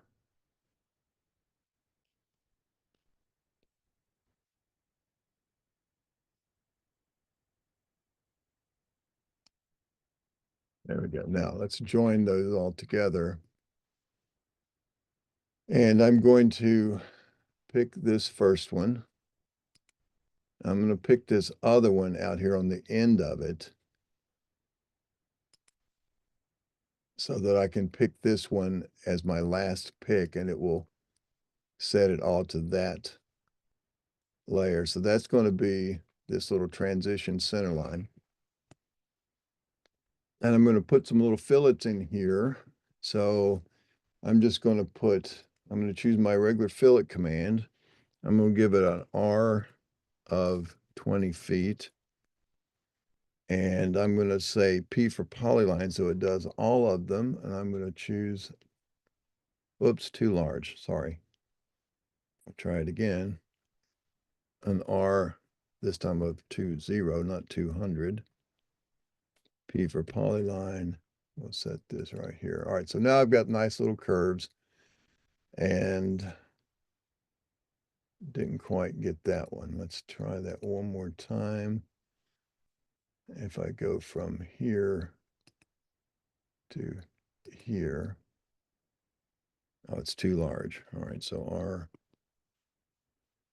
let's say 15 here to here. Still too large.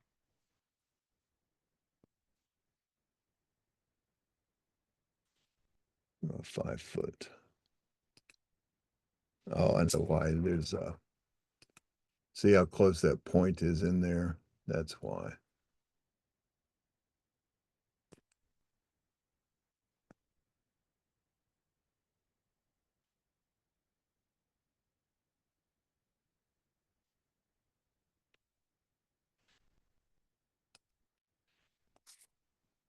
Let's give it a 2-foot radius just so we can get something on it a little smoother. There we go. All right, so now I've got a path that I want my edge of pavement to follow and push itself out here. That's going to be a template point center line that I'm going to tell the edge of pavement to come down here, and when it sees that, to depart the template and follow along this edge until it comes back in. So I'm going to choose this road network on Pine Street. I'm going to add as my optional my template point center line. And I'm going to choose a new file here, and I'm going to call that my pull off. Okay. I'm now going to edit that, and I'm going to set my reference template. That's my 2-lane with curbs. And I'm going to add the template point ID that I want to use as the edge of pavement. The centerline file, I'm going to screen pick because I haven't made it a centerline file yet. It's going to be that one right there. I'll assign a centerline file to that, and I'm going to call that one also pulloff.cl. I'll save that. Which side do I want to use? So I'm increasing stations. It's my left side. And that should be good to go here. I'll say okay. And I'll save this file because this defined the edge of pavement to follow that.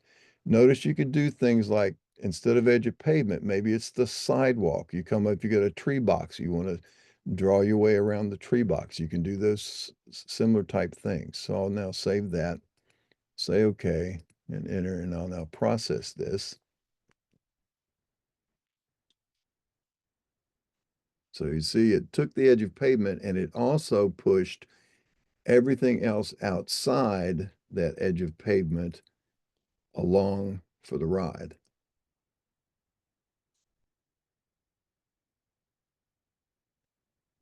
Let's see how that managed.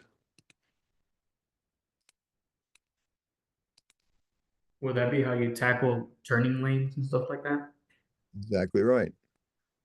Okay. I mean, that's one way. You can do it with a, Template transition. yeah, you can use template transitions.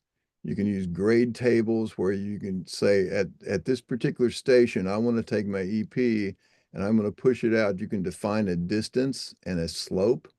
So you could have said, so it could have kept that crease right along that 12 foot and then maybe change the slope up to a different thing.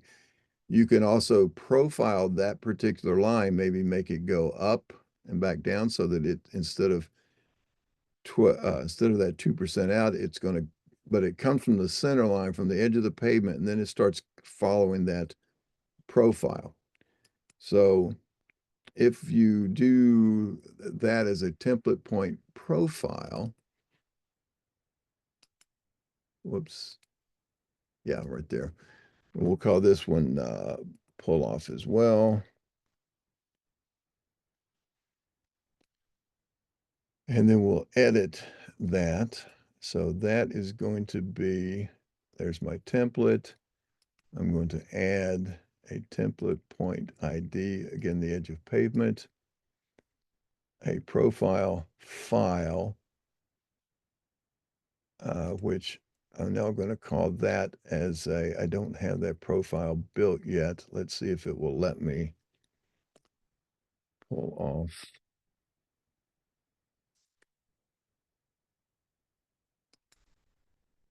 No, it has to exist first of all. Okay, so if let's exit that for a minute, say okay, save. Now let's go to the profile editor and let's do the standard profile editor, new, pull off.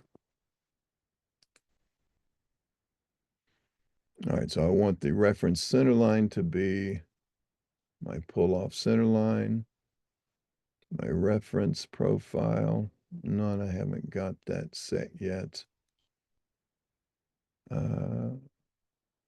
can I do? Let me see let's see if it will let me do Pine Street as a reference profile. Yeah, sure enough. But I don't know where my stations are starting. There's 0.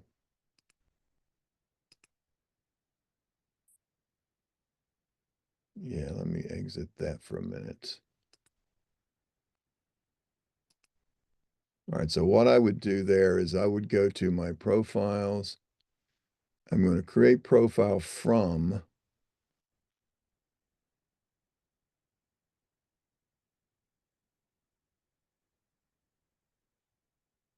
triangulation surface, let's say. We'll use the roadway.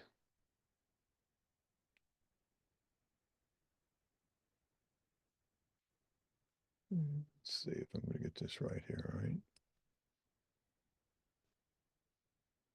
Pull on.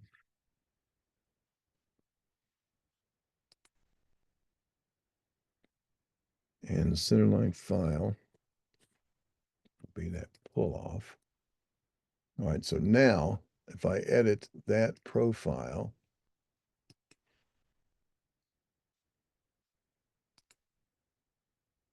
I'll set the reference center line to be the pull off. I'll set the reference profile to be the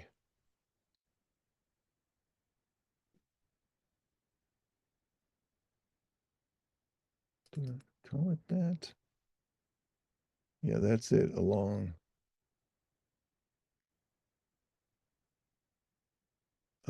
there. See, it picked up all the little triangle points in the surface. Let's think about this. If I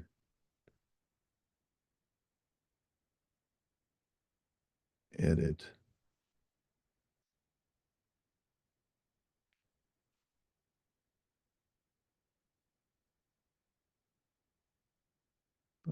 that profile.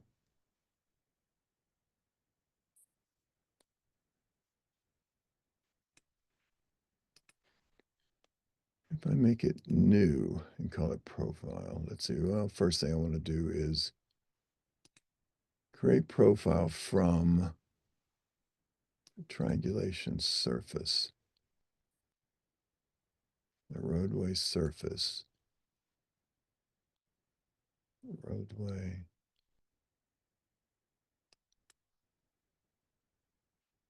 Okay, so here I want to call it profile or pull off dash RD for road. There we go. We save that now. Choose a centerline file. Pull off. All right, now we profile for a new one. There's my design for the pull off. I'm going to set the reference center line and the reference profile, which was that one. And now I'm going to leave that at 0. I'll just set the depth at 0. And now at the end, what I'm going 0 to 242, 3188. So 242.3183. Let's see if it does that. It may give me some round off issues. I'll set that depth to 0.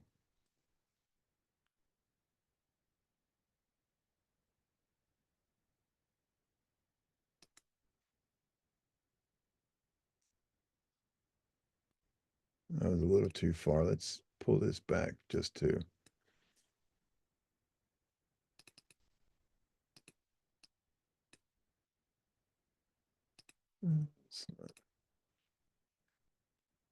Let me remove it.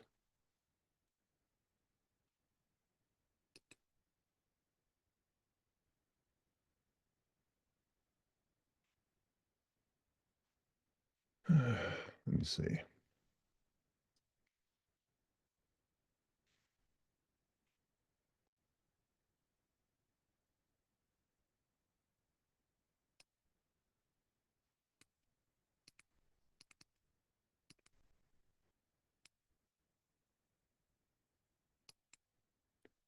Reference centerline, reference profile.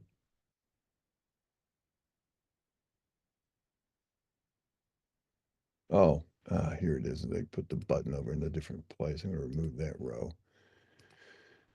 So now let's go to 242.318. So it stays within, and now we set that that to 0 depth.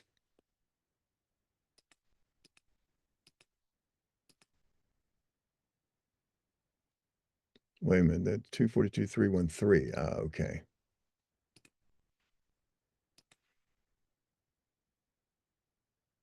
Three, 1, 3. The profile's a little shy of the center line. Okay. So I'm going to add this one as 242.31. Now 0. There we go. So that's right along that existing where we pushed it out. So if I come in here and say add at, say at 50, I'm going to go here. First of all, I'll remove that row. I'll sit here, sit in here, and I want to add a row. I think I have to add it after. Nope. Yes. Come on. So I hate this editor.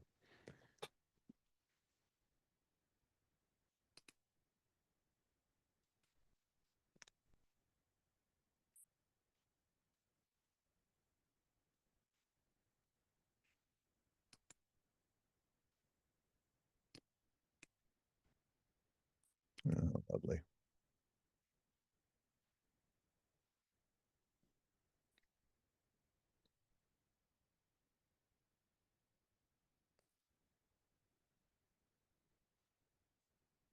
See, if I'd looked down at my command line, I would have seen it yelling at me that I'm outside my profile station range. I think I've messed it up now.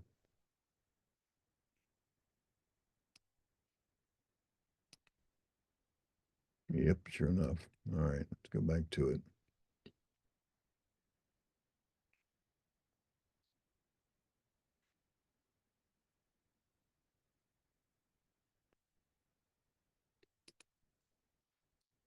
Now, again, with the benefits of these external files, let's draw my centerline file of my pull-off. I'm not going to label it.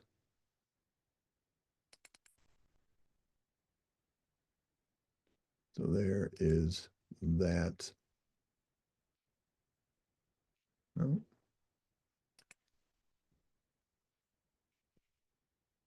Sorry, there it is.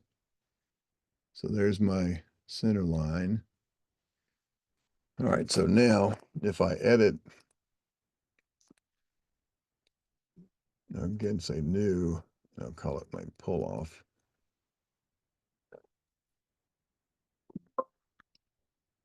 Now I'm going to set my reference profile is my pull-off road, and my reference center line is my pull-off.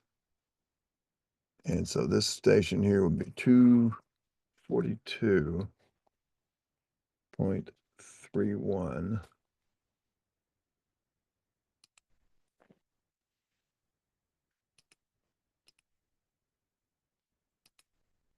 Oh, shit. 242.31. All right, there. Now, let's add a row. We'll go to, say, 50.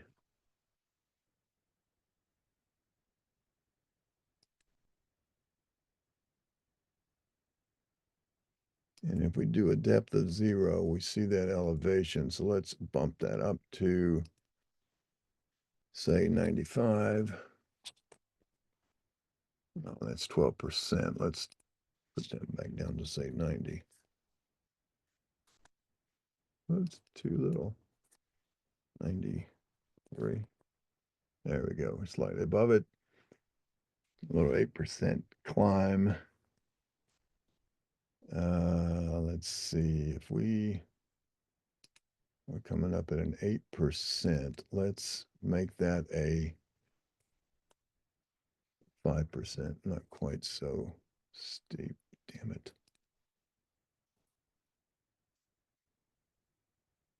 All right, so 0, 5%. That sets me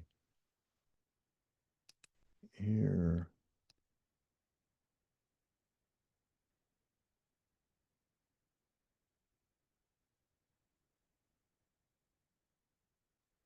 That vertical curve, and this station now needs to come back down to 242.31.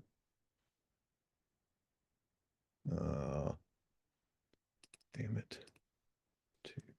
242.31. There we go. And we'll take this one and bump it up 5%. I don't want to get it too high. But let's go to, say, 94. All right. We'll come down to the end and set that depth back to 0.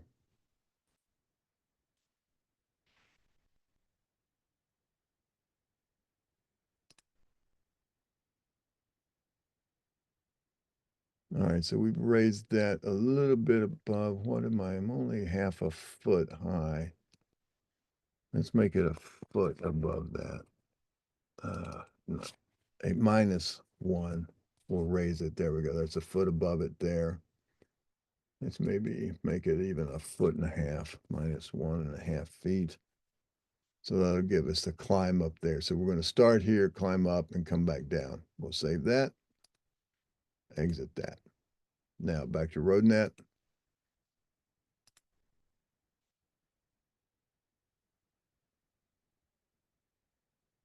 No, not yet. And we'll go to Pine Street.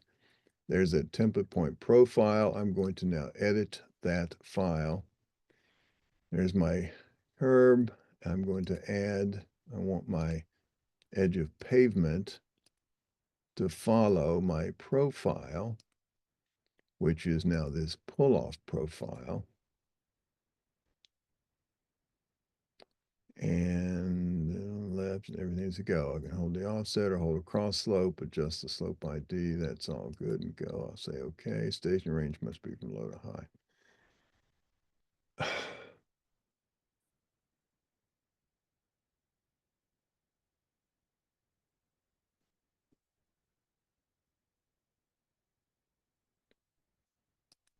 Let's see, I need to get my, no, that's the profile.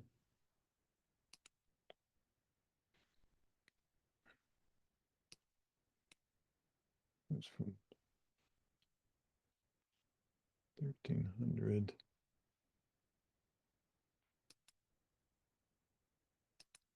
Exit that a minute. That goes from there's 12, there's 1325. Okay, so if I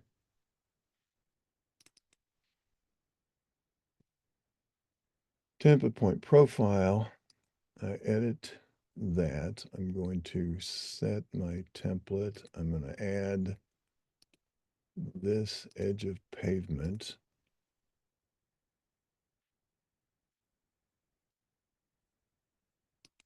Select this file. Now this is what brought in my stationing. Weird. But this station range is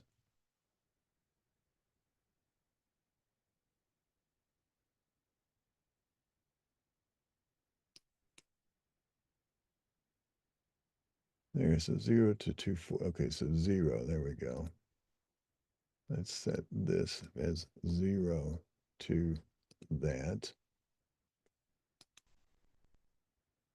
All right, then save it. Okay. All right, let's keep our fingers crossed on that one. We'll reprocess. Pushed it out. Okay.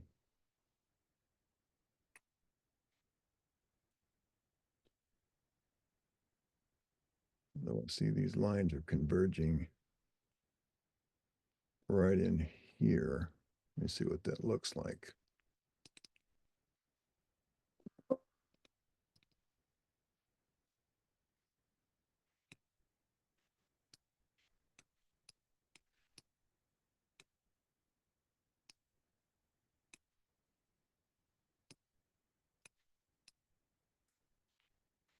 Turn these contours on.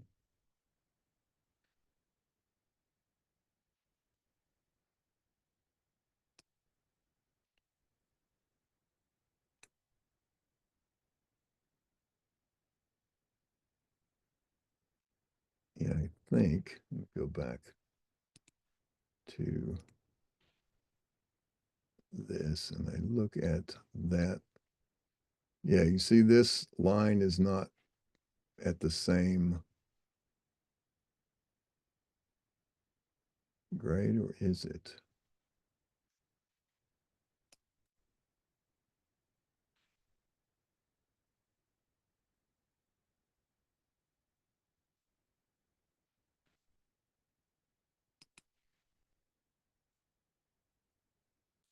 If I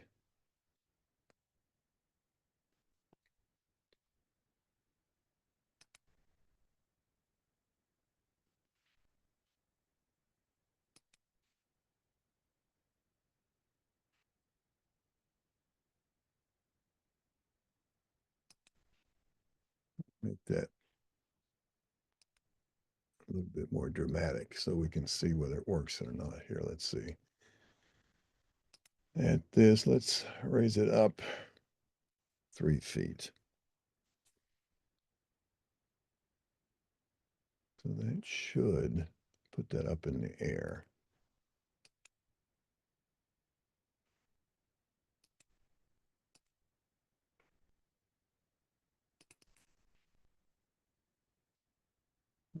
Pull my profile.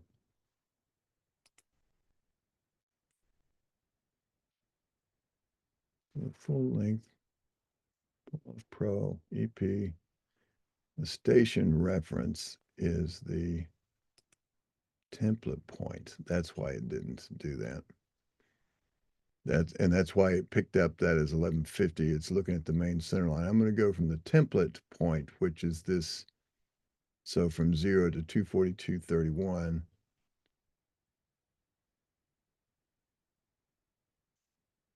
I think this will work.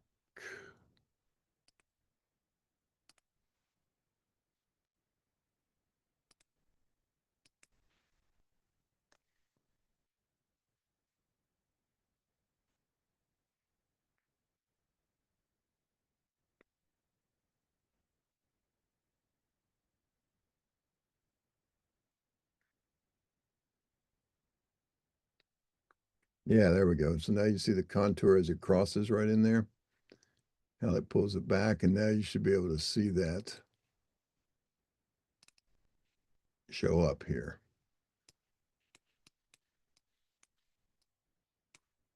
I'm coming over here. You see, I'm coming over to the edge. Now, here's this was the problem with using that profile, you see, is it goes from the center of the road to push that out, and it meets that profile over there. So it transitions from the center line up instead of from this edge up. I think. Let me see if I look at my triangles. Yeah, you see those triangles? No, no, they're still coming from the edge. Oh, no, I'm sorry. That's the center. So this does not carry through. It actually pulls it from the center and goes up to that profile.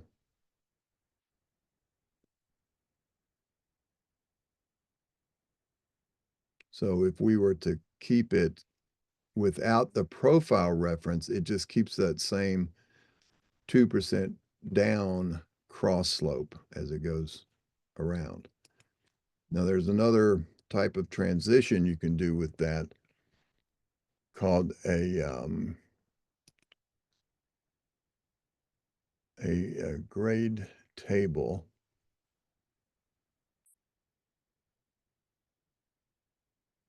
Template grade table. We'll make a new one. Just leave that default name. A template file to process. We'll use that template file. And so now we're going to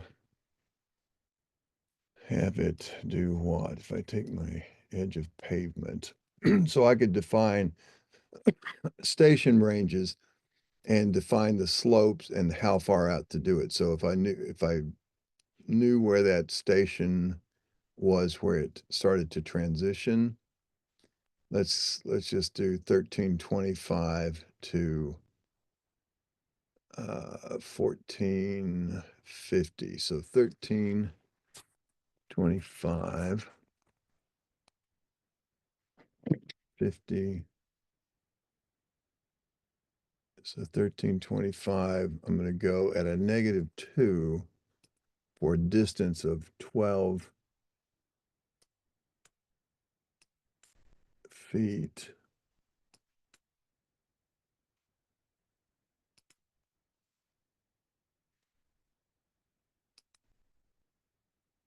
And then also at 1325, we're going to, let's see, -2, 12 feet. And then this one will be, so from there, let's go up at a +2 for a distance of, I have no idea what that distance is, 12, let's say 20 feet. And then at 1450,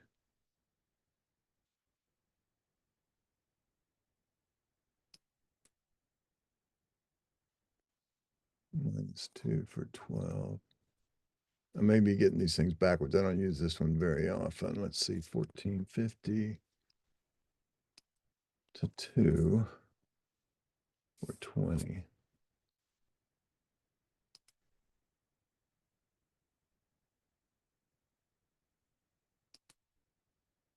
Actually, I want that to go up edge slope. Let me.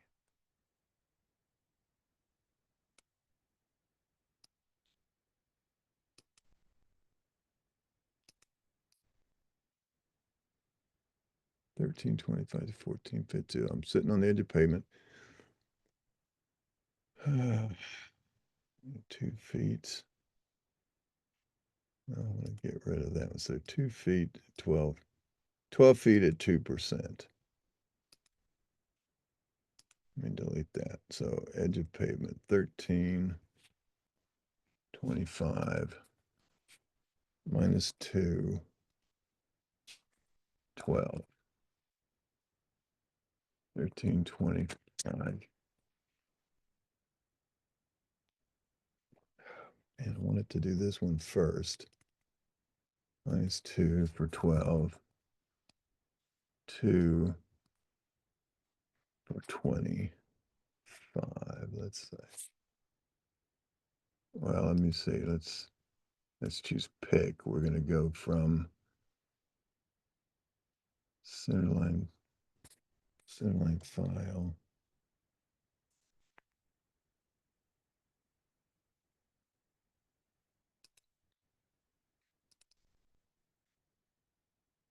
Pick a point for a stage for the station. We'll go to the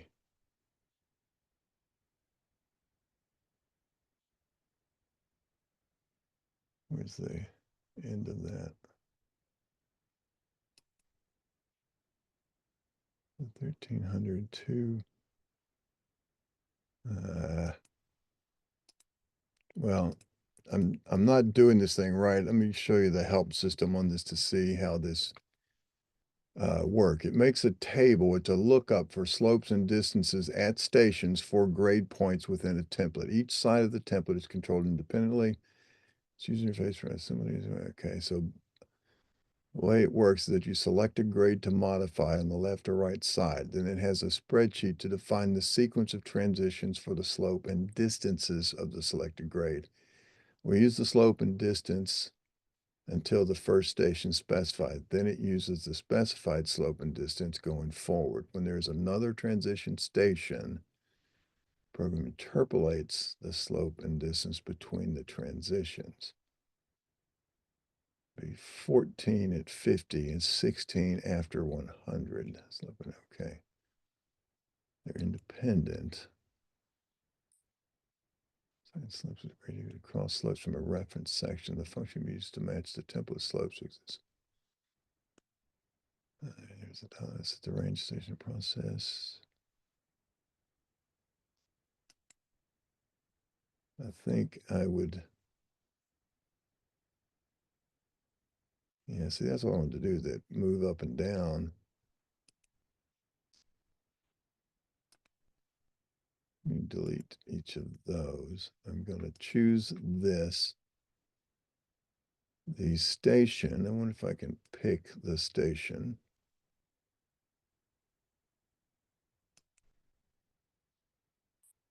So it picked the station.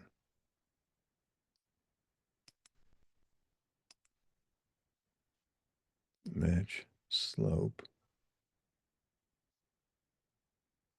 A section file. Okay, so it's going to match that from this. I'm going to say -2 for 12. And then when I get to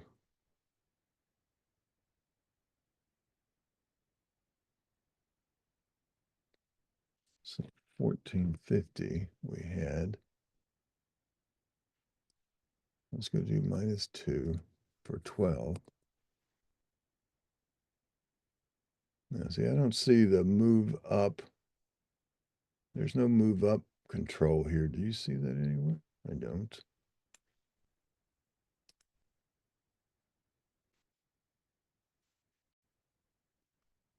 So then at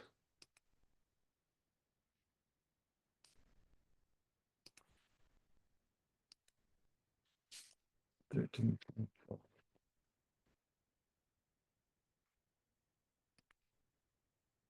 -2 12. I'm going to also do it 1325 -2 12, but then I want this one to go 2 and that one to go 24.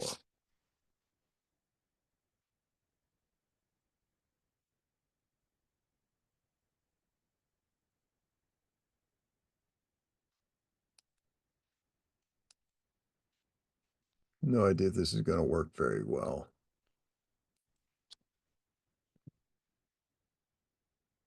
We'll see it if it happens.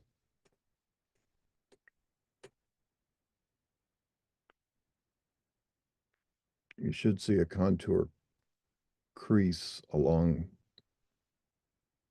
that edge of pavement, and it didn't. I don't have that actually figured out exactly right, apparently.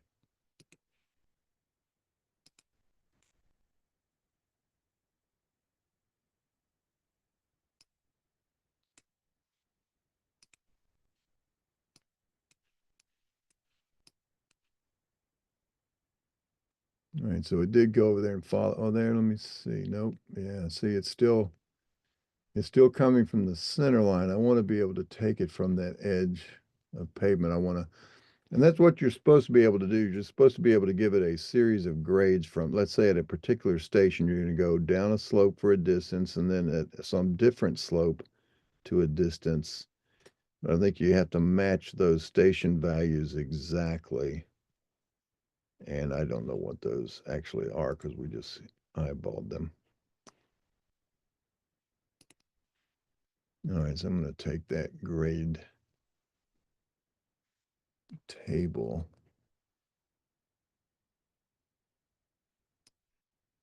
I didn't.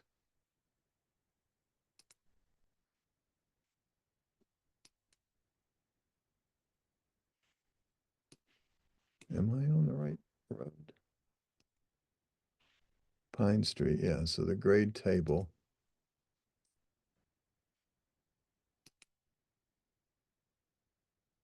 Yeah, and then at 1325.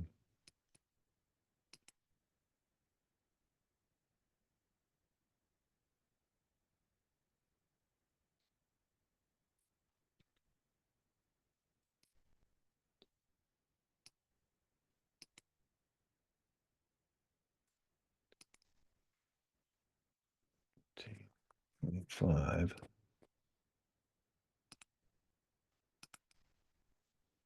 -2 for 12. And also at 1325, I'm going to switch to 2% for, let's say, 28.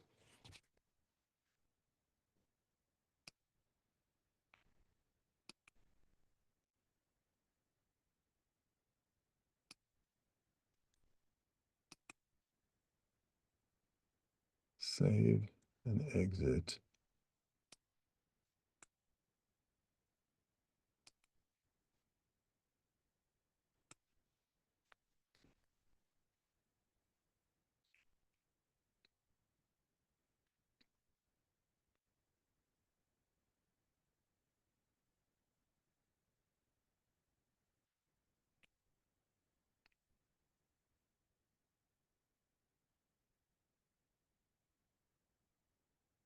See, I've still got something going on with that grade table that's not, it's not, interpreting that correctly.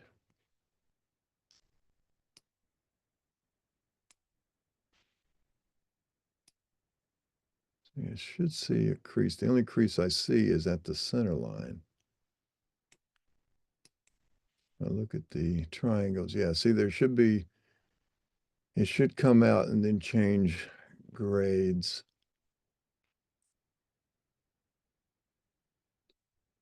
See, it came out 12.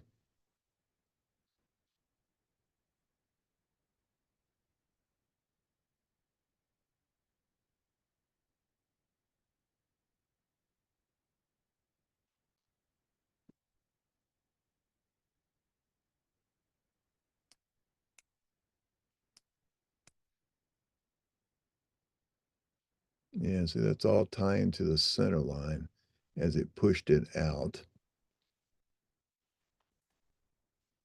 You know what? I wonder if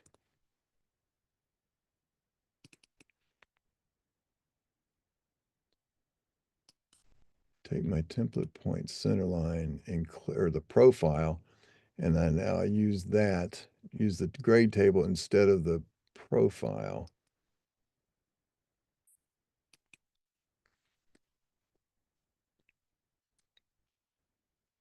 Maybe that one's overriding the other.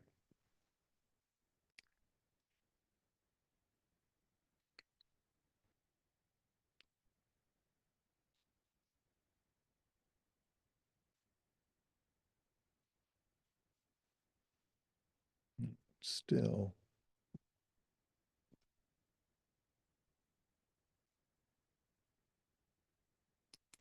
makes that.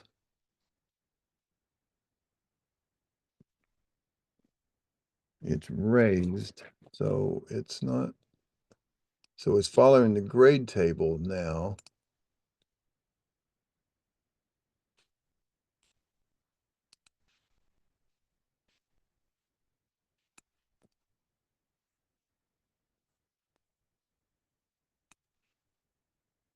But did it put in the actual? Yeah, see, it's still tying these triangles back to the center line. Oh, no, right in here. You see there? It goes, nope, I'm sorry, that's still the center line. Yeah, so center line over.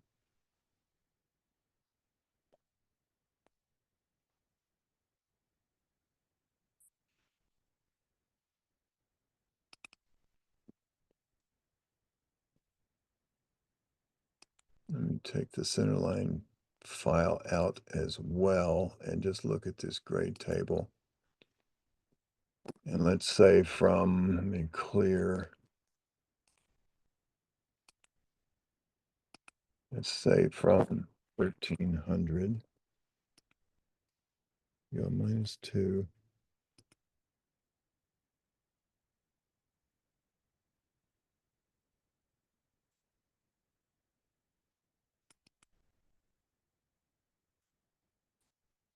-24, say 1400, -2 for 12, and then 1400 +2 for 24. Yeah, I think this is all still tying everything back to the center line. I want to be able to say, I want these things to work in series. And I don't think that's happening.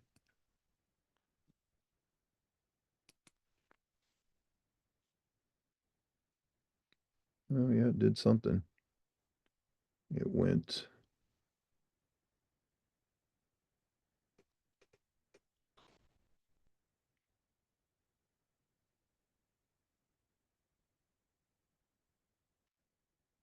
So it picked up that first 1300. So it went from the start all the way up to 1300, out to that distance, and then it started pulling this back into the 1400 at 12, but it never.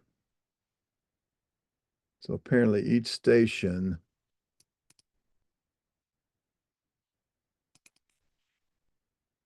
in this table, each station apparently can only define a particular width. So if I did this at 12,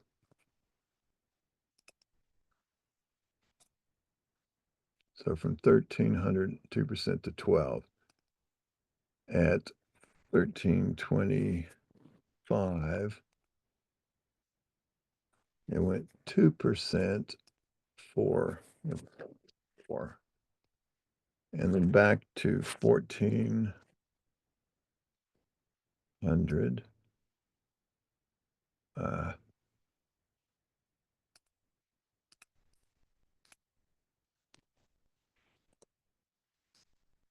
So up to there, now we'll keep that at 2%, back to 24. And then let's go to 1475 at -2% for 12.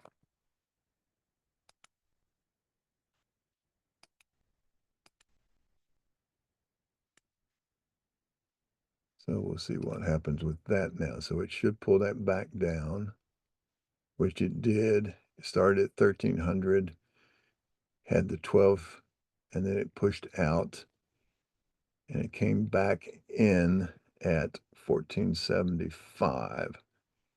So that followed. So yeah, so apparently I can't, I'm not able to do grades in series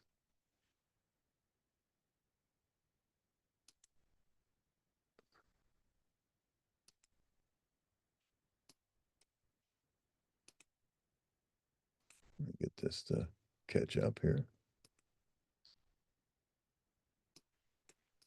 All right, so apparently with the grade table, I cannot do grades in series at a single station.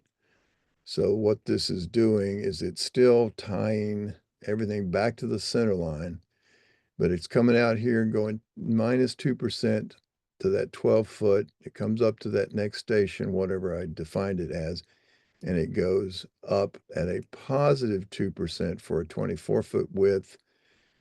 Does it back here to the same thing, and then I had it transition back down at the 14 plus 75 where it comes back into alignment. So yeah, that's what you can use that grade table for. And the template grade table, let me, so this is a way to take any of these particular things and at a given station, specify how it behaves away from the center line that you're referencing. That's that Pine Street center line. So normally it's at -2% for 12 feet. So that's why it comes up here to the 1300, goes there. And then over 25 feet, it changes from -2% to 2%, but also pushes out a distance of 24 feet. So these are at any given station, you can only define a particular offset. You can't do one offset, go back to the same station and do it at a different value. Okay, so it's only let me do one at each one. So that's the difference in these. I will get rid of that one and I'll go back to using the template point profile and the template point center line.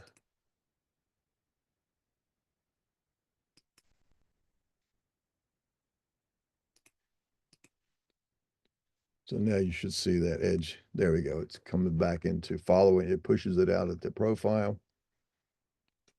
And instead of just continuing that 2% slope because I referenced the profile, it's going to kick that edge up. But it does it in that particular spot. Let's see. And it does it from the center line.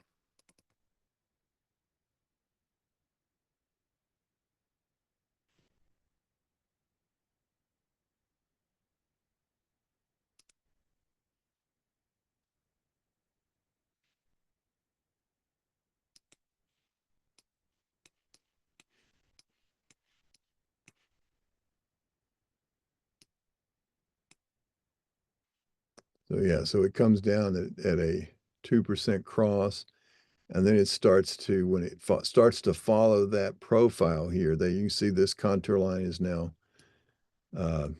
starting to get some different shape to it instead of the normal crown. And then it gets up here, it's hitting the high spots. Let me turn this to say a 2 foot.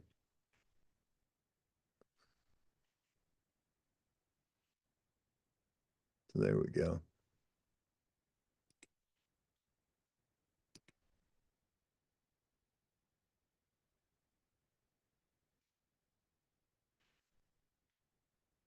Yeah, so you see how these contours are pulling this up. So this is high up in here now.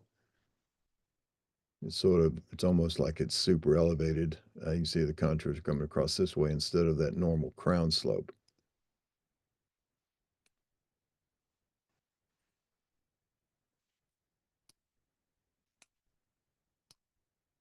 Okay, so that's one way that you won't get water to drain. But if you don't put the profile in, it's just going to push the 2% across.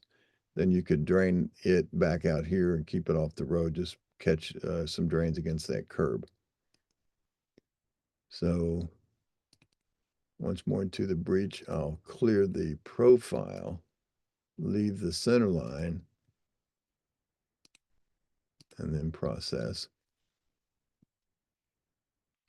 Now you'll still see the contours now are going to follow that 2% normal crown, but it's going to push it on out to that far distance away.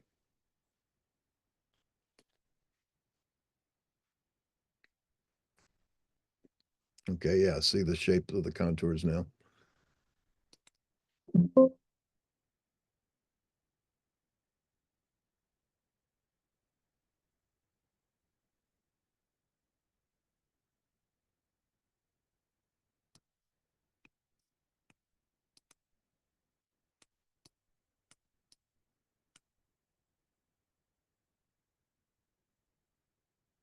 Yeah, so that maintains that same 2% downslope. So you would come in here and I don't recall if I'm climbing up. So this is higher than that. So it's going to shed over here. So I would put an inlet like right in that corner, maybe even one over here because it's going to still come down this line here. So at some point you would catch that water. Maybe you could put one just on that corner. And by that corner, I mean like right there as you start to depart. So water would then shed down here and it would run down the curb line and come down here catching the inlet and you can, send it on its way. All right, that make a certain amount of sense.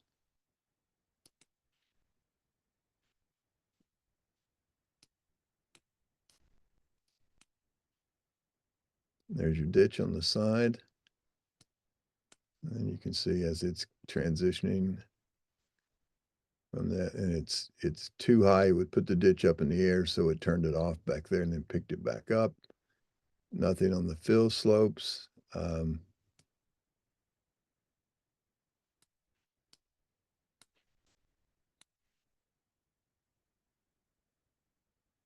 Don't have a lot of fill slopes on this road because we're climbing through the Himalayas. All right, so now next thing you could do is you could turn on and off your little boundaries, turn off these 3D lines, draw the 2D lines for it. You've got the contours already drawn. You could merge this surface into the other. You could redraw the contours. For instance, these are on C topo major and C topo minor. So if you did this, if I erase by layer, now keep in mind, oh, I've also got to get one more, get one of these.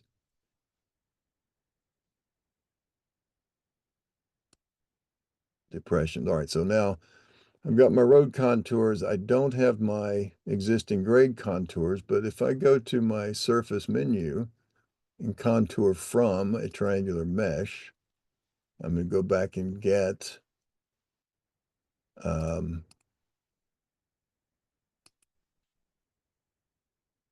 wait a minute, I did the wrong choice here. Surface contour from a tin file, not a triangular mesh. Sorry about that. So I'm going to choose my original ground.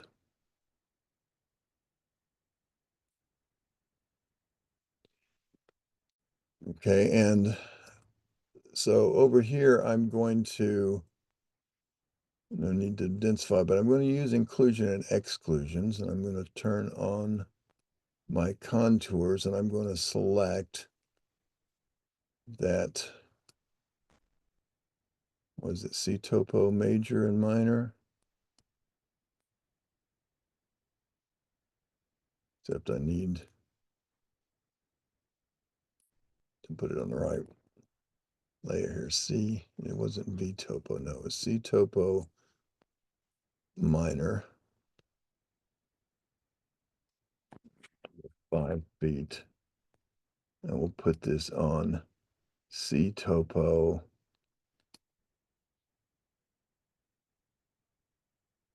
major.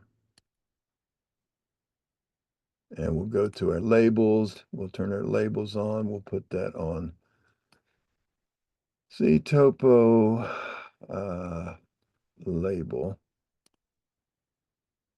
C topo, yeah, label. So C topo label.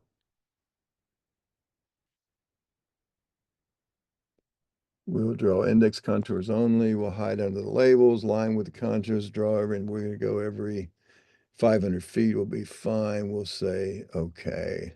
Now, we've got inclusion and exclusion. I don't really need to get the inclusion because that's the edge of it anyway, but I'll go ahead and get it. Now, the exclusions, I'm going to pick this perimeter polyline as my exclusion. And so you see what it did. Now I'm going to freeze by pick.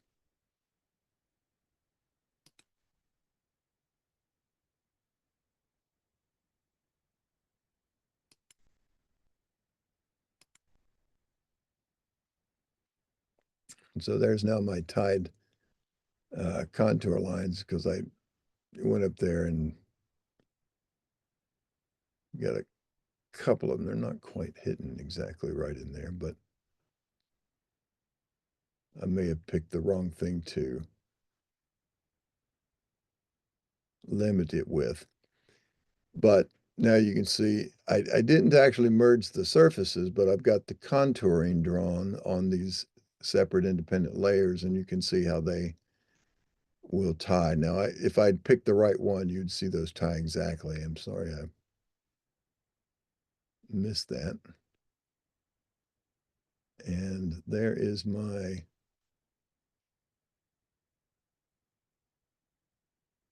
label.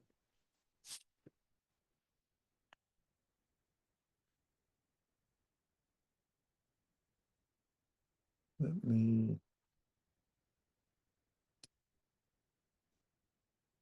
thaw those back.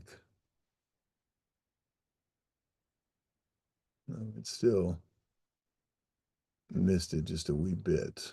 All right, so that was, let's see,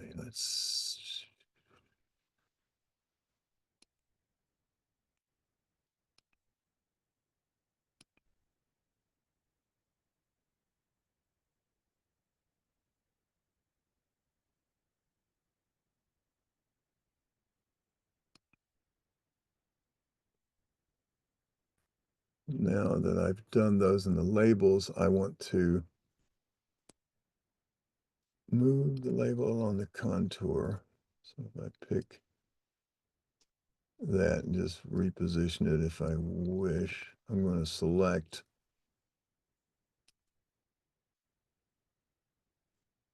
my wipeout, and I'm going to select similar and bring them to the front.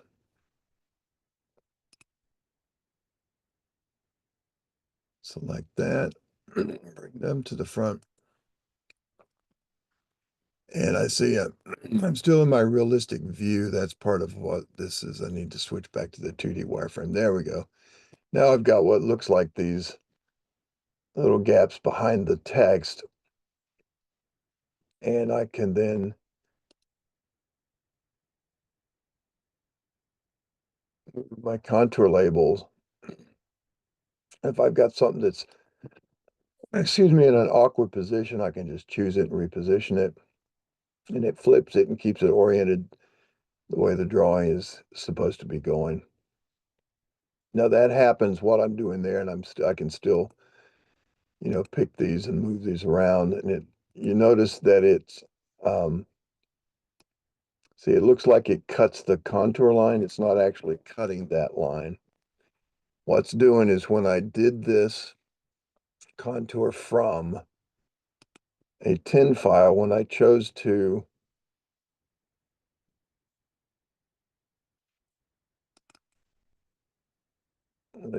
put my labels down, I said label the contours, and I said label index contours only, but this checkbox right here, hide the drawing under the labels, that creates the wipeout behind the text label. I could have said up here, break the contours of label, and that will physically break that polyline and put a gap in it. But if you don't want to break it and you let it just hide under the label, it puts a wipeout there, and then you can go to the surface contour labels, move label along the contour, and it picks it up, and it has the visual effect of breaking it wherever it lands. Okay, and you can keep doing those for as many as you want. Hit enter to finish the command. If you do choose to break the contour at the label, you can't run that command. You go to run it, it will tell you you can't do it unless you said hide underneath and you did not choose to break. All right.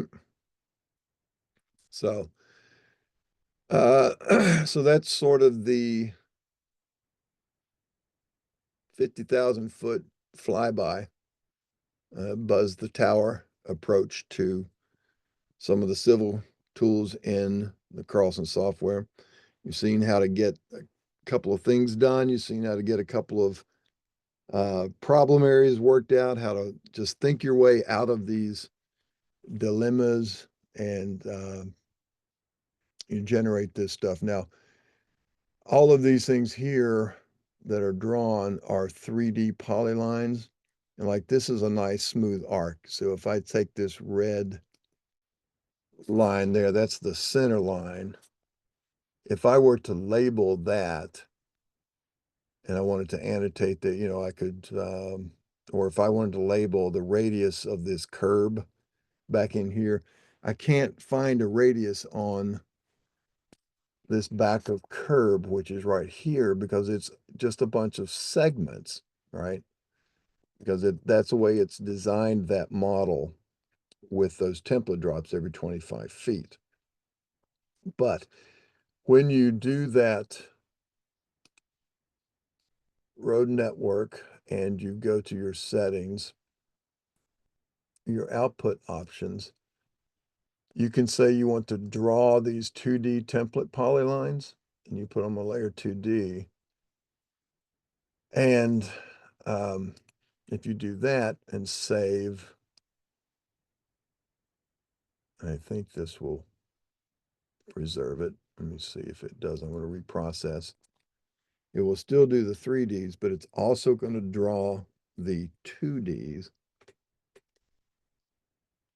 And therefore it should put those in, but it may still segment those 2Ds. We're going to see what happens.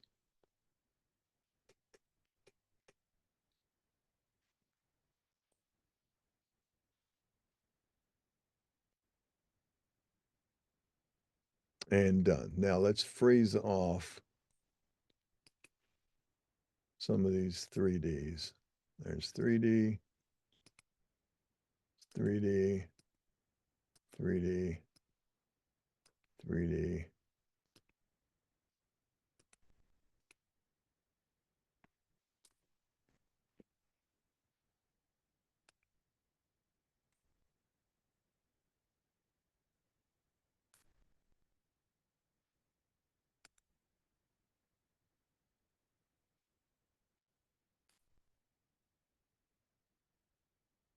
All right, so now that I've got the 3Ds out of the way and I've drawn these 2Ds, and I could have kept the ditch, or let's say maybe if I even,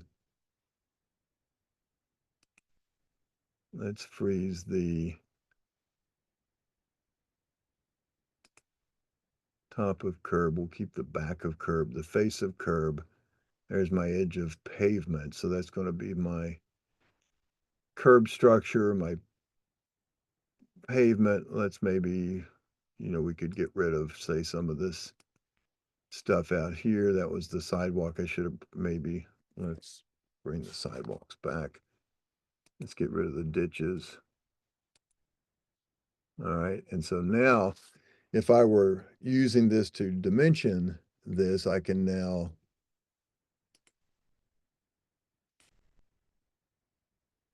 do a radial dimension with a radius, and now I should be able to pick this up. You see, it finds the radius. If I do the same thing of this one, it has to be that 2D polyline. Let's see.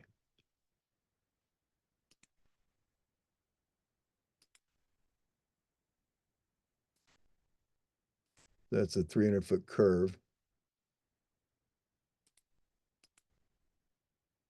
That was the edge of pavement. Let's get the back of the curb.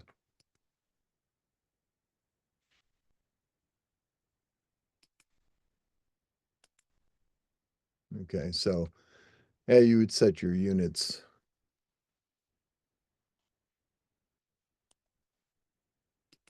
down to something a little more appropriate instead of the 4 feet. So that's a radius value of 300 feet on the center line, it's 312 to that edge of pavement, it's 286 to this back of curb here. It's 314 to the back of curb because remember we had a 2-foot wide curb. So if I were to try to do that by using those drawn 3D lines, it would tell me there's no radius there. So keep that part in mind. When you've got that 3D geometry, it will not be able to recognize circular geometry, but when it draws these 2D points in or from the template, as it goes around a curve, it actually creates a 2D polyline with that curve and offset generated for it. It's just the 3D lines. If I now restore my line, so these lines, if I were to try to do it, you see, there's no there's no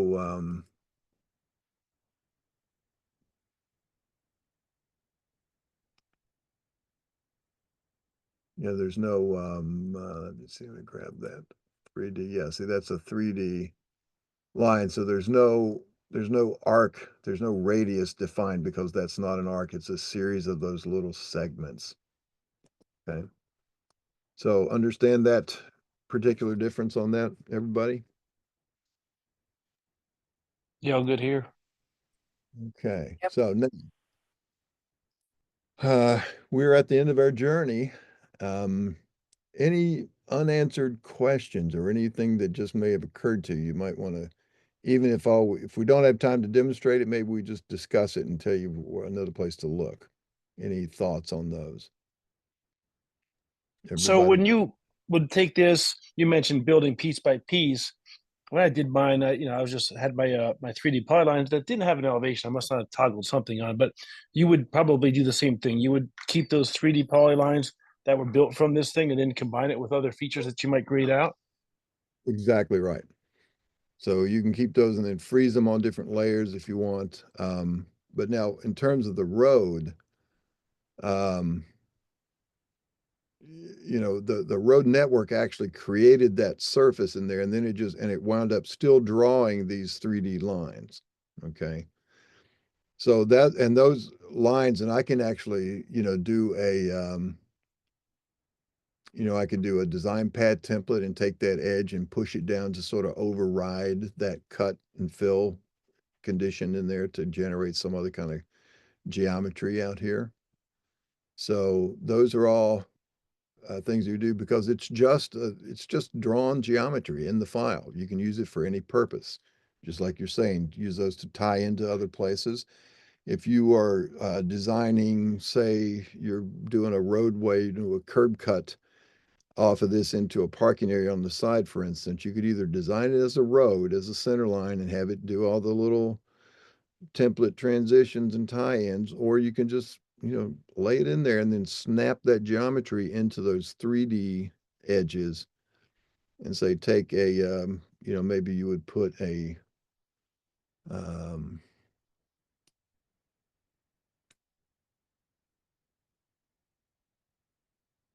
my arc. Let's just draw an arc. So if you drew an arc, maybe in 3D, let's see if I did a PC here, and I'll pick just a point here and then maybe a point over here. All right, so that's now a 2D arc. So maybe I've, drawn something and that's going to be the swing of my pavement. And if I want to then make that into the part of that 3D edge of something else I'm designing for the grading, what do I do with this? I've got a 2D arc that's snapped to here and it's snapped to here. So I can tell it to go 2D to 3D by screen entities this time instead of a surface. And I'll say, okay, and I'm going to select this polyline to convert. I'm sorry, I didn't read my prompts. I'll select ignore zero, extrapolate the ends, and you can also keep the existing if you needed to document that for a radius. And so I'm going to select this. I'm through converting though. That's the only one I'm going to convert. All right, select polylines to convert. Oh, it's an arc. That's why. Edit polyline utilities, entities to polylines. Because it was a freestanding arc and it's still circular and it's still an arc, but it's now a polyline. So now if I do 2D to 3D, I'll check this, hit enter. Now I need to select any 3D faces, lines, and polylines. So I can take that and this.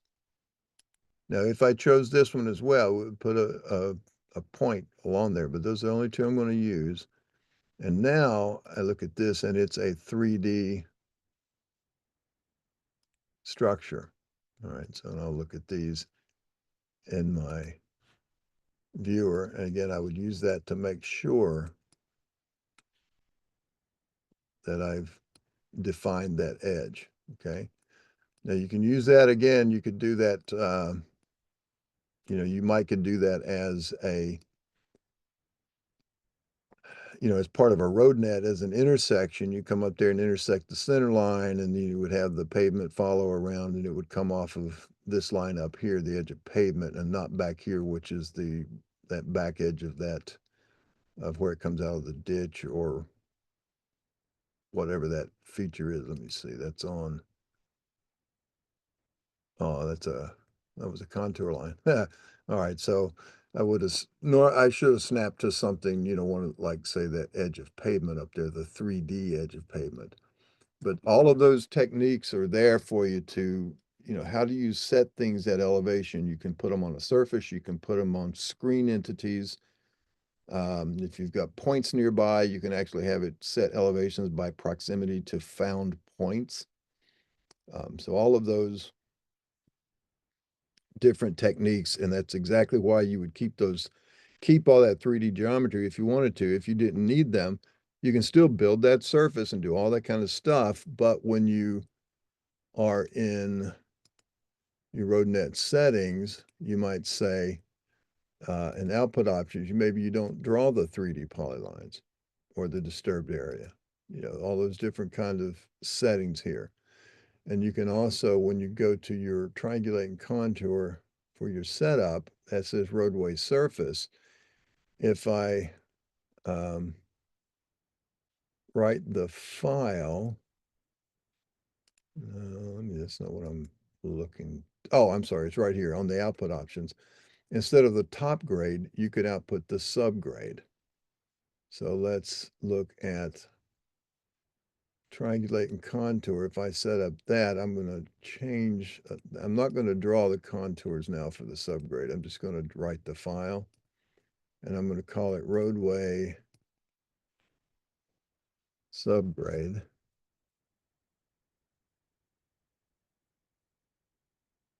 Say OK, and reprocess.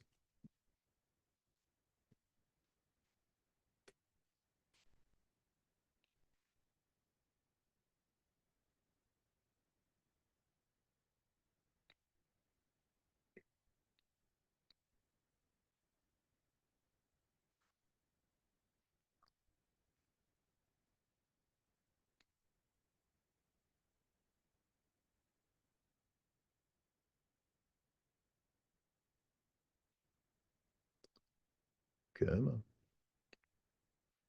And so now it's looking at every one of those template drops and looking at the cross-section template and going down and finding those points that define the subgrade, and it's generating those and outputting that kind of stuff instead. So this time now, I told it not to draw the contours. I just want to generate the surface, and you can compare the two here. Load up the roadway subgrade.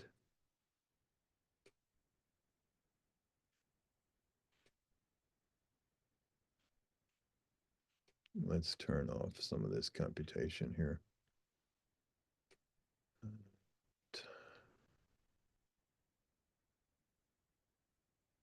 Turn the contours off.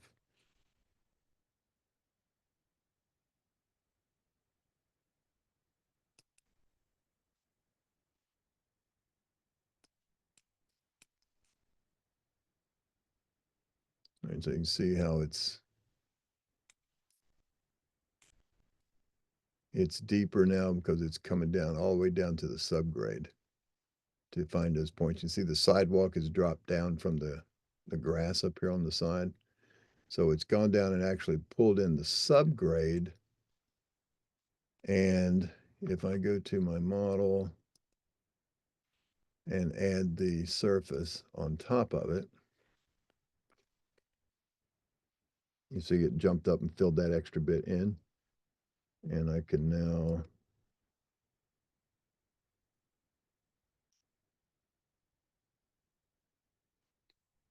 it's a pretty massive surface. I'm going to turn on, let's see, my subgrade, my surface. I'm going to make it sort of like so, and then my subgrade surface, once that happens. Instead of using those colors, I'm going to override the color from the file, and I'll set this to sort of this brownish color. Or you can make it into a texture and that kind of stuff. So now when that recomputes,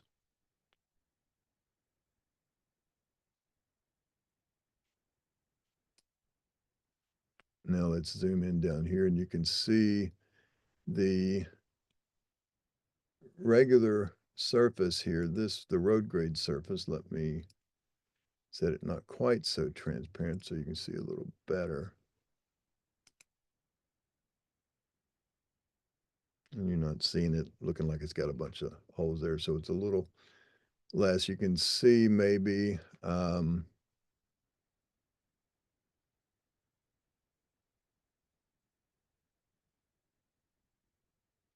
on.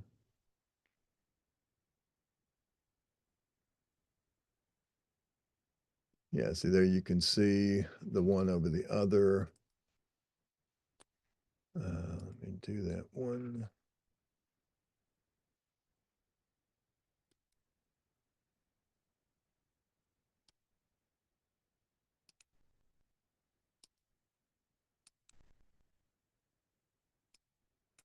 It's all the way back up. And now if I turn that one off, you'll see the subgrade underneath it.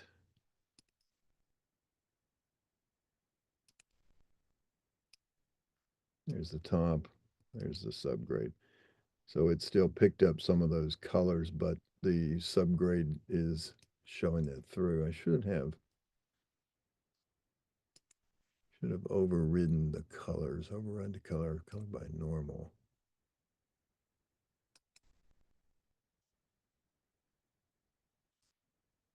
But that's what you would do, is just process this twice, and you would generate out that subgrade file to to be able to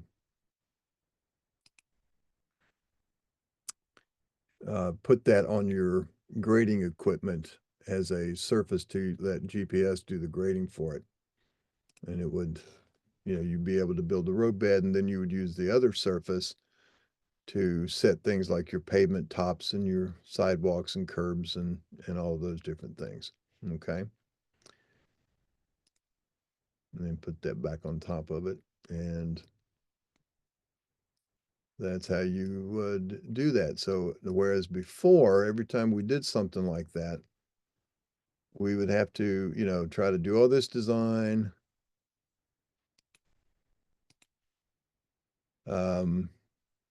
And then generate, the road, maybe generate the top surface. And then we had the top surface.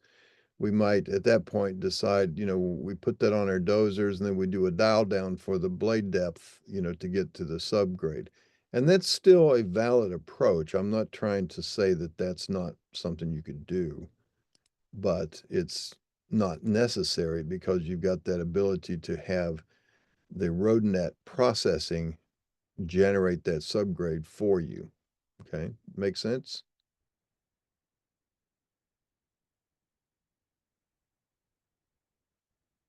Anybody good? I had a question, but it was more about your classes. About my classes? Okay. So do you do classes besides MSoft, like your own personal training, or you just only work with MSoft? Right now I'm really only just doing the MSoft stuff. That may be getting ready to change because it's pulling away some from my actual consulting work, and it's keeping me rather rather busy and sleepless is what the effect is. So I may be doing that separately, and there's also other products that I'm certified to train. Like I used to be, I have my Civil 3D teaching certification as well as my Bentley, all of the Bentley Civil um, products, like Open Roads Designer and Open Site and Site Ops and water gyms and sewer CAD and all those different Bentley products. I'm certified to teach all those. No, I haven't kept that current, so I'd have to go back and probably recertify. Um, but I use all those products in my work as well. So it's something that I had the ability to train. Whether I have the certificate from the vendor or not is a different story. So to answer the question simply is no, all I train is Carlson at this particular stage. But if somebody had a particular need or wanted to, see, then I could either do it independently or through MSoft. And here is a particular, not necessarily a rub, but it gets into a little bit of territorial definition. When, let's say your company wanted to hire me to come teach you how to use AutoCAD to create drawings, okay? Something totally outside of Carlson, maybe, by definition. Well, normally I'd be available and open to do that, but because of my relationship with MSoft, the fact that you came to this process by enrolling in an MSoft class, you're now an MSoft client. So I would then, still share that, and I would get paid on a commission as part of that instead of the actual training. So for me to still make the money, the same level of revenue that I need to make for that, it's not like I can do these a lot cheaper if we cut out MSoft. So I'd still need to, give them the portion of this that they get from being the dealership. And, it's a symbiotic relationship. They MSoft doesn't have, excuse me, they don't have the technical capability to do the training, but they are a dealer. So they sell the software and they, do some installations and stuff like that. But they have to contract the training out because they're just not practitioners. They're sales guys and that sort of stuff. Yeah, I see what you're saying. So basically, what I was thinking was like getting some training, like on a real situation, like on a job site that I have. You know what I'm saying? Like using Sure. alignment and profiles that I have, something like that, just to see how it works Yeah. completely. Yeah, so something I would have to get with MSoft so they could sell me something like that. Well, I mean, you could still talk to me about it, and we could, I'm the one that writes all the proposals for this stuff as well. And so that Oh, would be we would set that up as a consulting agreement as opposed to training. It's not going to be, I'm going to, you would still learn, you would still be trained, but we could do it, at any level between, hey, here's this job, I need to do this, here's the data, do it and send it back to me when you're finished. Okay, I've had a client that did that on a particular subdivision up in Buffalo once. In fact, it was a nice little project right near the Buffalo Bills stadium. It was a pretty high class little area, carriage homes and such like that, with all kinds of decorative retaining walls and bridges and wetland restrictions. It was a nightmare. So he basically hired me to come and work at his company, really like an employee. And so we could do that at that level, or, it could also be, hey, I'll stand behind your shoulder as you go through this and show you what approach to take and get you started. You can get that stuff done. And when I say I'll come and stand behind your shoulder, it can be done remotely. It doesn't have to be done on site necessarily, but Yeah. so we Yeah, so certainly do this that. project, we ended up subbing it out to a company that did the models for us, everything that we Right. needed. So we got started with it already, but I still want to tackle it and kind of do it myself. You know what I'm saying? Yeah, yeah, yeah. And so that's one of the things that we do because for one thing, I've got so much other work. You know, I do design work too. You know, I'm not just keeping up with MSoft clients, Oh, but okay. it gets to be so much work that it's not in my best interest to try to do all this and keep that knowledge to myself because my goal is to be able to show this at at these deeper levels and teach those skills to you when you go away from the process so that you're able to stand on your own and you don't need me anymore and I can that frees up my time. I'm certainly willing to do it, and if we go into any kind of a contractual situation, we'll certainly do that, but you're not necessarily, maybe you are, but it's not necessarily something that you want to hire me as a staffer, forever and ever. Um, it it it could be, but I've got too much other stuff that I have to keep doing as well, and I wouldn't be able to give a Yeah, full-time for effort, sure. in Yeah, that. yeah, yeah, for sure. But I anyway, get so the whole idea is, you could call and say, hey, let's talk about, setting this up, and we'll go back and forth and we'll work out a proposal to see, what level of involvement. And if you want to do it as training, and that's a great way to get training, is do it on a live project with your data and, your particular deliverable requirements. And, excuse me, but do it on a project that has budget that you can, you got some sub-consulting budget space so that it's not, you're not just paying out the pocket for training and it's not, really, you don't have anything to hold in your hand and say, this is what I got. You've got some knowledge, but you don't have a finished product. Whereas if you can do that on a particular project, yeah, we do that a lot to all kinds of people. And it's generally through MSoft, but you don't have to go through Mike. You can do it through me, through my contact as well. Oh, okay.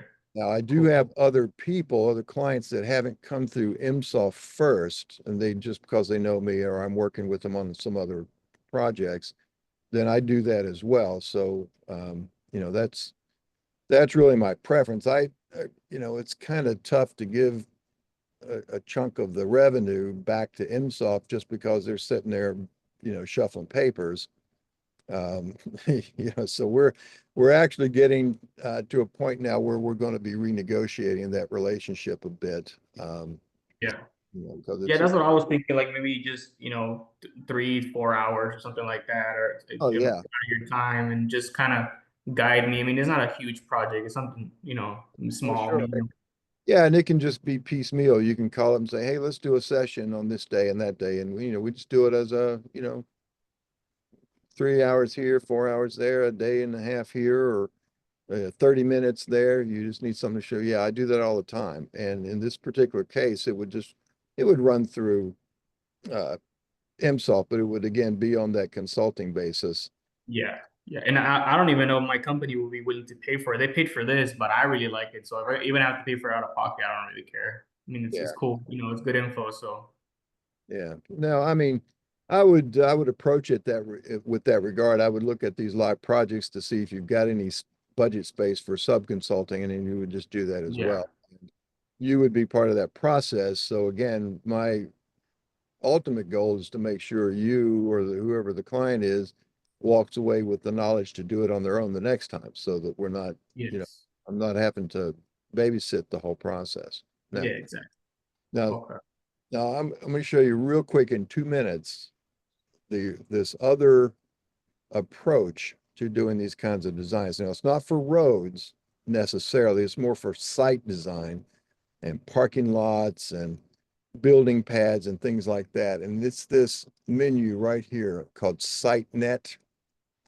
And this is where you build existing surfaces and design surfaces based on layer membership. But when you do that, you've got like closed outlines for building pads and closed outlines for a parking lot with entrances off a roadway and things like that. And you do it and it's sort of layer based instead of item based. So whichever these layers are, you tell it which layers are going to make up, say, all the building pads. And then for those closed outlines, you can define cross-sectional depth. You can define the subgrade depths under each of those different things, whether it's pavement or building or landscape areas or, whatever it happens to be. And then when you do that process, notice you've got this calculate total volumes and you've got this material quantities. That does, the whole deal. So if I'm just doing a parking lot design and I'm really just doing the top of the parking lot, this lets me further define that parking lot area with a depth and various materials, stone and asphalt pavement or super duty pavement or whatever it happens to be. And it accumulates those materials, much like the roadway processing did here for this one. But it's intended for the sort of site development work. It's a vertical approach, whereas the roadway is a horizontal approach. It's an end area approach. And that's through this thing called SiteNet. And it correlates to another product they have called Carlson Takeoff. And it's also the construction module, which is the one that runs under the CAD engine. But the SiteNet menu is sort of a little mini subsystem of that whole process. And it's just a different approach. It's really geared more toward contractors as opposed to designers. So that's something I would encourage any of you guys to look at if you're interested. And I would do it through going to your help system and these online training movies. And you're going to go out to, say, the YouTube Carlson channel, and then maybe search for Takeoff, and you'll find a video like that using use Carlson Takeoff. Now that's an hour long. I wouldn't watch that one just to get a taste, but here's a 3-minute one that shows the overview of Takeoff. It also has some tools to Estimating is the first step in bringing business to your company. Bidding for jobs is competitive, and it is vital for your company So, to proceed earth-moving estimation as easily you and can, accurately and as quickly as possible. they have some tools to For over 20 years, take PDFs and bring them into the provided models, engineers and but surveyors with the most comprehensive, reliable, and easy-to-use software in the turn that down. Just they step you through, and here's sort of some of the approach, some of the tools that they've got in there. Try to fill in that. The core functionality of Carlson Takeoff is to calculate earthwork cut and fill between existing and design surfaces. You see, so it The earthwork reports can be customized trying to and find include the ability to output to Microsoft Excel. if I can find a point. There are visualization tools to show cut and fill color maps, quick profiles, and even a surface drive over. Yeah, they really sort of give it's hard to give Carlson Takeoff 3 reports months. material. Anyway. So, look at things like that and look and search for Takeoff, or even I wonder if SiteNet might have anything in it. Yeah, existing design modeling with SiteNet.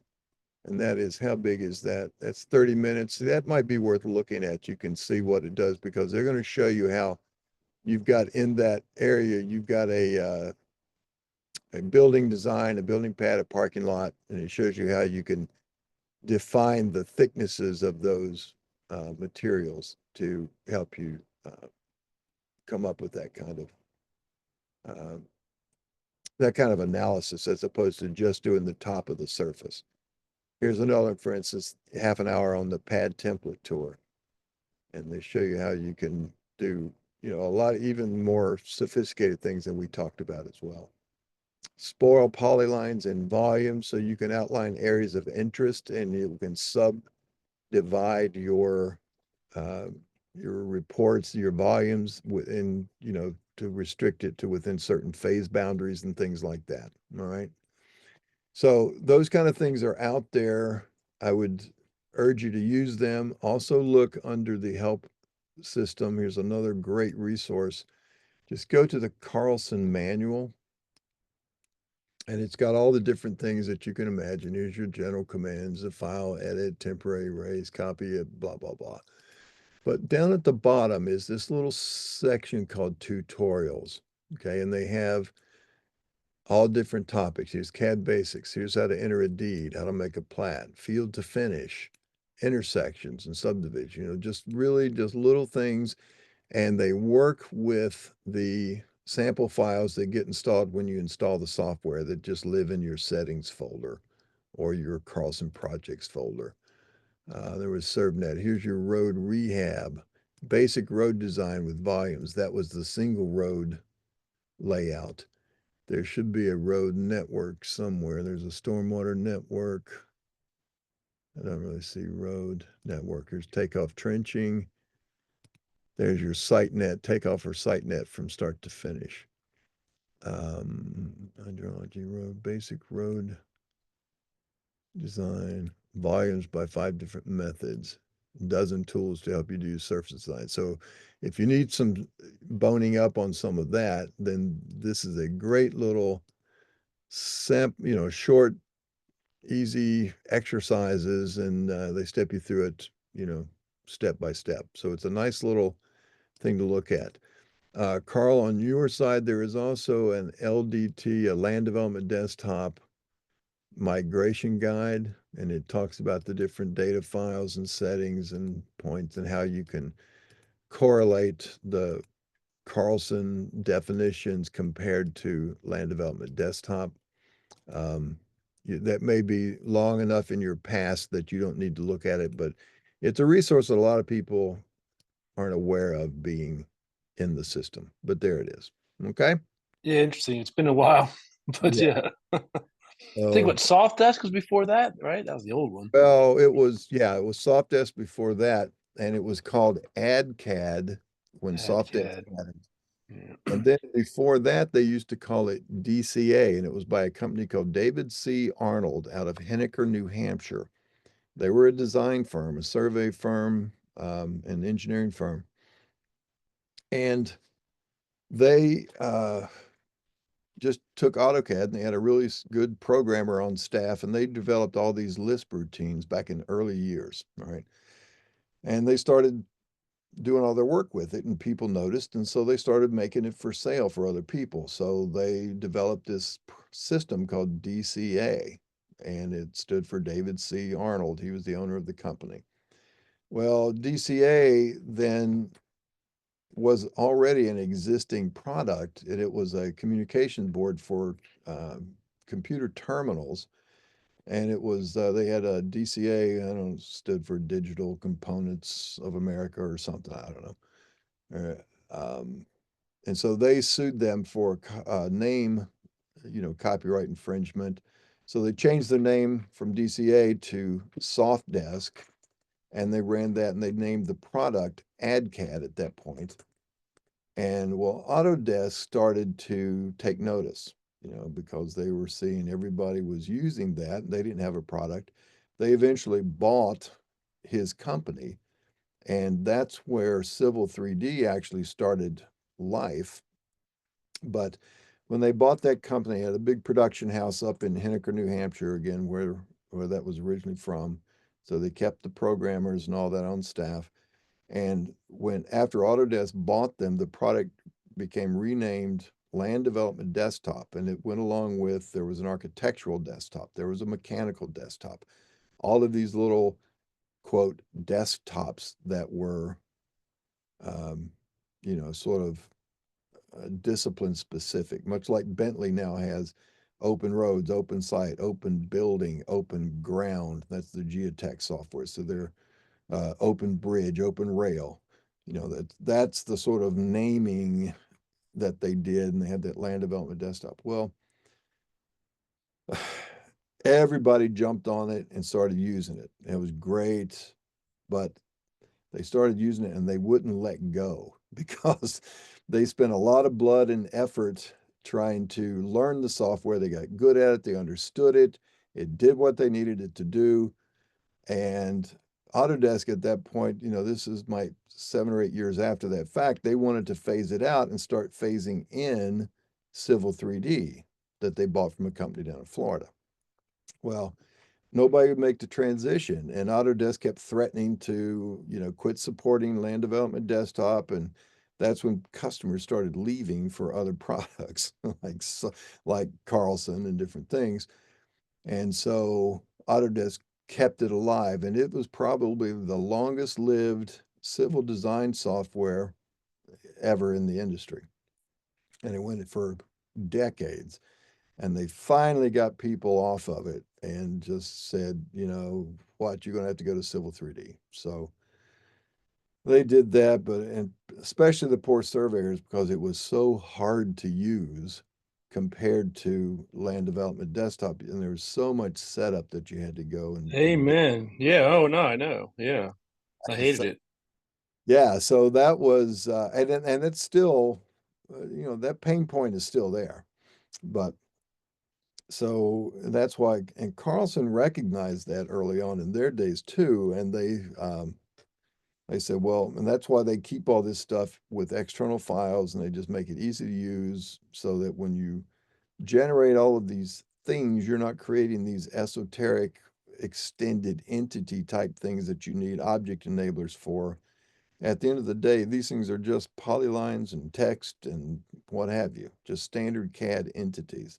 I can give this file that we've been working on to anybody else out there that can read an AutoCAD file, and they can use it. Now they won't be able to use the profile editor on it unless they have Carlson's profile editor, but they'll at least have the information that created all that, as part of the drawing. And if I've drawn the 3D center line, there's my profile, I could, take it and work with it from there, but they're not, it doesn't restrict somebody. I don't give it to somebody else who wants to use it for some other purpose. And it says, you can't open this unless you buy Carlson software.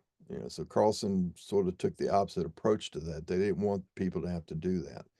And Autodesk takes the approach of, hey, if we force people to have to buy Civil 3D to use these files, that's more money for us. And so, that's their marketing approach. So anyway, answer all that, to answer that kind of stuff, that's land development is a past thing. It's no longer, it'll still run, but it's not something that's still sold on the market. But this is, I have found a very, very viable, and in a lot of ways, I like it better. I used the old Sofdesk stuff back when it was DCA, and I used it. We even worked for a company that designed landfills, and we would have 5,000 and 6,000 acre landfills that we did massive surface analysis and surface modeling on, and it would bring these puny little computers to their knees. And so, in those days, there was a version of AutoCAD and a version of DCA and AdCAD that would actually run on a Unix-based Spark Sun, a Sun microsystem Spark station. So we had a network of 4 of these Unix boxes to do all this heavy, heavy design work. Well, now PCs can run rings around all that. So we're back down to this. And then AutoCAD also quit writing a version specifically for Unix. Although BricsCAD has one, and it's an AutoCAD work-alike, but it's available native Windows, native Unix, and native Mac OS. So, all of those alternatives are out there. In fact, BricsCAD has another great set of design tools, but they're mostly developed in Australia. So we've got that little bit of cultural translation that sort of stands in the way of adopting those things. But, there's some alternatives there. But for now, and heck, I've known Bruce Carlson for 30, 40, close to 40 years. He's actually from you guys down here in South Point. He and his family, he grew up in Clearfield, just up north of us here. And he's now down, he's lived in Maysville, Kentucky, outside of Cincinnati for a long time, many years now since his company's been, but he started out up in Clearfield. And he marketed all his stuff to all the surveyors around here, all the coal mines, and, you know, basically drove around and selling this stuff out of the trunk of his car.